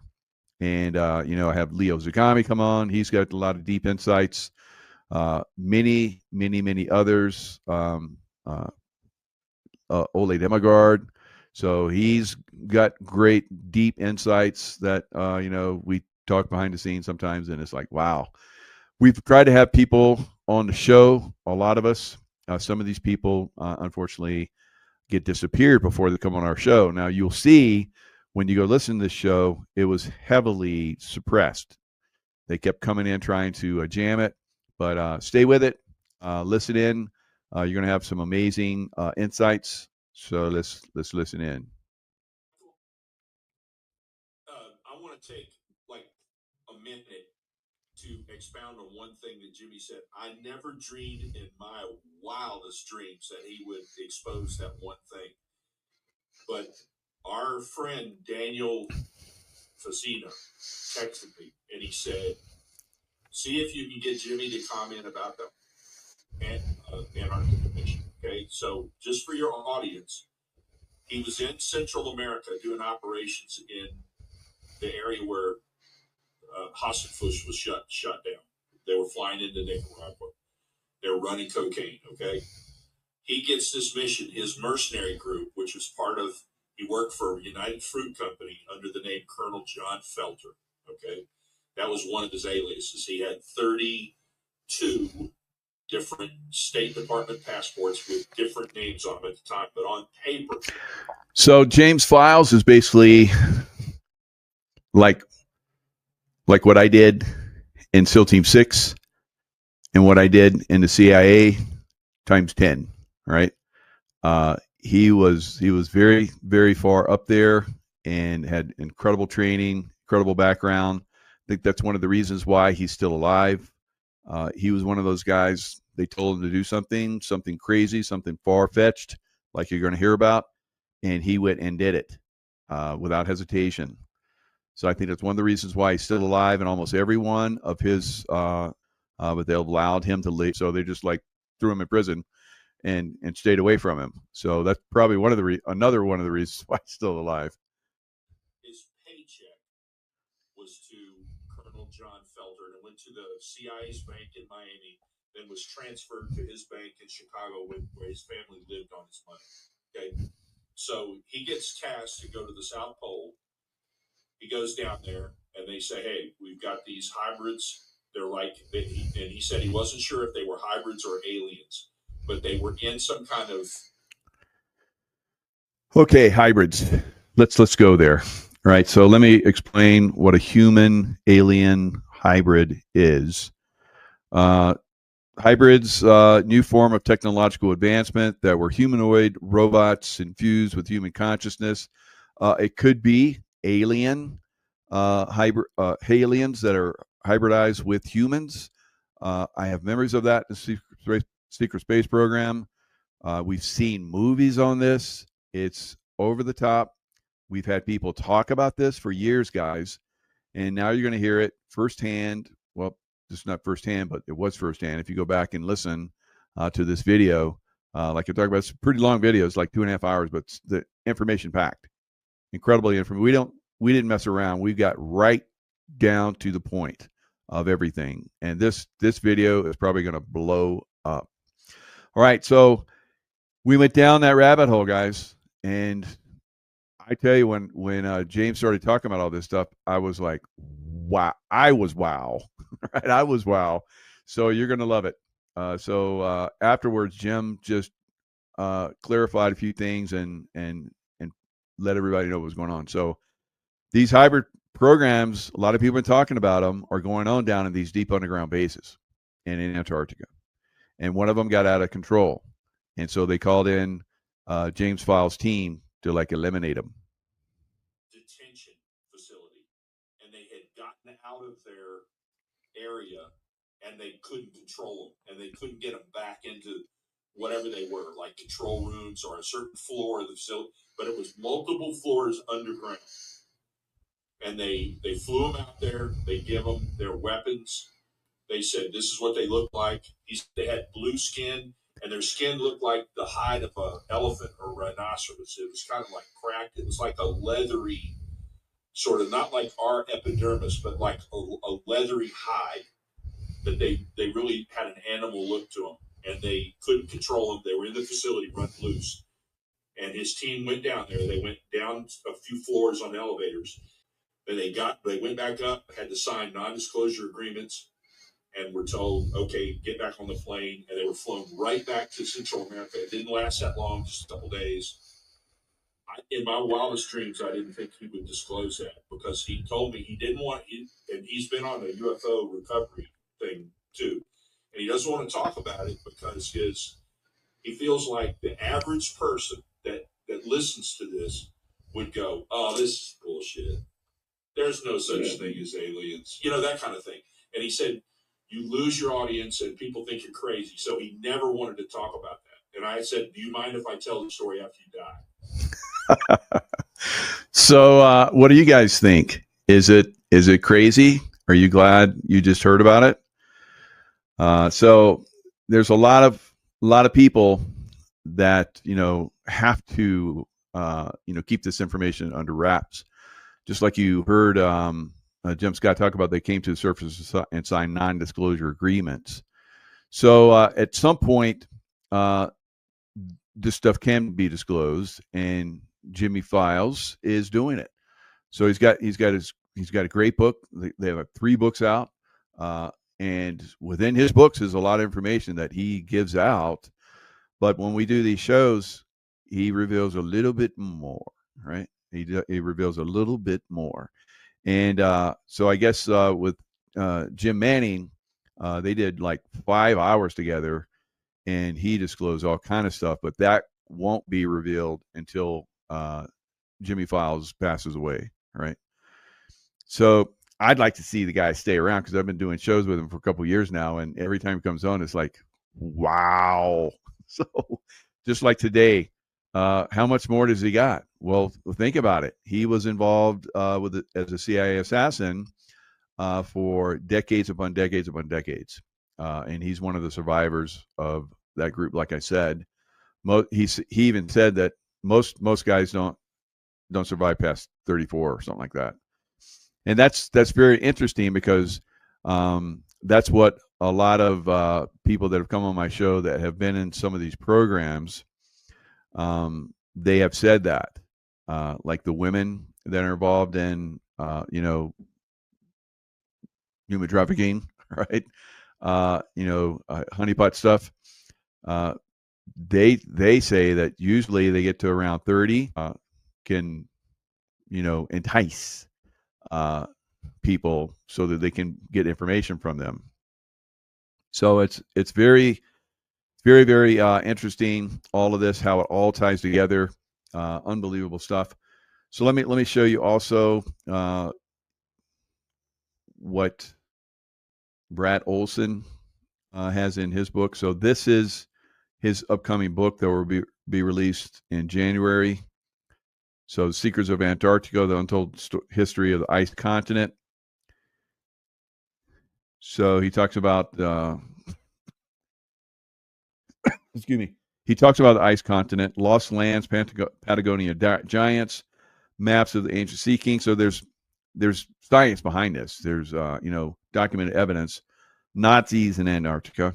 Admiral Richard Byrd that went down there with a couple fleets, and both of them, and they ran away because the Nazis had super high-tech flying saucers with directed energy weapons that could burn through aircraft and ships. So they got out of there. They were way over their heads with the technology. Where they get the technology? They got it from aliens, right? Hollow Earth at the South Pole, Antarctica, ETs, extraterrestrials, black goo conclusions. So, excuse me. Very, very interesting stuff. And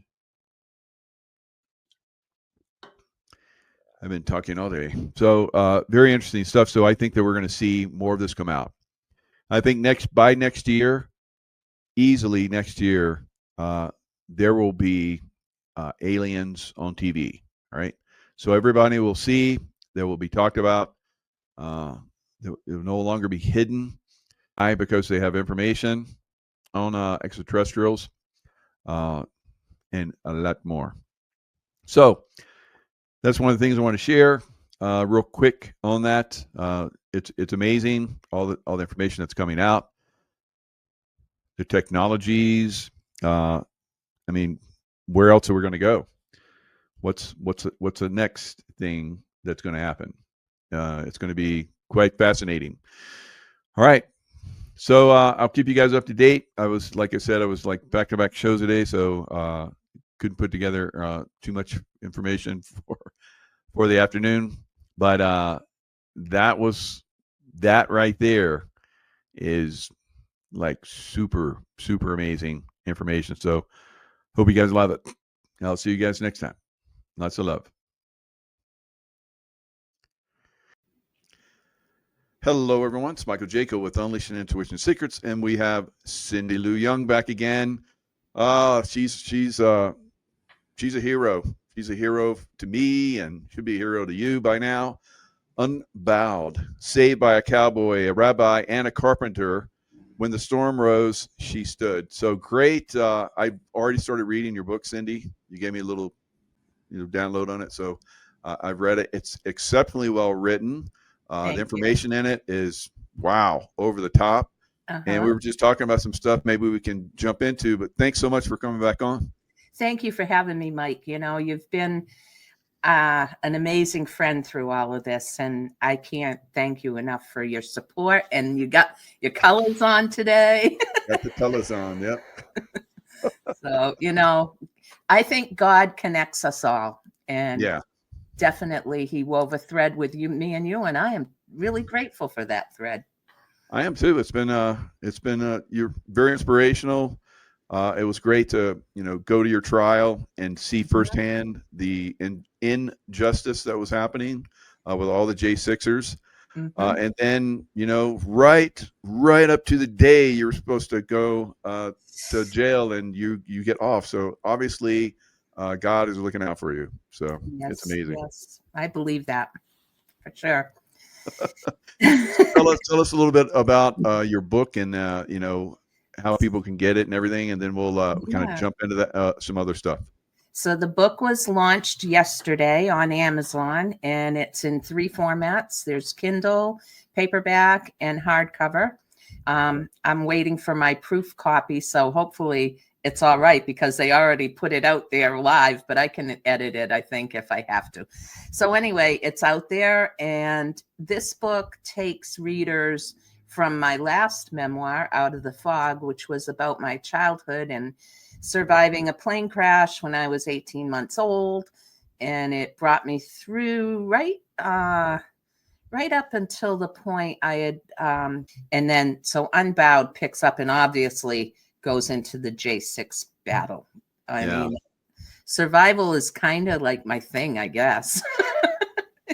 I guess so. You've been obviously someone's looking out for you, so I don't knock it. Just go with the flow, and you have very, very well done that.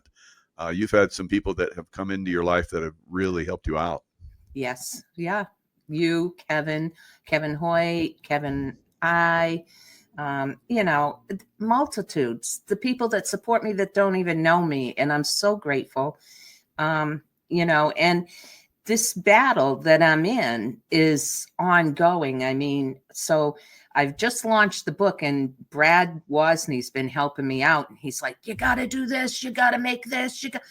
I have no money left. It's like I am putting everything I have on the line to hold these people accountable for the injustice that they did to 1,600 people.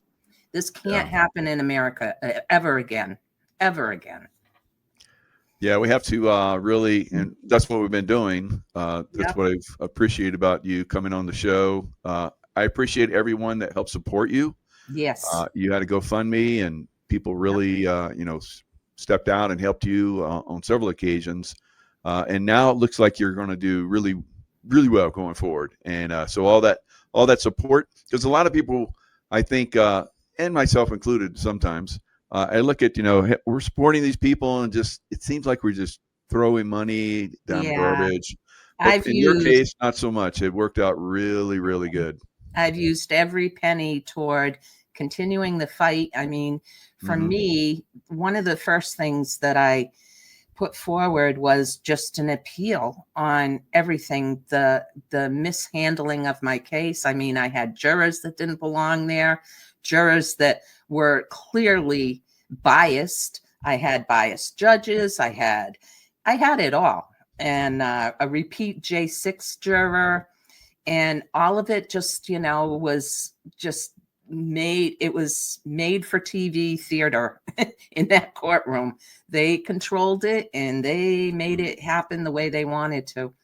So the book tells you all about that. It goes through a whole 5 days of my trial in detail and what we went through, what the feelings were about it. And early readers have, read it and it's moved them.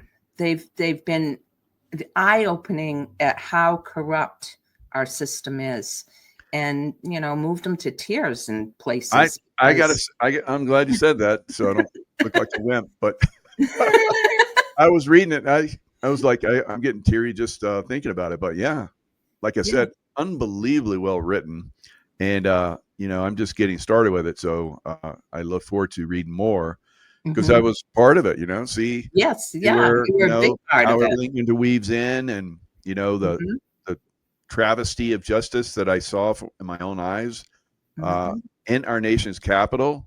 And me being a military veteran that has fought for our freedoms, and then to see them stomped on, I was very disappointed. Jonathan has a piece in the book in the very end, Reflections of a Rabbi, which is very good. It tells his perspective. And I was talking to him the other day, and he was walking, he's working in DC now, and he was walking by the Capitol, and he said, Cindy, I can never look at that Capitol again after looking at all the videos I have and seeing what they did and how they did. I can never look at it the same again, Yeah, and the same with him. He's an unbelievable lawyer. I would like to have, if I ever get in trouble, I want him. Yeah. But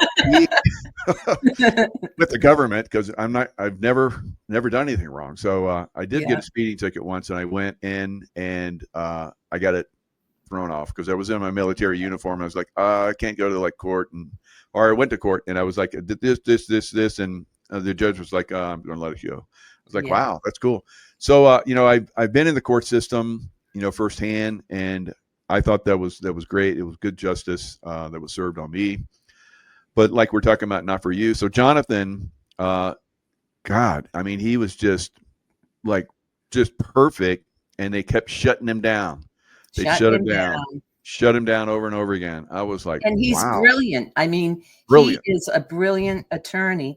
And not only was he my attorney, but he was my friend. He was, he's a rabbi. He counseled me. He kept me lifted up in vibration when I was getting very low. I mean, when you go through something like this, sure, I think until people read the book, they don't comprehend the depth of what it is that you go through. Yeah. And that's, unfortunately, that's something I went through when I was in the CIA, where they just destroyed my life and so forth. So I understand your position. They definitely destroyed your life.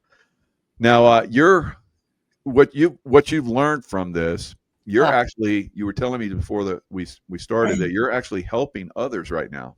Yes, I'm involved in right now tracking, writing pro se documentation and filings for 6 active complaints. So I have my appeal case, complaints against my judge and the juror that was corrupt in my case. I have complaints against the FBI and DOJ for not responding to FOIA requests. Let me tell you a little bit about this. So I filed on the appeal, and when I filed on the appeal, Harvey sent everything from my criminal case. He told the clerk to notify that juror, the one we all love and like, right? Notify him of everything that I'm doing so he's aware. Wow. Within 5 days of that, Dave Summerall, who testified at my case, you heard him testify that day. Oh my God, what a credible man. Yeah. He gets a knock at the door, and it's the FBI. Wow. And they're saying, we heard you're threatening a juror. And Dave was like, whoa, what is this, 1984? Do you have proof? Do you have do you have a warrant? What are you here for? Oh, we're here just to check a box, they say. Now, this is your FBI under Trump right now. So that needs to clearly tell you that there's still snakes in the grass everywhere. Good point. Good point. Yep. So I've got You'll that need to do some case. cleaning. Yep. Yeah. And then I've also intervened on a motion where one of the Capitol Police wants to put a plaque to honor himself in the Capitol. I intervened on that and, said that if you're going to put a plaque up there, they should be on that plaque as well. So I'm fighting that one. Then we have with Jake Lang on a lawsuit in New York against Mendami because he says that he wants to tax rich white people to pay for all his programs, which is clearly not on the up and up. So we're fighting him with federal watchdog. Yeah, I saw a post that Jake put out where he's like, Muslims is like I don't want to say it's a negative Muslim thing, but or maybe it's Islamist. Yeah, well, yeah, I got to say, after having been in the Middle East, I can vouch that there are some problems there, but he's really proactive in a lot of different areas right now. Good for him. Yes, he is, and he's really getting. He got in that little thing in Dearborn. I mean, there was hundreds of thousands of people viewing what was going on, myself included. Not one news station carried anything about it. That tells you something right there too.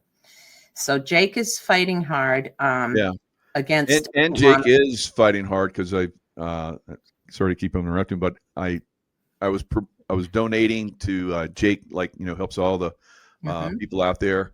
And I was like, oh, it's, you guys are all free now. So I okay, in the automatic payment. And he's like, oh, please, we still have a lot of work to do. And I was like, oh, wow. So he explained it to me. I was like, yeah, keep taking it. So, you guys are working hard to continue, like you just talked about, the travesties that are still going on. Yep. I mean, we still have people incarcerated that are. Tina Peters is one. We count her as one of us. Really? That's awesome. Yep. Oh, and so there's many of us working through these things to bring justice forward. And Jake is leading the way on that, as well as myself. I have another suit with Dave Summerall, where we're going against HBO and Warner Brothers and the BBC because their documentary that they produced with the J6 Select Committee left out manipulated timelines, left out factual information that David has. So we're going after them for defamation of 1,600 individuals. So there's that one. And then today, I just filed another case against the FBI, and you'll read it in the book when they took my DNA unlawfully, and that's a Bivens claim. So I've just filed a $5 million lawsuit for that. Ooh, yeah, there you go. So, we were talking about that before. Tina Peters, I saw when she was arrested, and I'm like, oh my God, I'm glad I wasn't there because I would have gone Terminator mode on those people. But anyway, they were arresting her and they had a warrant for her iPad. And the agent that was there doing the arrest, he opened her purse and started taking information out and looking at it from her purse. It doesn't surprise me at all. These people just have no ethics about what they do. I mean, here I was sitting in with the U.S. Marshals in pink shackles, and in comes the FBI agent and acts like it's part of the process to do a DNA swab. No warrant that said collect a DNA swab from me. No paperwork that said I could decline. I hadn't even been arraigned yet, and he's taken my DNA. So, wow. Yeah. Man, that will make everything. I mean, there's not enough money in the world to correct the wrongs that were done to me, and as well to you. What I would like to see is this just doesn't happen to anyone else again. That's my goal, Mike. It's like justice, hold the people accountable for this travesty that really should be held accountable, and let's have some true justice, because I think at the end of the day, I look at the people that support me, that I connect with and talk to, everybody. That's what America wants, really. Yes. We're tired of all of this. Yeah. And I know that, because you have been consistently, from the donations, just turning that around and helping. That's where your heart is. So I would like for them to feel that pain of $5 million. Of course, they won't feel the pain. It'll come from American taxpayers. You're going to Right. turn around and take that, and maybe they won't be able to use it to buy as many corrupt FBI agents. So that I Yeah. look at it maybe that way as well. But you you would take that money and just help other people. I know that's just the way your heart is. Just unbelievable. Yes, Hope you get it. there's a big list of people that need to be paid back. So, but if you look at what we've thrown money at as a country, Yeah. Oh yeah. I mean, so to make J6ers whole again, whose lives have been destroyed, I don't see where anybody could balk at that. I really don't. Yeah. Other than the libs, but. So the press came after you too, didn't they? Oh yeah. So I when I got out, when I was arraigned, immediately it was all over the newspapers where I come from, which is Cape Cod, Nantucket. Mm-hmm. So when I launched my book, it's timed right in accordance with Joe Biden's annual visit to Nantucket, where they all don't talk to me anymore because they're very liberal, very left.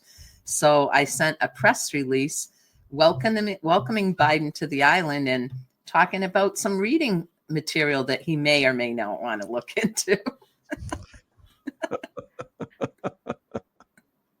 Fantastic. So they as we've seen, the media was just an arm of this deep state government, which heavily infiltrated, and now we're in the process of crushing that and breaking that up. Yeah. And that's what your work is all about as well. So I think it's fantastic. And I'm reading the foreword to your book, and I want to share the page real quick and read some of this because it's. I mean, you read this, you're like, oh my God, this one's been through so much. So you never plan to write a book, you never plan to become part of history in the way you